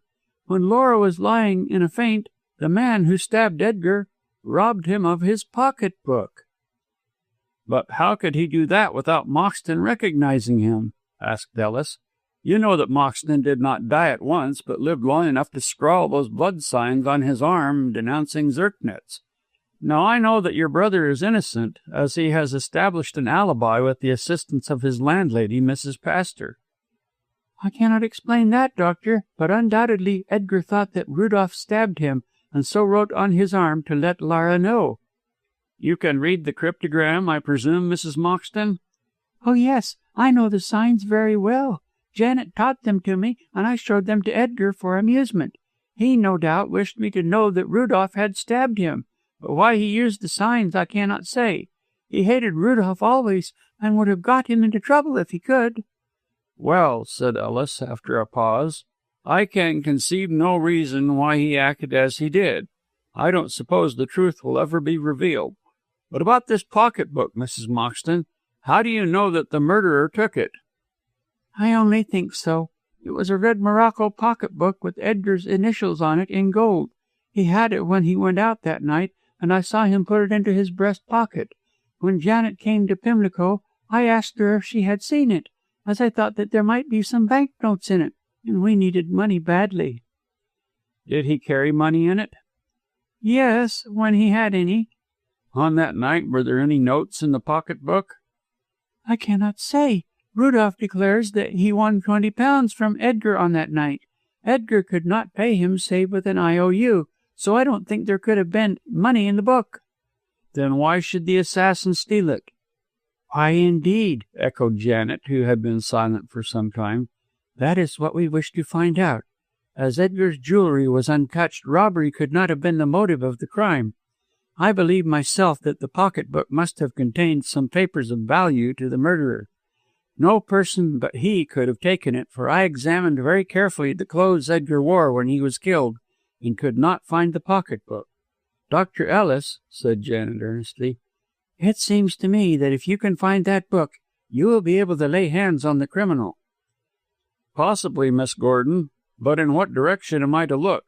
In the autumn many men wear fur-lined overcoats, so it is not a strong clue. Moreover, the pocketbook must long since have been destroyed if the murderer valued his neck. No, on the whole, I think it will be best to see Busham, as I said before. My movements will depend upon the sort of information he supplies." "He will tell you nothing?" "Not of his own free will, perhaps, but I may be in a position to force his confidence." It was now late, as this conversation between the three had lasted a considerable time. Laura looked so fatigued and ill that Ellis, in his capacity of medical man, insisted that she should retire. "Take as much rest and sleep as you can, Mrs. Moxton, and don't worry. I will help you all I can in this matter, and I have no doubt I shall be able to clear you of all suspicion. Good night." Ellis was accompanied to the door by Janet, who was hopeful of his success. "You will be certain to solve this mystery, you and Mr. Cass," said she. "Think how much you have discovered already by your observation." "And if I do solve it, and right your sister, what then, Miss Gordon?" Janet laughed, and in kindly darkness blushed. "We can talk of that when the time comes," she said, answering his thought after the manner of women. With this assurance, the doctor was fain to be content, and departed without gaining the kiss of which he had dreamt. Needless to say, he was more in love than ever, and thanked heaven that he had been brought into contact with so noble and earnest a woman as Janet Gordon. Anxious to hear the result of his friend's visit, Cass was waiting up for him, and into his astonished ears Ellis poured the whole story, which exonerated and cleansed Janet. Cass admitted that he had been wrong in his estimate of her character. "But how was one to read it properly under the circumstances?" he said testily. "I could not believe in the woman without proof." "I did," said Ellis, smiling. "Because you were in love. Yours was not legitimate belief. On the same mad principle you would have trusted Lucrezia Borgia. Still, your experience is sufficiently strange, and I am glad that your instinct has been justified. Miss Gordon, on the face of it, has proved herself a singularly able and, I may say, a noble woman. But I must see more of her and learn to know her better before I can rescind my former opinion that she is not the wife for you." "To know her is to love her," said Ellis, with deep emotion. "Ah, you see, I don't know her, therefore I cannot love her. If I did, you might object. However, the main question at present is how to extricate her and Mrs. Moxton from their equivocal position. Until the assassin is found and all is made plain, Mrs. Moxton dare not explain our trick to Busham or claim her property. If she did, he might be dangerous." "Can he be dangerous?" "So far as inclination goes, I should say so, but whether he has the power is another question, and one not so easily answered. However, for your satisfaction, Bob, I can tell you that Busham is a liar. While you were at Myrtle Villa, I went round to Drake at the police office and tried to find out if Busham had spoken to any policeman on that night. If you remember, he declared that he held a long conversation with one at or near the station. He trusts to that for an alibi." "But Drake does not know Busham. He could tell you nothing, Harry." "Quite so, but he could tell me who was on duty that night. I did not inform him of my reasons, save that I was curious on my own account to learn who killed Moxton, so I found out the names of the police on duty that night. Queerly enough, their term of service has come round again for night duty, so I went out and questioned at least half a dozen about Busham." "Well?" asked Ellis impatiently. "Well, Busham is a liar. He spoke to none of them, and none spoke to him. They never saw a gentleman of his description about on that night, so I judged that he dodged after Moxton in the shadows to avoid recognition. Now, Bob, your best plan is to see Busham and accuse him. Then we shall see if he can bring forward in his defense this supposititious policeman." "Good. I'll call on our mutual friend tomorrow, but I shall see Zirknitz first." "What for?" "To ask him how Busham was dressed on that night. As the police would not recognize Busham by his face, they might by his dress, and that way we can learn if any one of them saw him following Moxton after they left the railway station." Having decided upon this course, which under the circumstances was the most sensible, both men retired to bed. Next morning, after a further discussion with Cass, the doctor set out for Bloomsbury. As yet he had not many patients, so he could afford the time, but his practice was increasing, and he foresaw that unless he could bring the matter of the murder to a speedy conclusion, he would be obliged to throw it over altogether. But on Janet's account he was unwilling to do this. As usual, Monsieur Zirknitz was still in bed, and Ellis waited for some time in the glorious sitting-room, which its owner, apparently, had created out of nothing. When the Austrian made his appearance, he was as lively as ever, and greeted Ellis in his most genial manner. "Ah, Ellis, mon ami, mon cher, so you have arrived at once. Is it to take me to a prison, or to join me at déjeuner? The latter, I hope. Friendship is so much more charming than enmity." "I have come only to ask you a few questions, Zirknitz, also to tell you something which may astonish you." "Astonish me? C'est une mauvaise plaisanterie, mon cher. I am never astonished at anything in this best of all possible worlds. You have not read Candide, in which that saying occurs? No? Ah, you should. Voltaire is the most witty of his race. Eh bien, what is your astonishing news?" "I know your history and that of your sisters, and I have learnt how Miss Gordon took the place of Mrs. Moxton to fight her battles." "You know that? Ah, well, Janet must have told you. If she did, she is right. Janet can do no wrong. She is the dearest and most excellent sister in the world. Are you the best brother to her? I? Mon ami, I am a scamp. I have no good in me. If I had, it would not be so creditable to Janet that she is fond of me. So she has told you all her intrigues. What can I do?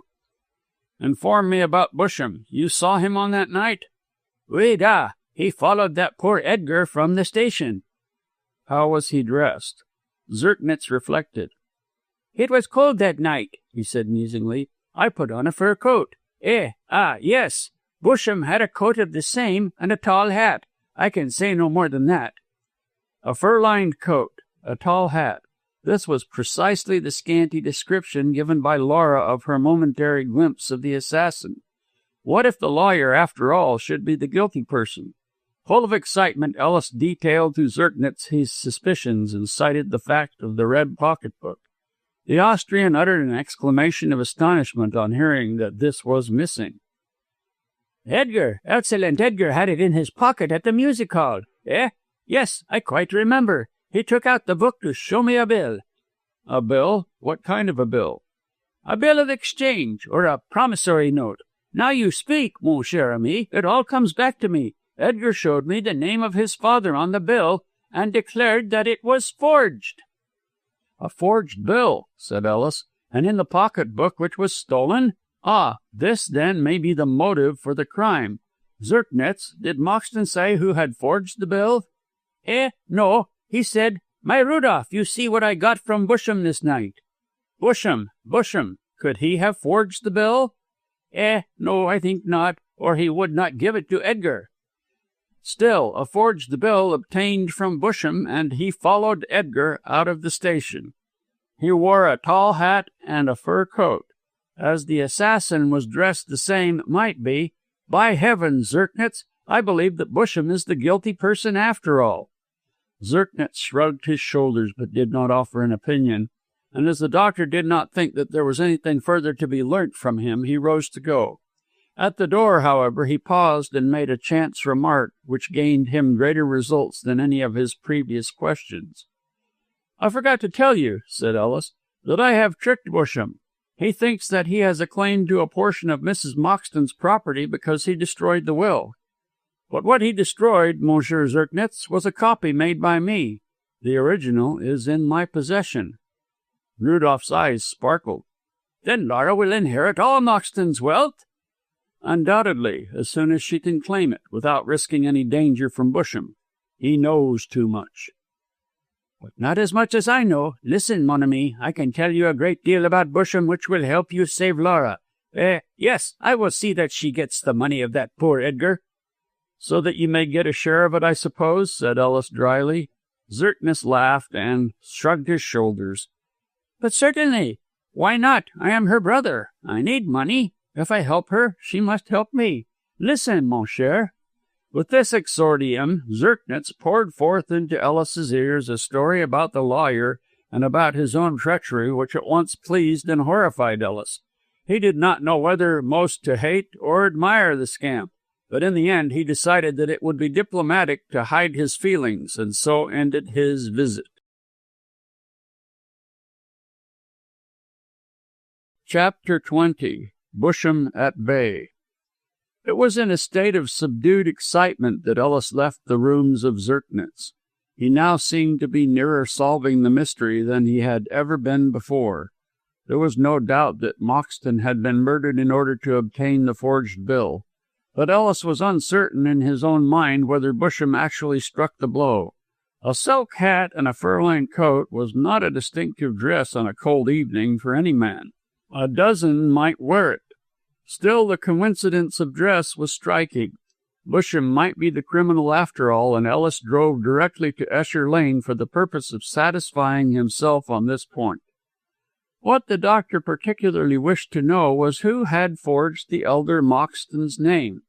If Busham had done so, he would scarcely have given the bill to Edgar, who had no great love for him. To hand him over an incriminating document and then murder him to get it back again would have been the height of folly. If, therefore, Busham was innocent of the forgery, he would scarcely risk his life in endeavouring to recover the bill. Thus, if anyone had a reason to desire the death of Edgar, it must have been the forger himself.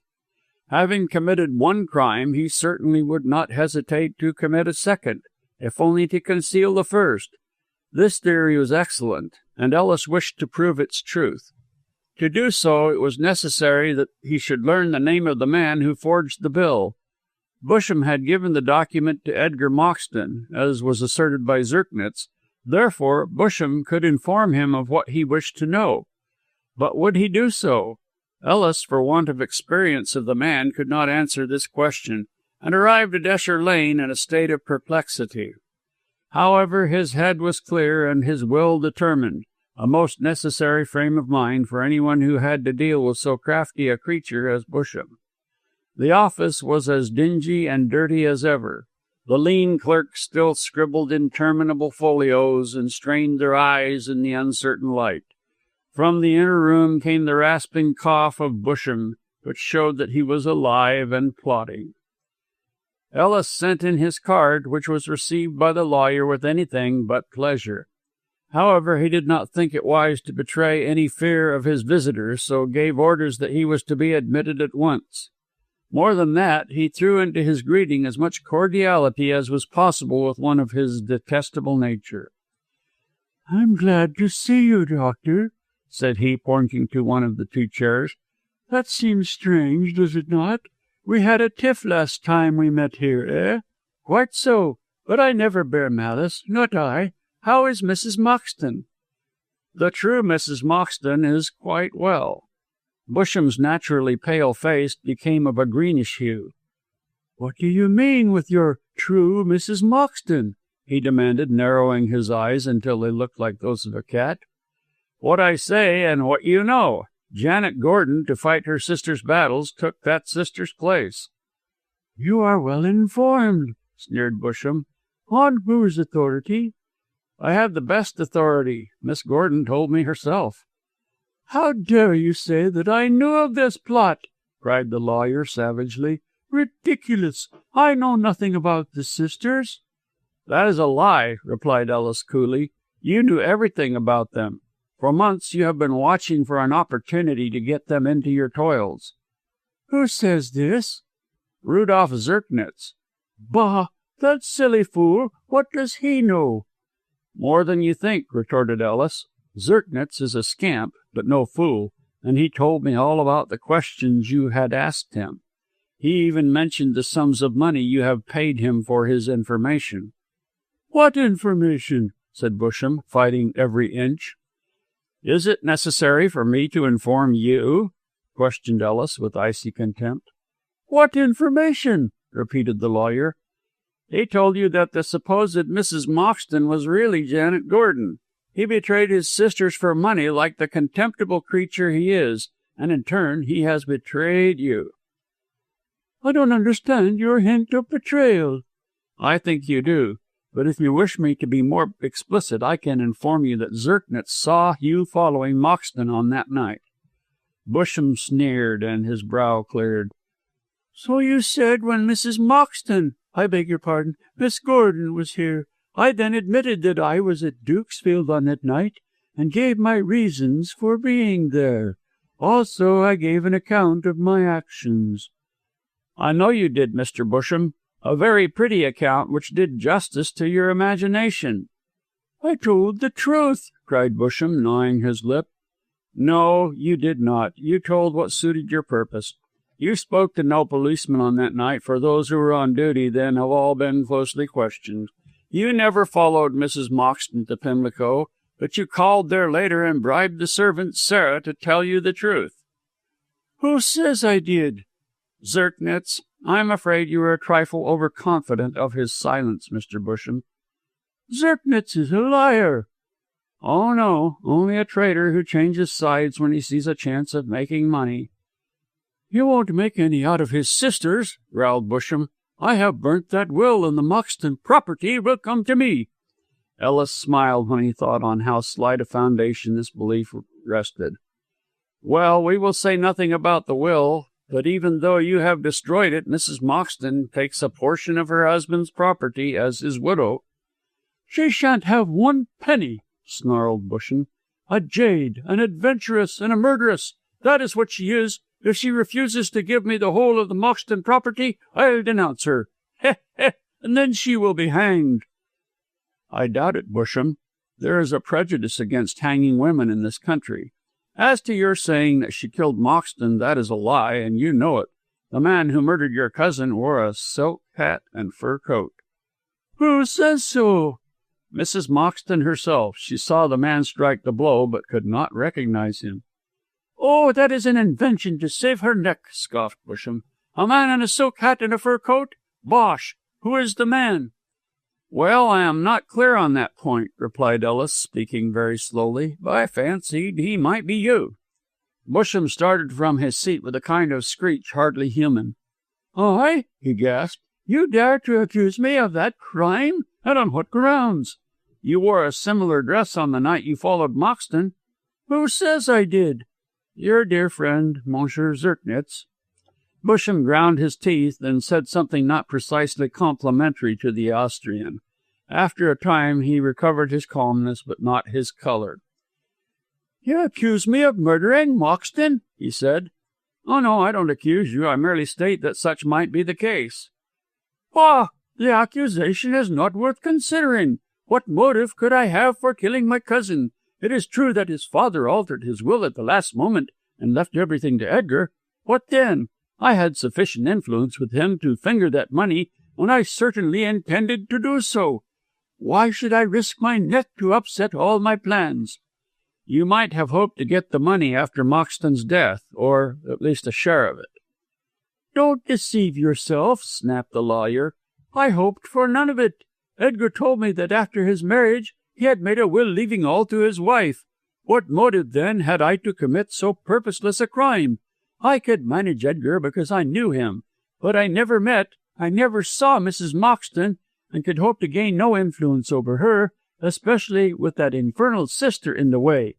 If she—" "Speak more respectfully of Miss Gordon," interrupted the doctor angrily. "She is my friend, and I will not permit a word against her. You say that Mrs. Moxton killed her husband. Prove it." "She was always quarrelling with him," replied Busham sullenly.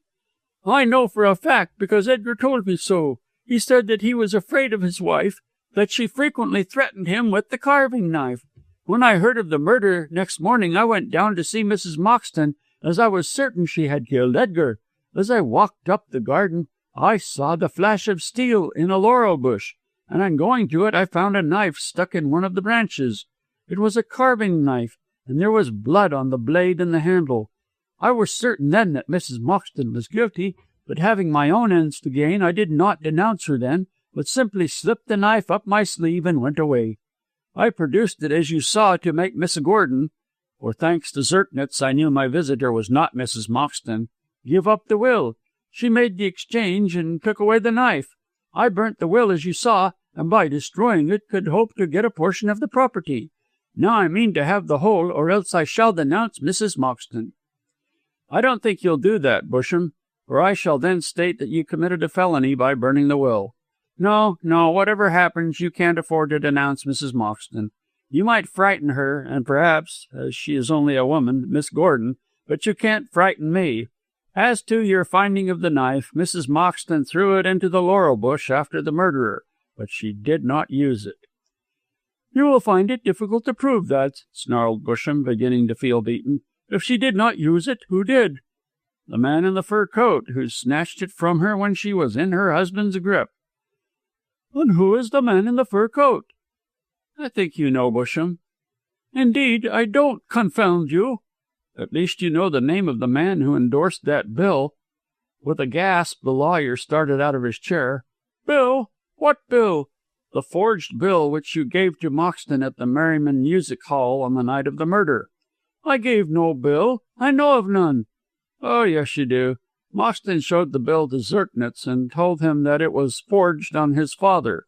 It was placed in a red pocketbook, Mr. Busham, when that pocketbook was stolen from the corpse." "Lies, lies, all lies," raved Busham, stamping. "I know nothing of any bill. I don't know who killed Moxton." Ellis did not waste words, but rising to his feet, glanced at his watch with a calm air. "I must go now," said he. "I shall give you 5 days to tell the truth, Mr. Busham. Failing that, I shall place the whole matter in the hands of the police and reopen the case. Good day, sir." And with that last warning, Ellis walked out of the room. With a white face and a haggard expression, Busham sat for an hour or more in his chair. Twice one of his clerks opened the door and looked in, but awed by the expression of terror in the lawyer's eyes, withdrew. At last Busham wiped his brow, which was beaded with perspiration, and rose to his feet. "Shall I fly or stay?" he asked himself. Then, bringing down his fist on the table, he cried, "No, by heaven! I'll stay and fight it out." Chapter 21. The Blind Girl. In compliment to the great poet of his nation, Herr Schwartz dignified his English home with the name of Goethe Cottage. It was a one-storied house of no great size, built somewhat in the style of a bungalow and standing in a fairly large garden at the bottom of a rural cul-de-sac, termed Alma Road. Shortly after his visit to the lawyer, Dr. Ellis called at this place, and having advised Schwartz of his coming, found the German and Captain Garrett awaiting his arrival. So eager were they to welcome him that they appeared at the gate before the bell ceased to jingle. "Mein gut Doctor," cried Schwartz, beaming with outstretched hands, "you have come at last to see poor little Hilda." "Glad to see you, Dr. Ellis," said Garrett, jerking out his words in abrupt military style. "We have long expected your visit. Come in." The three walked towards the house through a theatrical-looking garden, with many-colored glass balls ranged on squat pedestals along the borders of the flower-beds. There was also a tiny fountain in which a small triton spouted a smaller stream of water out of a conch shell, an arbor fiery red with Virginia creeper, and wide walks of white pebbles which threw back a glare even under the pale rays of the late autumn sun. The house was surrounded by a wide veranda of gaily striped red and white sunblinds, cane lounging chairs, and marble-topped iron tables. Within, Ellis found the place luxuriously furnished, but also theatrical in taste, and he was shown into a drawing-room where intrusive colors of scarlet and magenta inflicted torture on a sensitive eye. Schwartz had money and a love of comfort, but the complacent way in which he looked round this terrible apartment showed that he was absolutely without the artistic sense. A woman might have softened the general glaring effect of the room, but the only woman in the house was blind and could have no idea of the crude ill-matched coloring by which she was surrounded. When they sat down, Ellis looked at his companions and was astonished how ill Schwartz appeared to be. Garrett, as formerly, was haggard, lean, and gentlemanly, with the same military bearing and bored expression. Evidently he was a man who had, as the saying is, gone the pace, and now in his middle age, he was between 40 and 50, lacked vitality and zest. As usual, he was carefully dressed and looked eminently well-bred and well-groomed beside his patron and friend.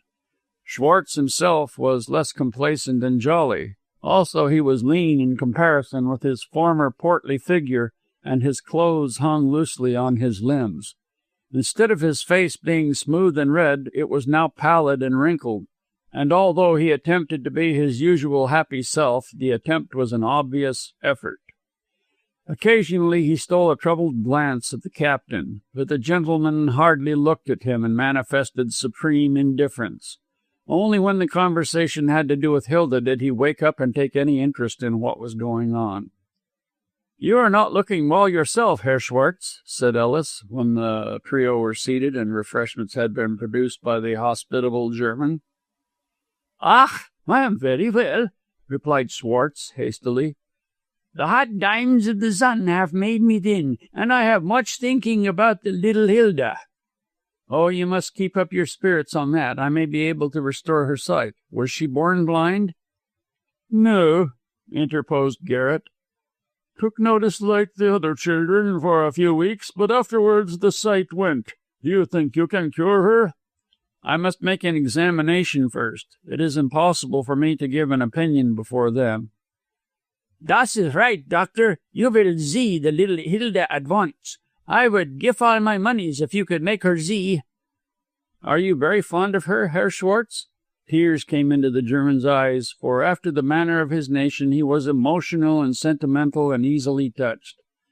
"The little Hilda is the light of mine life," he said in tones of deep feeling. "I have loved her for years, and she is to me mine own child. I am her second vater." "Honor and mother and everything else," jerked Garrett. "Much better than a scamp like me." "No, no," protested Schwartz, but with a ring of insincerity in his voice which Ellis at once detected. "You are a goat man, mine friend." "Can I see Miss Garrett now?" "This very moment," cried the German, getting up in a violent hurry. "Will you come with me, doctor? And you, Garrett?" "I will stay here, Schwartz. Better have as few in the room as possible, or Hilda will be nervous." "Ach, is that so? Then I will not stay. Come, doctor." The room at the back of the house into which Schwartz introduced Ellis was like a fairy palace, a large, airy, high-roofed apartment, decked and furnished with rainbow hues. Chinese paper of the willow plate pattern figured on the walls. Curtains blue as a midsummer sky draped the French windows. The carpet was of the same cerulean tint, and the furniture was upholstered in azure and white. Hothouse flowers were placed in every corner. There was a grand piano, and many birds in gilded cages made the room re-echo with tuneful strains. The windows were many and large, admitting ample light, and looking out on a velvet lawn bounded by a tall hedge of laurel. Ellis had never seen a more pretty or cheerful apartment, and felt sad at the irony which placed amidst all this beauty and light, so attractive to the eye, a blind girl. She was seated at the piano when they entered, but rose when she heard the door open. Hilda Garrett was tall for her age, in spite of the tender diminutive bestowed on her by Schwartz. Her face was as pale as marble and as beautiful as that of the Venus de Medici. Indeed, in her white robe with pallid face and still looks, she was not unlike a statue. The lack of eyesight took away all expression, and she lived and moved in a world of shadows. Ellis was profoundly touched by her beauty and helplessness, and by the tender little cry she uttered when Schwartz took her hand. "Mine lovely lady, I have brought Dr. Ellis to see you. He is mine good friend and clever. He will make you to see, mine heart."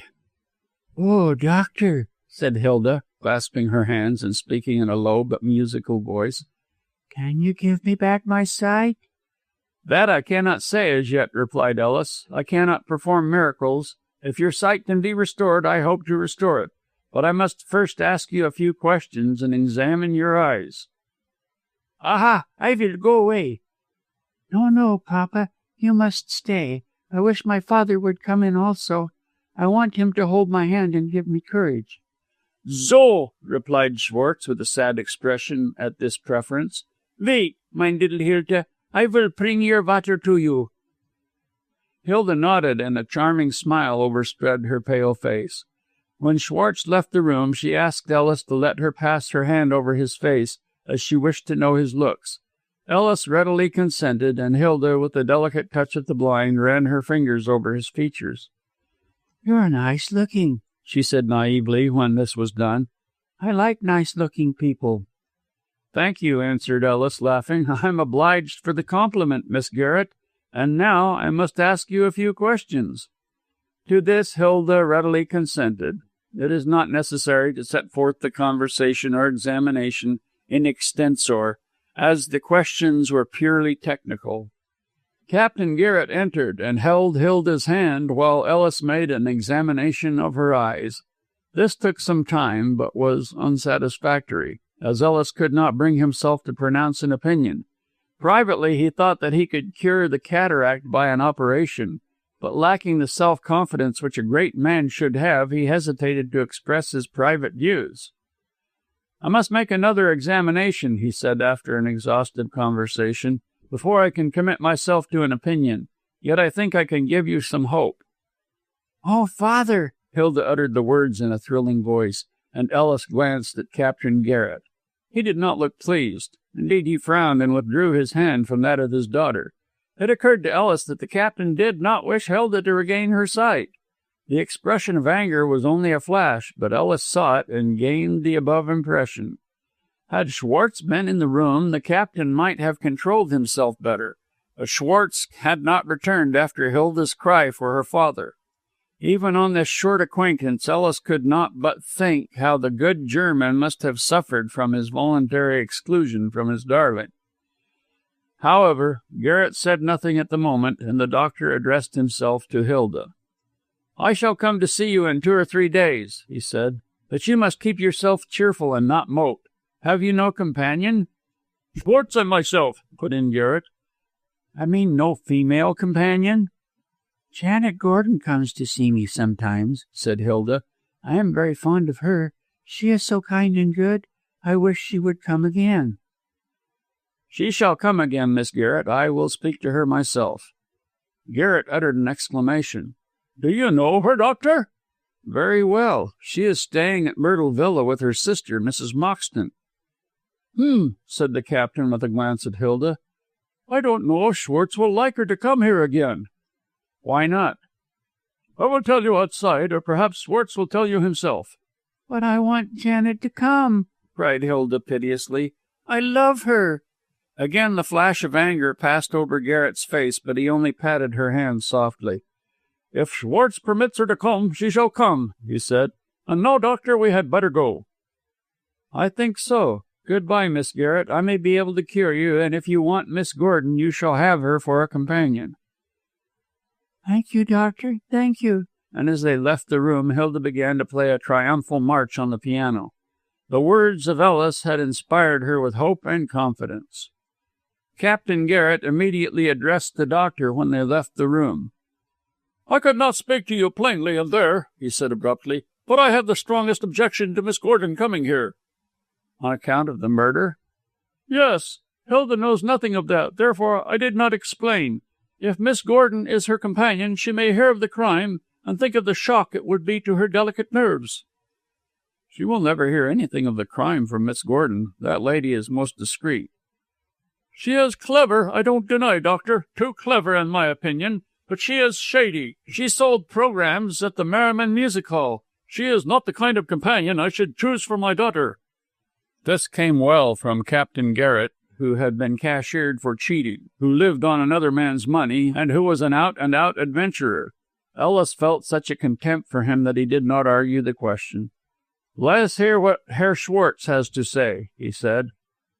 "Schwartz will be of my opinion," said the captain gravely.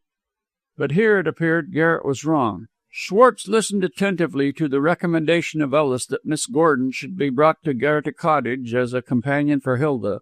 His face grew a shade paler to the doctor's attentive eye, and he appeared to be uneasy.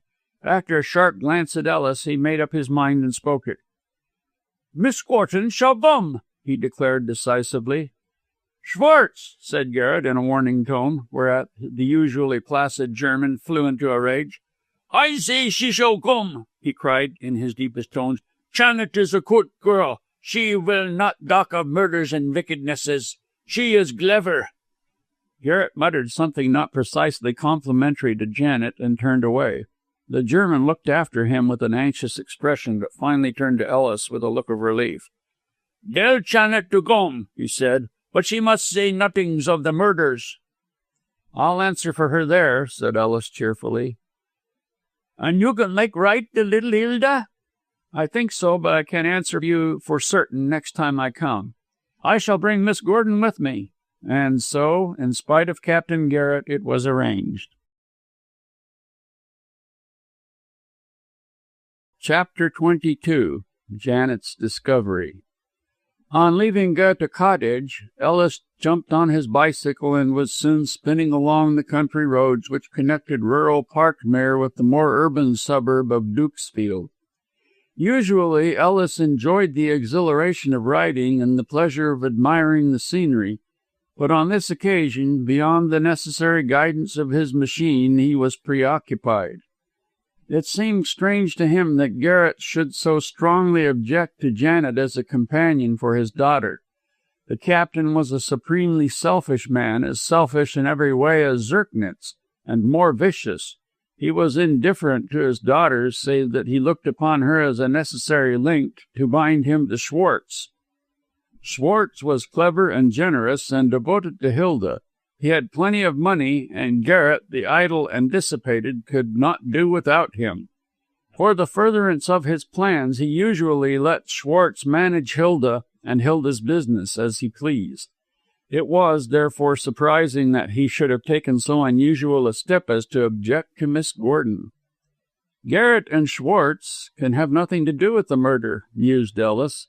They knew Moxton only slightly, and they had no motive to get rid of him. Indeed, his untimely death has lost Schwartz a good customer to his gambling table, if that exists, as is reported. At any rate, an assiduous attendant at his music hall. Garrett was anxious on Schwartz's account, hence he warned him not to have Janet in the house. He thinks she is too clever. Perhaps he fancies she may learn too much. I am too fanciful, too suspicious. Yet Garrett certainly mentioned the murder. What is best to be done? Janet must go to Goethe Cottage to keep Hilda cheerful. But shall I tell her of the objections or this discussion? No, I will not bias her in any way. If there is anything to be found out, she shall discover it herself. To this wise determination Ellis adhered. On seeing Janet that evening, he merely informed her that Hilda was mopish, and that he wished her to cheer the girl. Janet readily consented to this. "I am very fond of Hilda," she said earnestly, "and you may be sure I shall do what I can. Does Mr. Schwartz want me to come?" "Very much. Tell me, Miss Gordon, what is your opinion of him?" "I think he is a good man, Doctor. Several times I have been under the necessity of testing his kindness of heart, and it has never failed me. Then look how good he is to poor Hilda. If she depended upon that selfish father of hers, how wretched she would be." "Yet she appears to be more attached to her father than to Schwartz." "I dare say," said Janet somewhat cynically. "It is that frame of mind which created the proverb about virtue being its own reward. People who do most are thought least of, and it is your selfish person who gets all the love and praise. Look at my own case. All my life I have put myself aside for Rudolph and Laura, yet they think nothing of me." "They say they do." "Mere lip service," exclaimed Miss Gordon. "They would not do me a good turn, however little trouble it might be. Laura is grateful to me now because she is yet in danger, and I stand by her. But when all is well, she will think nothing of my services. As for Rudolph, he would borrow my last sixpence and see me dying of starvation without returning so much as a single penny. Oh, I am under no disillusion about my own folk, Doctor. What I do from a sense of duty." "With regard to your sister, I can say nothing, Miss Gordon, as I do not know her sufficiently well. But Zirknitz, well, he is a thoroughly bad lot and would sell his nearest and dearest at a price." Janet demurred. "I cannot believe that he is so wicked as that." "But he is, and he proved it to me only the other day. He told Busham all about your impersonation of Mrs. Moxton, betrayed all your schemes and plans while you were fighting single-handed against overwhelming odds, and this because Busham paid him. Now, thinking Mrs. Moxton will recover her husband's fortune, for I told him that the real will still existed, he has betrayed all Busham's secret doings to me. What do you think of him now?" "He is a scoundrel. I will never speak to him again. Oh, Doctor, if you only knew what I have done for that man. I knew he was heartless and selfish, but I did not think he was wicked." "Heartlessness and selfishness usually terminate in wickedness," said Ellis sententiously. "However, one good result has come out of his evil ways. I have learnt all about Mr. Busham's intrigues, and I have given him a few days to own up." "That he killed Edgar?" asked Janet breathlessly. "No, he did not kill him, at least I don't think so, but I have insisted upon his revealing the name of the assassin, as I am certain he knows it. In another 3 days he must tell the truth, or I shall place the matter in the hands of the police." "Oh, but Laura, she will be arrested." "No, I do this to save her from arrest. Busham knows nothing about the false will, because I do not wish to drive him into a corner by telling him how he has been tricked. But he might learn the truth from Zerknitz, to whom it had to be told, that I might learn his true attitude on this matter. If he does learn it, he will have Mrs. Moxton arrested. Only by a threat against himself could I keep him in hand." "What do you think he will do?" "Ah, that I can't say. I know much, but not all, and the smallest amount of ignorance in any matter is a bar to giving a reasonable opinion on it. However, time works for me, and I shall be able to defend Mrs. Moxton from her enemies. Go to Goethe College, Miss Gordon, and cheer Hilda." "Do you think you can give her back her sight?" "Perhaps. It is a difficult case. I shall have to make another examination before I can arrive at any conclusion. In the meantime, I wish her to be lively and gay, so you must realize that wish." "Alas," said Janet with a melancholy smile, "I have too much experience of the world to be gay. However, I will do my best." It will be seen from this last observation that Janet was rapidly coming under the influence of Ellis. She was a clever woman, and in her own way masterful. Therefore, on finding someone stronger than herself, she was prepared to obey him. This sounds paradoxical, but it is so, especially in the relations of sex. A woman must always succumb to a man if he be a man. Obedience is in the feminine blood, notwithstanding the new woman. Janet knew from experience that Ellis was kind and generous, and was willing to help to the extent of his powers those in whom he believed. Now his duel with Busham, no mean adversary, had given her an impression of his strength. Moreover, she loved him, and perhaps this was why she obeyed him without a struggle. She felt the happier for such obedience, although it was new to her. When a woman finds her master in an honorable, generous, kindly man, her happiness is assured. Therefore Janet went to Goethe Cottage, and was welcomed by Hilda with enthusiasm. The girl was fond of her, and loved to be in such pleasant company. Warned by Schwartz, Janet was careful to avoid the theme of the murder, and indulged Hilda in the light gossip of the day, culled from society papers. She talked of literature to the girl, and read aloud to her. She played and sang, and made herself agreeable in all ways, so that Hilda became merry and happy in spite of her blindness. On the occasion of Janet's first visit, Captain Garrett hung about in a nervous manner, as though he expected some catastrophe to occur. But as the sole result of Janet's presence was to make Hilda laugh, the captain did not appear when she called again the next day. What he dreaded, Janet could not conjecture. The second visit was merely a repetition of the first, but had in the end a far-reaching result. Hilda chattered and sang and talked to her birds, and fluttered about the room like a bird herself. She never made a mistake. She never stumbled or hesitated. The limits of the apartment, the disposition of the furniture, were known to her as well as though she had eyesight. Janet, watching her gyrations, could not forbear to make a remark to that effect. "Upon my word, Hilda, one would think you had eyes." "Oh, I know this room and my bedroom so well," chattered the blind girl. "I have been here for nearly 2 years, you know, but the rest of the house is like the center of Africa to me." She paused with a childish smile and clapped her hands. "Let us go over it," she said. "Certainly, if you wish, but what good will that do?" "I want to know how the rooms are furnished. You shall take my hand and lead me through them, describing everything that you see. Then I shall astonish Papa Schwartz and my father when they come home." "I suppose they will have no objection?" said Janet, hesitating. "Of course not. Papa Schwartz said that I could go anywhere so long as a friend was with me. I stay in this room because I know it from experience, and I might go wrong did I leave it. But I am not afraid to explore the house with you, dear Janet. You shall be my eyes. Come, let us start on our expedition." Seeing no harm in this innocent proposal, Janet assented to it as a means of amusing Hilda. Hand in hand, the two girls walked into the drawing-room, which Janet described with all its hideous coloring. Hilda was shocked. "Magenta and scarlet," she said. "It sounds dreadful." "But you know nothing of colors, Hilda."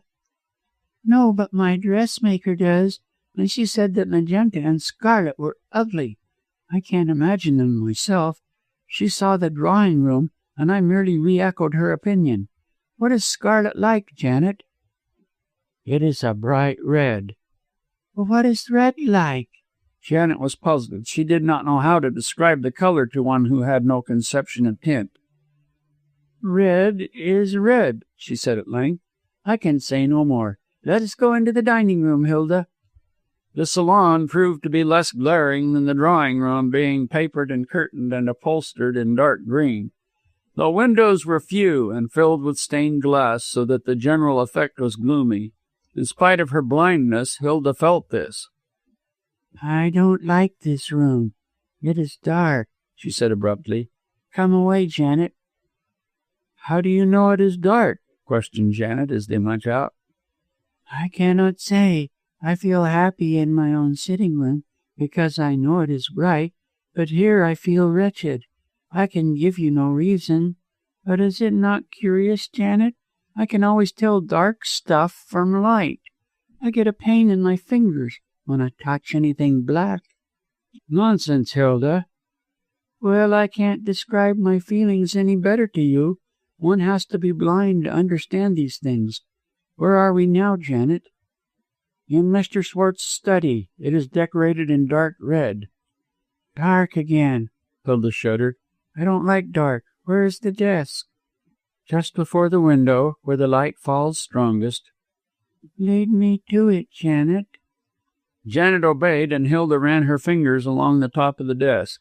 Then she made a discovery. Papa has left his keys, she cried. Now I shall open all the drawers and take away the keys just to punish him for being careless. Oh, Hilda, don't do that. He might not like it. Yes, he will. Papa Schwartz is never angry at what I do. The more reason not to abuse his kindness. How severe you are, cried Hilda with a pout. Well, I shall leave the keys, but I shall open the drawers. After all, Janet, as I am blind, I cannot see his secrets. Janet laughed, but as what Hilda said was true, she made no further opposition. While the blind girl was opening the drawers one after the other, Janet walked to the other end of the room to look at some pictures. She was recalled by a joyous laugh from Hilda, and returned to find all the drawers open. Janet took the keys from her with gentle force. My dear, Mr. Schwartz will not be pleased. We must close these again. Oh, very well, said Hilda carelessly. I was only joking. Close them again, Janet. This Miss Gordon was already doing. She closed and locked the top drawers without looking much at their contents. In the bottom right-hand drawer, however, she made a discovery which amazed her. On the top of other articles, she saw the red pocketbook. Chapter 23. The Beginning of the End. Have you finished locking the drawers, Janet? Asked Hilda impatiently, but Janet did not answer. In a tumult of emotion, she was staring at the red pocketbook. There it lay in the drawer, carelessly thrust in with loose papers and old letters. No attempt had been made to hide it. No doubt the drawer was locked, and but for Hilda's freak would have been opened by no one but its owner. Schwartz had not thought it necessary to conceal the book more completely. At once it flashed into Janet's mind that the German had murdered Edgar, since no one but the murderer could have become possessed of the pocketbook. In the meantime, Hilda, uneasy at Janet's silence, repeated the question.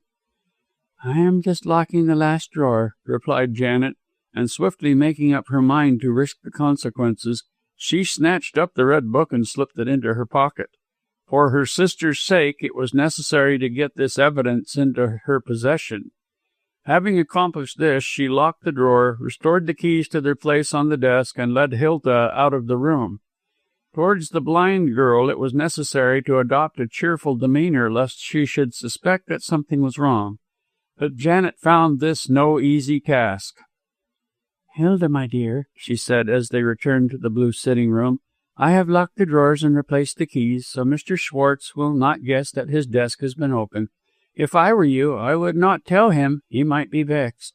The blind girl pouted. She did not like her jest to be passed over in silence. Papa Schwartz is never cross with me, Janet.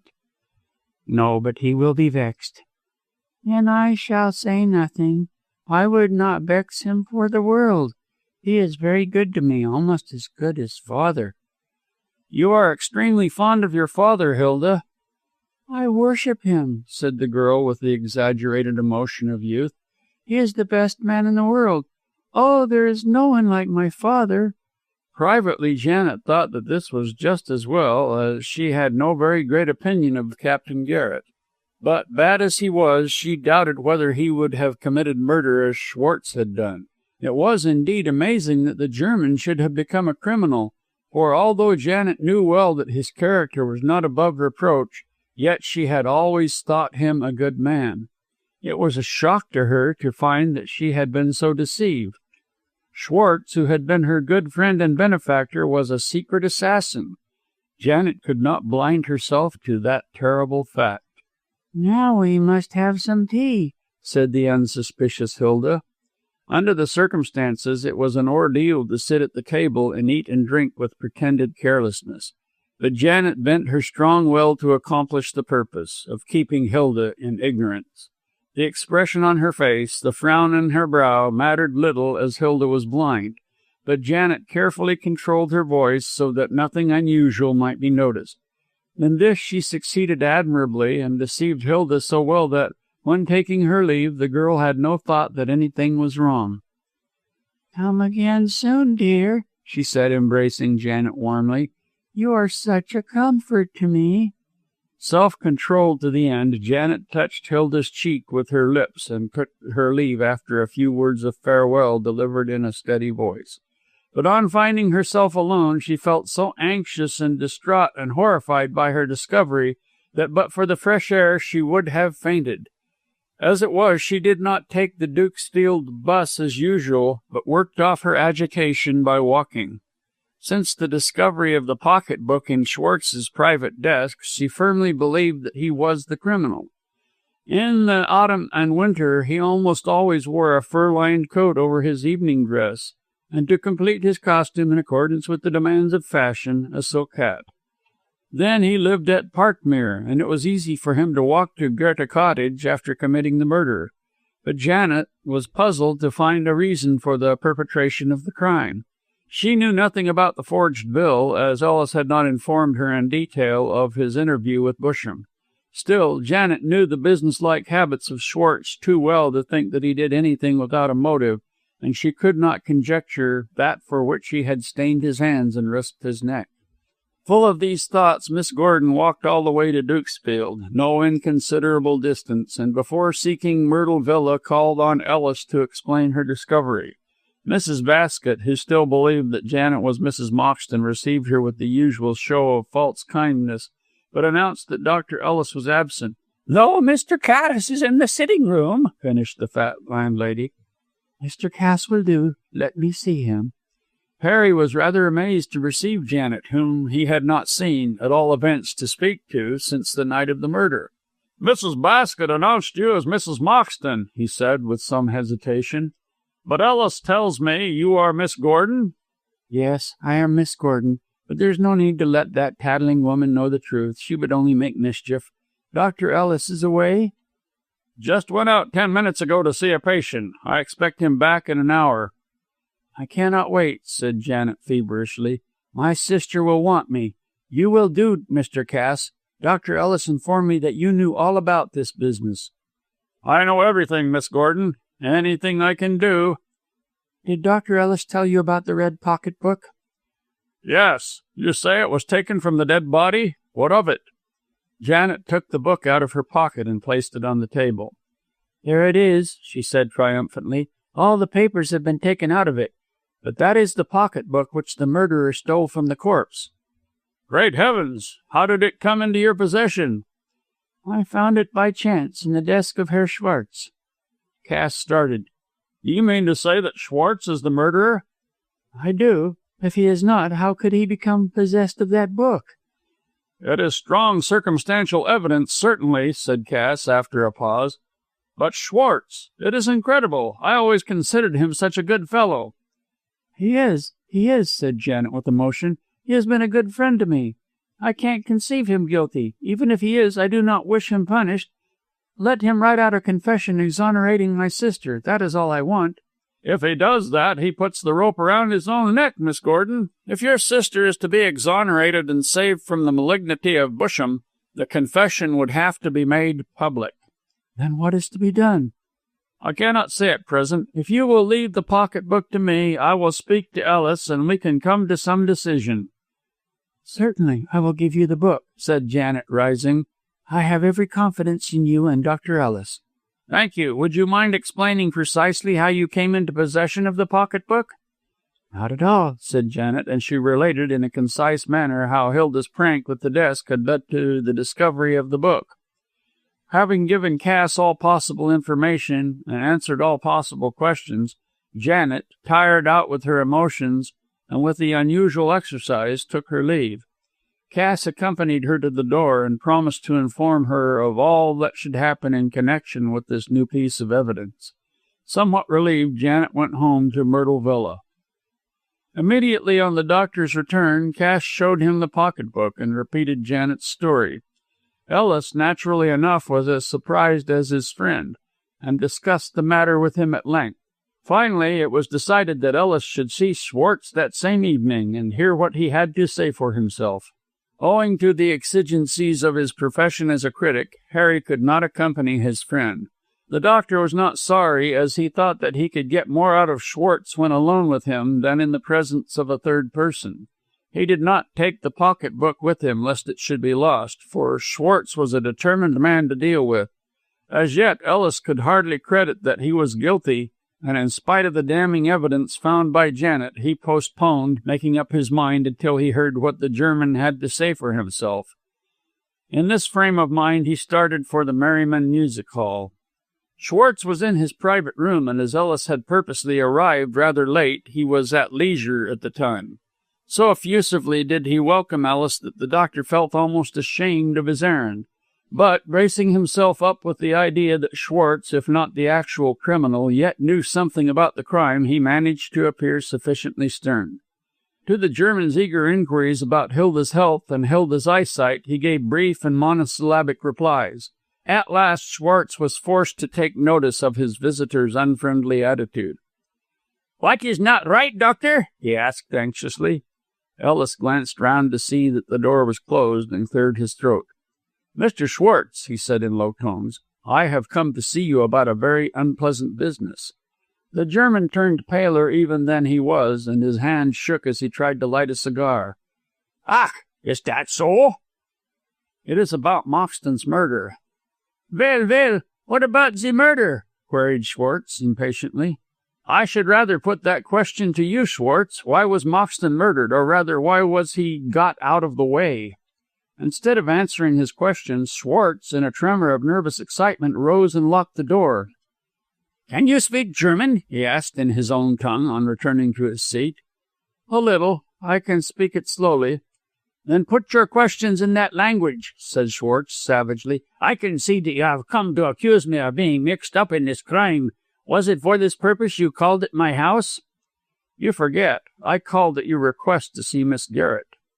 Schwartz sighed.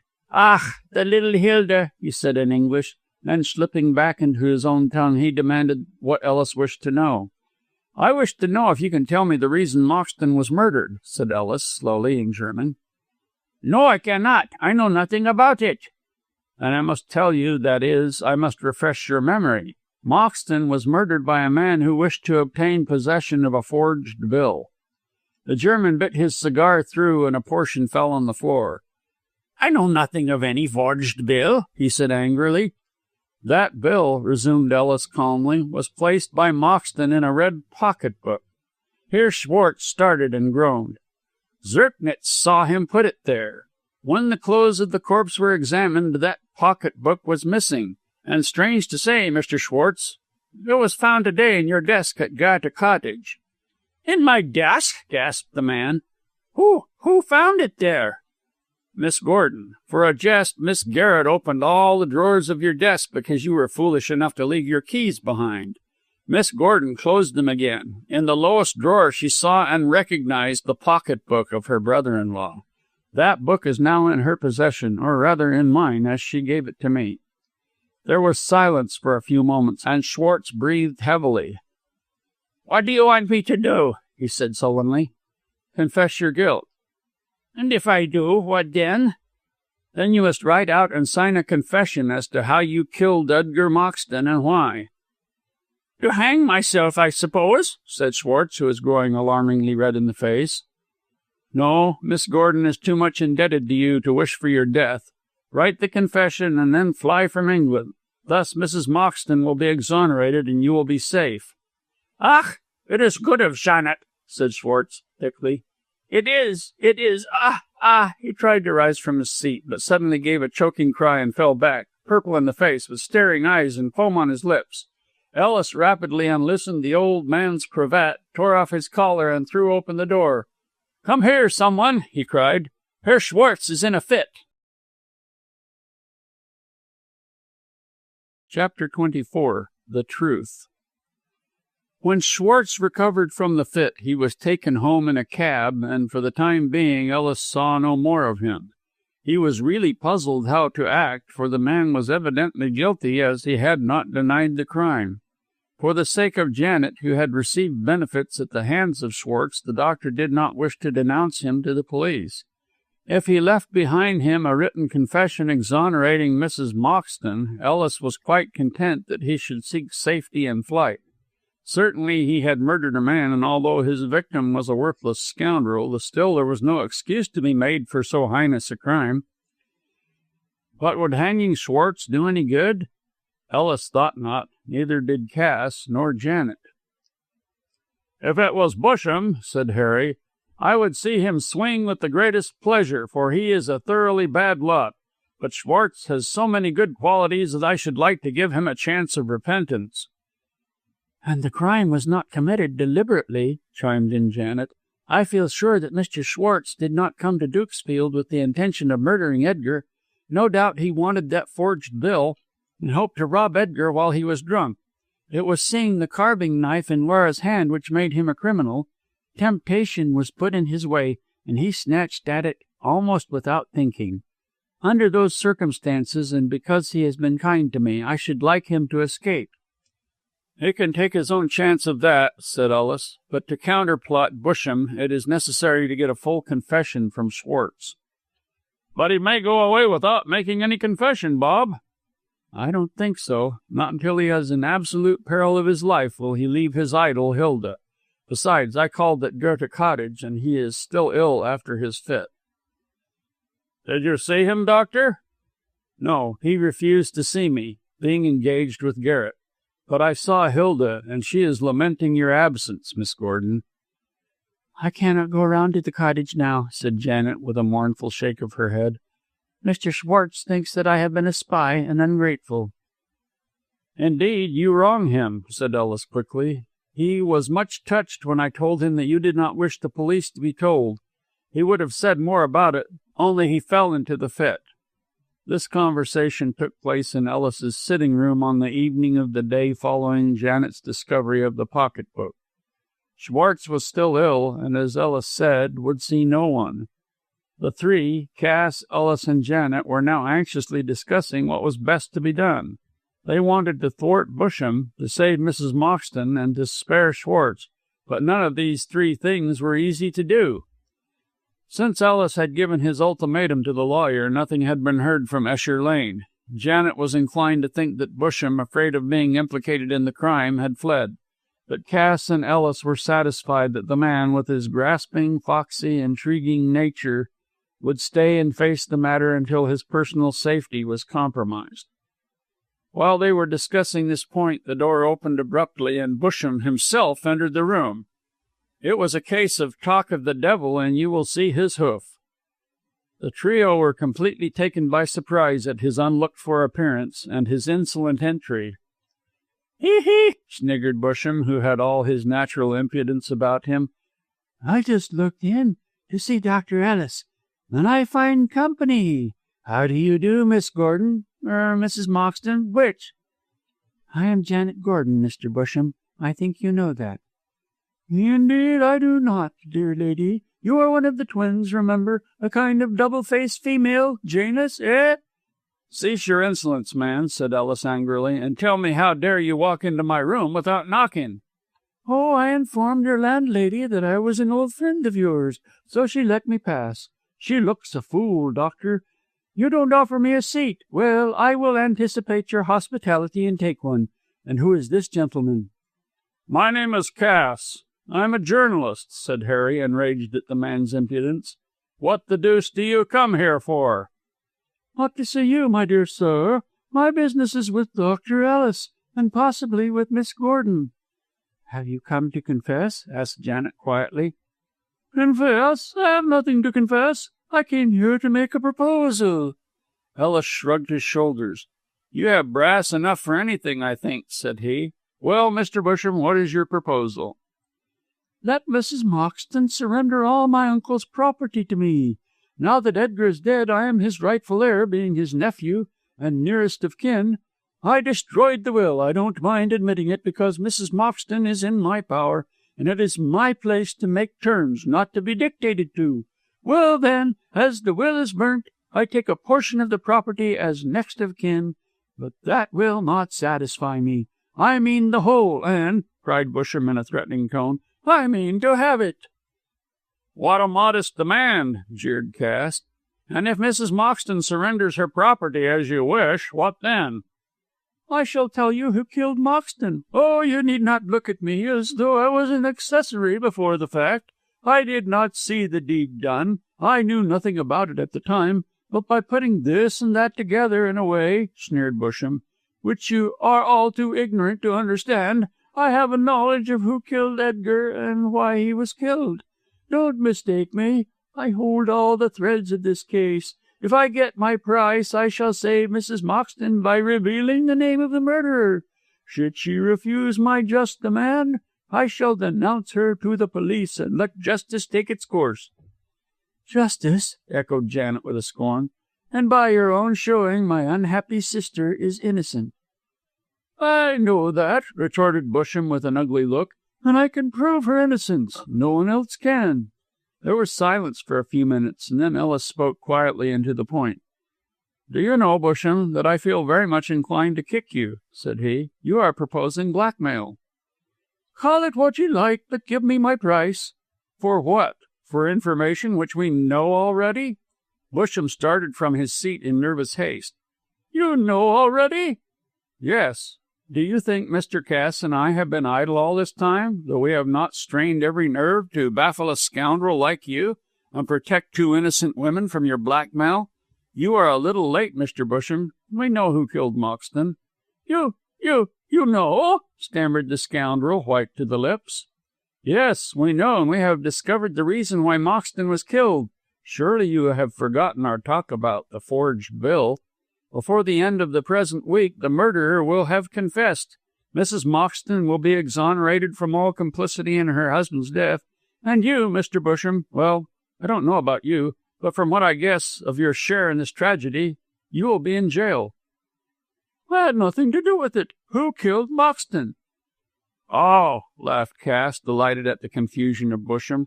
As you know, there is no need to tell you the name. The baffled lawyer looked in turn at each of the scornful faces. Then he rose in a hurry.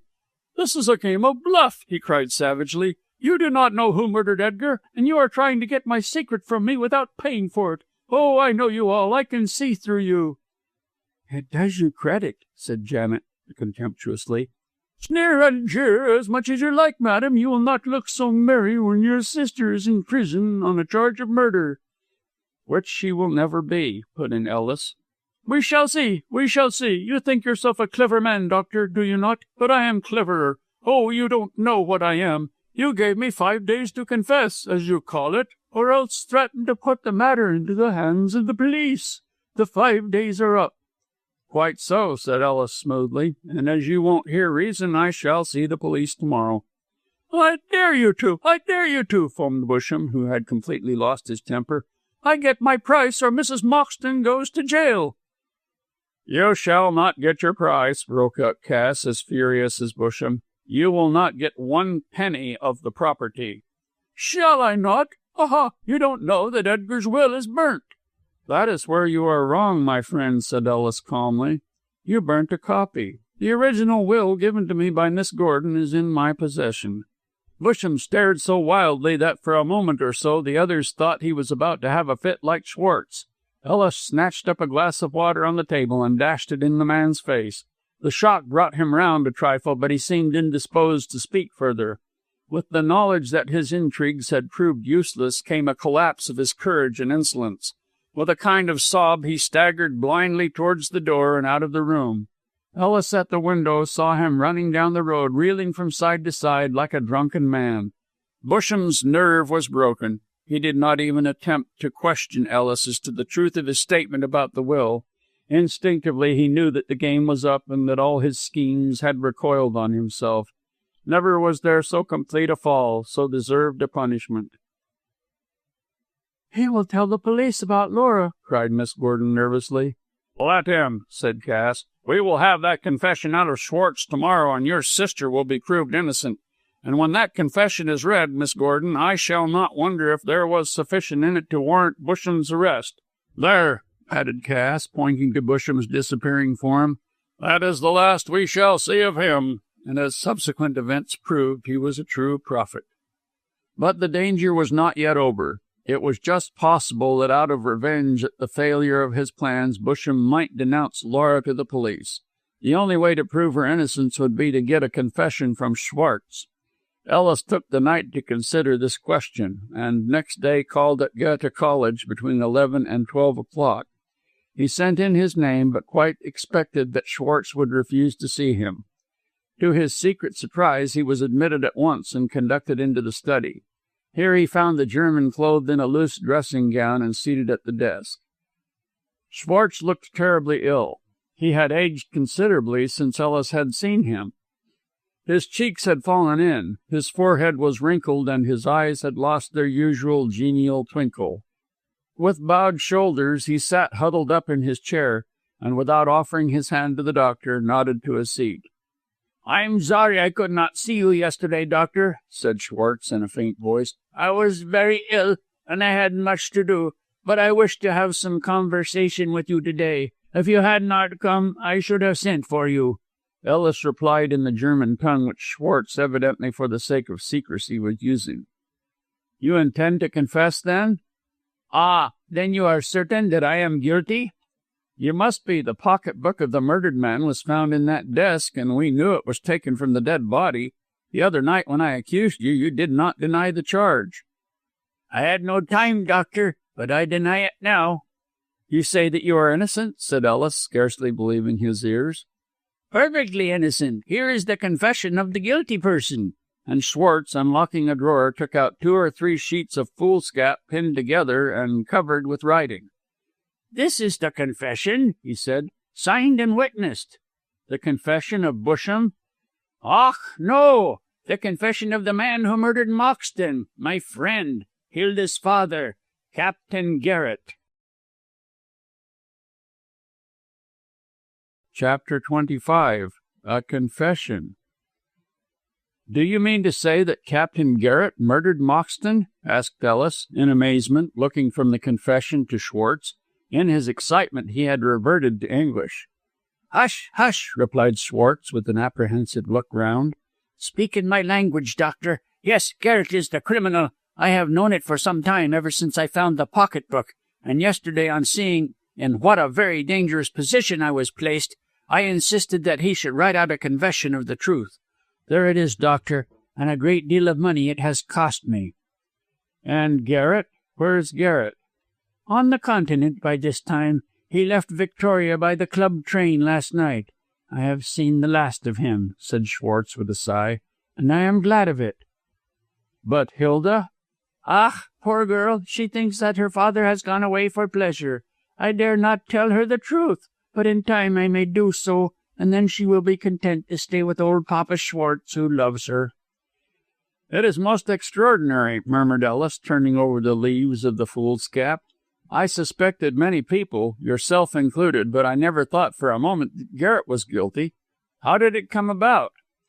"To tell you that, Doctor, I must relate a little of my own history," said Schwartz, reaching for the cigar-box. "First I will tell you about myself and Garrett, and then you can read what he says of the crime in that paper. Will you not take a cigar?" "Thank you," said Ellis, and accepted this attention. Now that he knew Schwartz was innocent, he had no objection to being friendly with him. Indeed, he was pleased to think that the German was guiltless, as he ever thought the man a decent fellow in many ways. They began to smoke, and Schwartz, still speaking in German in case of eavesdropping, related such portions of his early history as dealt with Captain Garrett and his daughter. 10 years ago I met with Garrett near Monte Carlo," said Schwartz. "His wife had died, and he wandered about with little Hilda, then only 6 years old. Garrett had started life as an officer in your army with money and a well-known name, for that which he bears now is not his true name. He married an heiress and for years was comfortably settled. Unfortunately, he took to gambling and lost everything. Having been discovered cheating at cards, he was dismissed from your army. Then his wife died, and his house was sold up to pay his debts. He took the child and escaped to the continent, but his love of gambling still clung to him. He took up his quarters in a cheap boarding house in Monaco and haunted the tables. The child Hilda, blind and helpless, was left to a careless nurse. I was hard up myself then, doctor, and also lived in that boarding house. I saw Hilda, and my heart melted. She was a dear little child and became fond of me, so that, in time, I came to look upon her as my own daughter." "You are a good fellow, Schwartz." "Ah, no, my friend, I am as bad as most people, but I never married. I was a lonely man with much sentiment and emotion. Hilda loved me. She warmed my heart. I saw that she was neglected by her father, and I determined to look after her, poor dear, to make her happy." "I think you have succeeded." "I think so, too, yet she loves her father better than me. He was never kind to her, save in a careless way. It was always so. Hilda thinks Garrett the best of men, and I have not the heart to tell her how worthless he is. Believe me, my friend, I was never blind to Garrett's badness. What I did for him I did for the little Hilda's sake. Garrett met me at the boarding house and told me his history. I offered to give him money if he would let me adopt Hilda, but seeing that my heart was touched, he cunningly refused.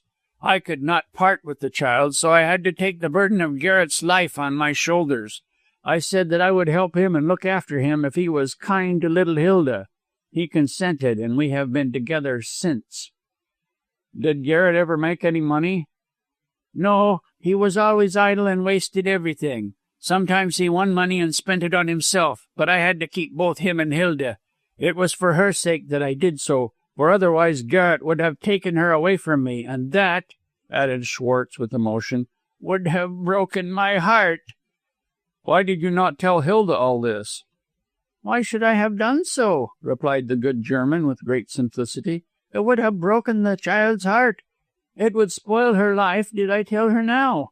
Poor Hilda, she has enough to bear without my making her wretched. It is my wish that she should be happy. She is the dearest thing on earth to me. Without that lovely child, I would die." "I am glad you have some comfort and reward," said Ellis, touched by this speech. "So Garrett, through Hilda, has lived on your money all these years?" "Yes. Oh, I was quite willing so long as he left me the child. I need not tell you all the troubles I have had these many years, doctor. I made money, I lost money, I was poor one year, rich another. But through my fortunes, Hilda has been with me, Garrett also. 3 years ago I came to London, and after several failures I started the Merriman Music Hall. It has been a success, and now I am rich. I have settled much money on Hilda, also this cottage. Even if I die, she will be well off." "If you died, her father would return and rob her." "I often dreaded that, but now my fears are at rest. While this confession remains with you, doctor, I am not afraid. Garrett admits that he is a murderer, so for his own sake he will never return to England. Now I have told you all I know about Garrett, which brings us up to the time of the murder. The rest you can read in those papers." "I shall do so later," replied Ellis, glancing at the confession and putting it into his pocket. "But you might tell me the story in your own way. What was the reason of the tragedy?" "The forged bill you spoke of the other night." "Who forged the bill?" "Garrett. I refused to give him any more money, as he was squandering all I had. He was acquainted with young Moxton and knew how rich the elder Moxton was. Edgar showed Garrett a letter from his father, so Garrett forged the old man's signature on a bill. He accepted it himself and managed to get money on it. Of course, he thought that if he were discovered, I would buy back the bill at any price, so that he would not be disgraced. He counted on my love for Hilda, you see." "And how was the forgery discovered?" "Old Moxton found it out just before he died. He passed the bill on to Busham as his lawyer to take steps to arrest Garrett. Busham did not do anything at the moment. Then old Moxton died, and that same night Busham brought the bill to Edgar at my music hall." "Ah, then in spite of his denial, he met Edgar on that night." "Garrett told me so," replied Schwartz. "I knew very little of Edgar Moxton save that he was a bad man. Busham gave him the bill, for Edgar, on hearing of his father's death, insisted upon having it." "But did he know that the bill was in existence?" "Busham told him about it when Edgar inquired after the estates. He did not care at all about his father's death. He wanted the money, and although he was now rich, he still wished for more. Janet Gordon had told him how I looked after Garrett on Hilda's account, and he knew, of course, that the music hall was my property. He then followed Garrett into my room where I was, and, showing him the bill, accused him of the forgery. I saw him replace the bill in the red pocket-book and put that in his pocket. Garrett also saw in which pocket he placed it." "What did Moxton want?" "The music hall. He had been drinking, and was so intoxicated by the money that had come to him, he said that if I did not give him the music hall and make it over legally to him, he would have Garrett arrested." "What did you do? How did you answer the scoundrel?" asked Ellis. "I refused," replied Schwartz with energy. "I had done much for Garrett, but even for Hilda's sake I could not beggar her and myself by giving up my property. Garrett insisted that I should save him at any cost, but I said I could do nothing, and Moxton went away, swearing that he would have Garrett arrested on the morrow." "And Garrett?" "Finding that I would do nothing, he rushed away distracted. What I now tell you he told me afterwards. By accident, he took my fur-lined coat and put it on, leaving his own behind. Then he followed Edgar home in the hope of robbing him of the bill while he was drunk. He saw Zerknitz quarrel with Edgar on the Dukesfield platform and kept out of the way. Then he followed Moxton when he left the station." "Busham followed also?" "Yes, but he did not let Garrett see him. Busham wished to get back the bill himself, as he wanted to keep all power in his own hands. That was why he followed Edgar from the music hall.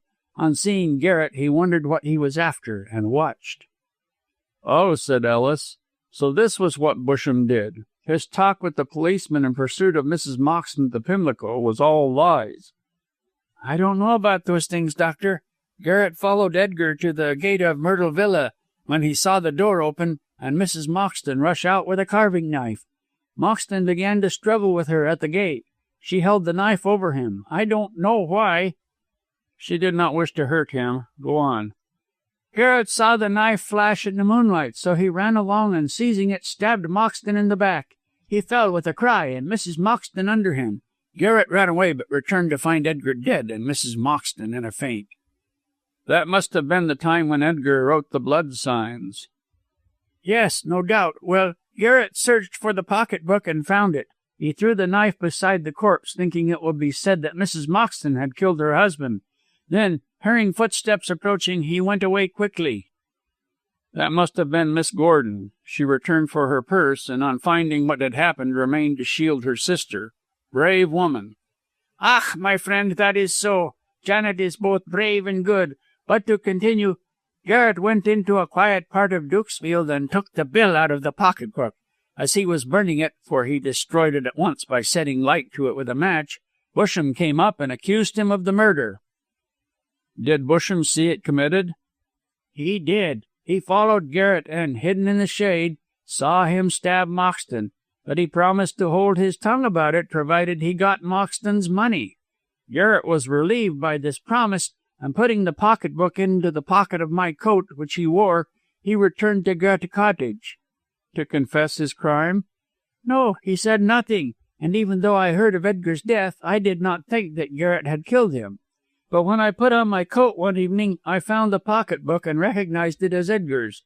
I then accused Garrett of the murder, and he told me all I have told you.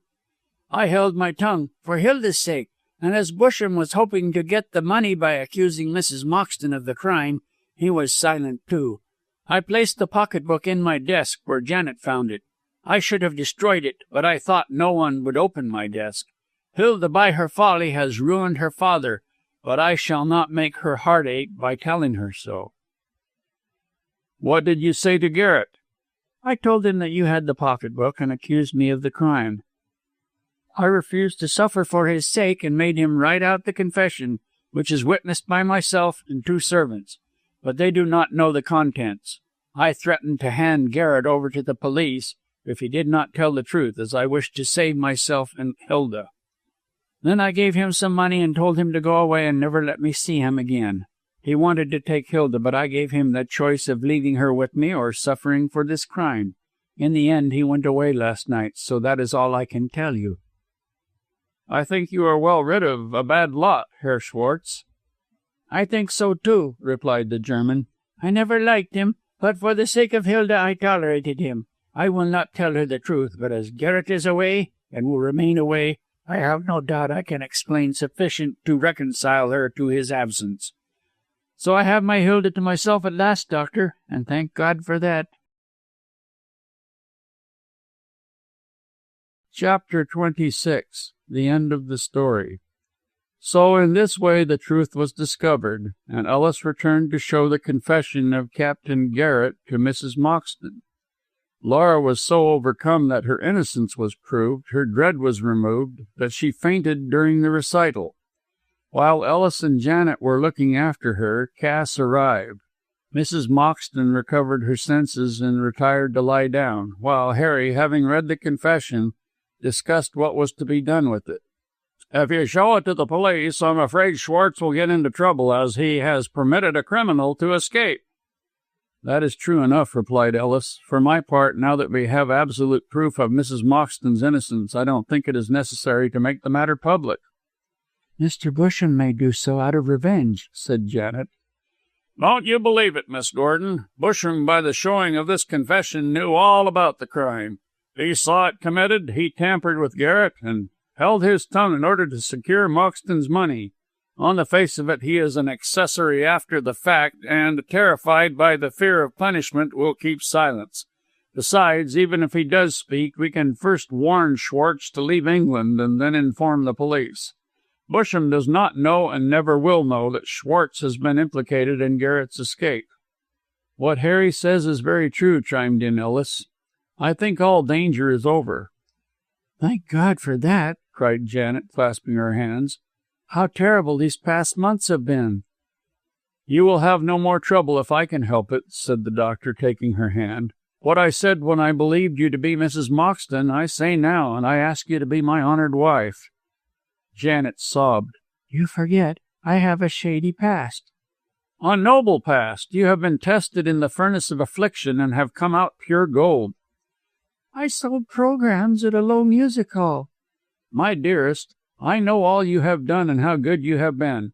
As my wife, I hope you will find that happiness which has been denied to you for so long. You love me, Janet, do you not?" "Yes, I love you because you believed in me when no one else did."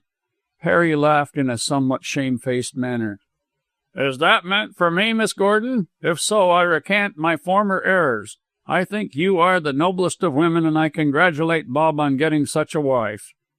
"Hullo, Harry, I thought you did not want me to marry Janet." "Now I do, because I know the truth. Bless you, my children, and let me be your best man." "There is one thing to be said," observed Ellis uneasily. "Janet cannot marry me here, where she is known as Mrs. Moxton. Mrs. Basket may make trouble, and I cannot afford to give up my practice, such as it is." "Leave that to me," said Janet, nodding. "My sister Laura owes you everything, and when she gets her fortune, she will give you enough money to buy a practice far away from Mrs. Basket and this horrid little place. I am sure I do not wish to live in this district after what I have undergone. When I leave Myrtle Villa, I leave Dukesfield forever." "But, Janet, I don't like taking money from Mrs. Moxton." "Why not? Because it is red money?" "Red money?" repeated Cass, struck by the phrase. "And what is red money?" "Ah," said Janet, smiling. "Then there is something you don't know of which I am aware. Red money is a term given by gypsies to that which comes by a violent death. My sister inherits her fortune through the murder of her husband. Therefore, according to Romany lore, it is red money. But if Robert will not take the money from Laura, she shall give it to me. She owes me something, I think."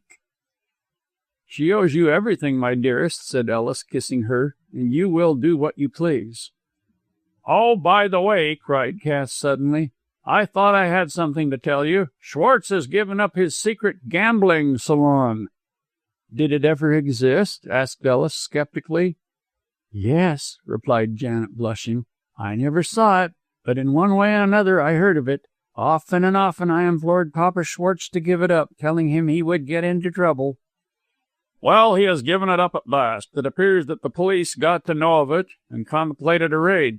So Schwartz shut it up a few nights ago, and I rather think he is going to give up the hall itself."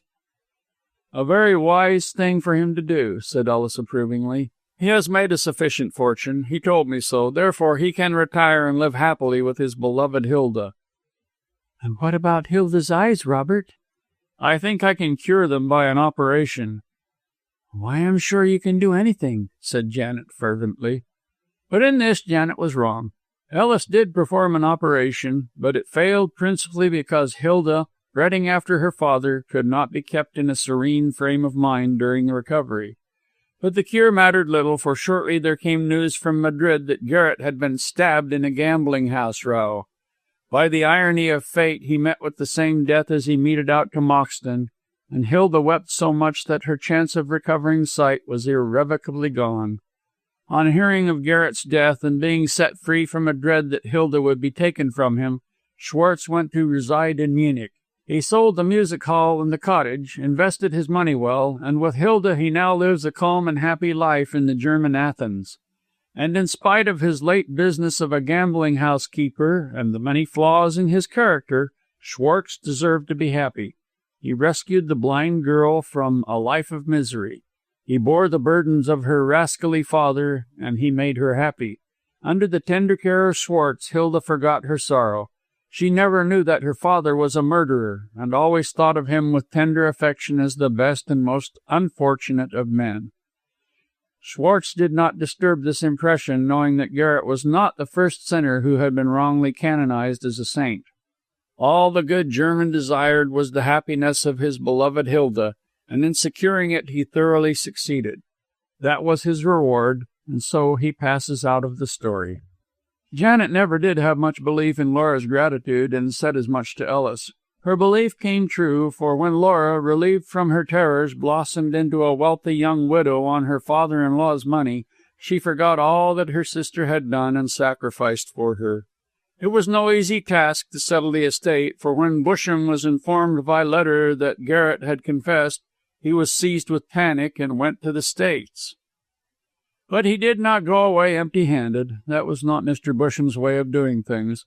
Already he had ample money, but he managed also to secure a good deal of loose cash, which belonged to the Moxton estate, and left behind him an insulting letter to Ellis. In America, Busham changed his name, but as wickedness was born in him, he could not change his nature. What became of him, Ellis never heard. He vanished into the vast unknown of the States. But having regard to the money he took with him and his known capabilities of screwing it out of others, it is quite possible that he is flourishing at present like a green bay tree.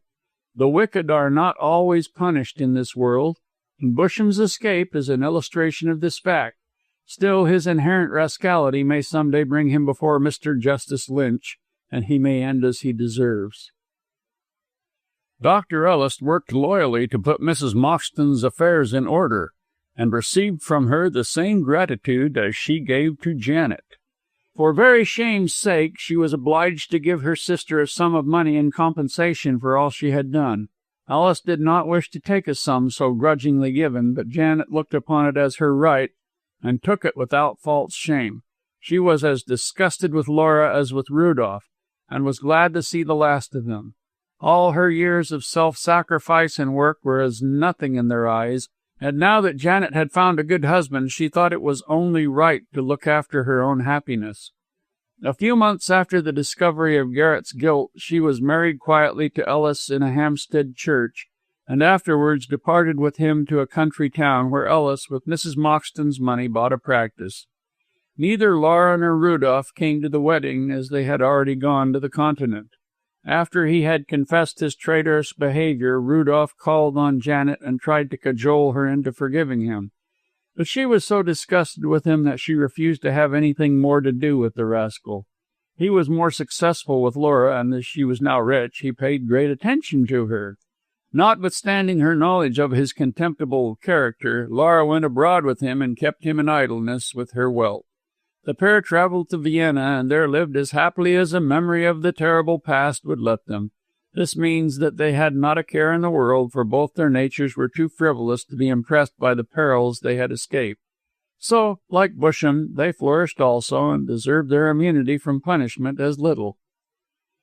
Mrs. Baskett lamented bitterly when she lost her lodger, and tried to find out why and where he was going. But Ellis, having had experience of his fat landlady's malignity, refused to gratify her curiosity. Also, he wished to cut himself and Janet off from the old life of trouble at Dukesfield, and so vanished from Mrs. Baskett's gaze. Cass remained with her for a time, and as his circumstances improved, he decided to move into town and took chambers in St. Clement's Inn. In this way, and in a few years, all the actors of the Moxton tragedy disappeared from Dukesfield, and no reminder was left of it but the tombstone erected over the wretched man's grave by Laura. The inscription, erected by his sorrowful wife, was rather ironical when it was considered how Laura hated the man she thus honored. But Laura was fond of posing as a disconsolate widow. She thought it attracted the men. A year after the tragedy, Harry Cass paid a visit to the country town where Ellis lived, and in which his practice was rapidly increasing. He possessed a charming house on the outskirts of the old town. He had set up a carriage and possessed a good hack. Aided by Janet's good sense and strict notions of an economy instilled by poverty, the sum of money grudgingly given by Laura had done wonders, and Dr. Ellis started his new life on an excellent basis. He was not a great physician, but he was clever and also popular. The ladies in the neighborhood called on Mrs. Ellis and found her charming, for Janet's life and travels and experience led her to adapt herself skillfully to the provincial narrowness of these good people. She was quite as popular as her husband, and in time there is no doubt that Ellis will become the most sought-after physician in the county. "But Harley Street, Bob," urged Harry as he sat with husband and wife in the garden after dinner. "What about Harley Street?" "That must wait," laughed Ellis, "and if it does not come, I really don't care. Do you remember my expressed wishes, Harry, on the night Moxton was killed? A good practice, a moderate income, a home, and a wife to love me. Well, I have got the whole four, and that is better luck than falls to the lot of most men. I am quite content to stay here and be happy." "And you, Mrs. Ellis, after your stormy early life?" "I am content to remain in this haven," smiled Janet. "I have a good home and a loving husband. What more can a woman want?" "Egad, some women want a sight more. Your story is not known here?" "No," replied Ellis promptly. "Janet and I have cut ourselves off completely from the past. We never think of it." "Except when we are obliged," said Mrs. Ellis. "I received a letter from Laura the other day. She is going to be married to an Austrian officer, a young count who is deeply in love with her." Or with her money," said Cass. "However, if she buys a title in that way, I suppose she will be satisfied. And her husband has only been dead a year. She is soon consoled. I hope she will have better luck with her second husband than she had with her first. And Zirknitz?" "He is in Italy in attendance on an American heiress." "Oh, poor heiress. He will marry her and spend her money." "Laura says nothing about the marriage." "But it will take place all the same," said Cass promptly. "Zirknitz is the most fascinating scoundrel I ever met. Even though a woman knew he was a scamp, she would love him. Oh, he'll marry money and be rich, and having no heart, be as happy as the day is long." "Well, Edgar never liked him." "I know that, else he would not have accused him of being his murderer." "As to that," said Ellis musingly, "I can never quite understand Moxton's reason. If he did not wish to harm Zirknitz, why did he write the initials of his name at all? If he did, why put them in a secret writing known only to his wife and Janet?" Janet shook her head. I think at the last he had some compunction for the way in which he had treated Laura. He believed that Zirknitz had killed him, and wished to give Laura power over him lest he should take her money. "That is not a very satisfactory explanation," said Cass, with a shrug. "But I suppose no other can be given. At all events, Zirknitz did get some of Laura's money." "Red money," said Mrs. Ellis with a shudder. "The money of violence." "Well, red money has done a lot for me," said the doctor, putting his arm around his wife's waist. "It has given me this ease, and you." "Not me, Robert. I came to you of my own accord." "Dearest and best of women," said Ellis, and kissed her fondly. End of The Crimson Cryptogram by Fergus Hume,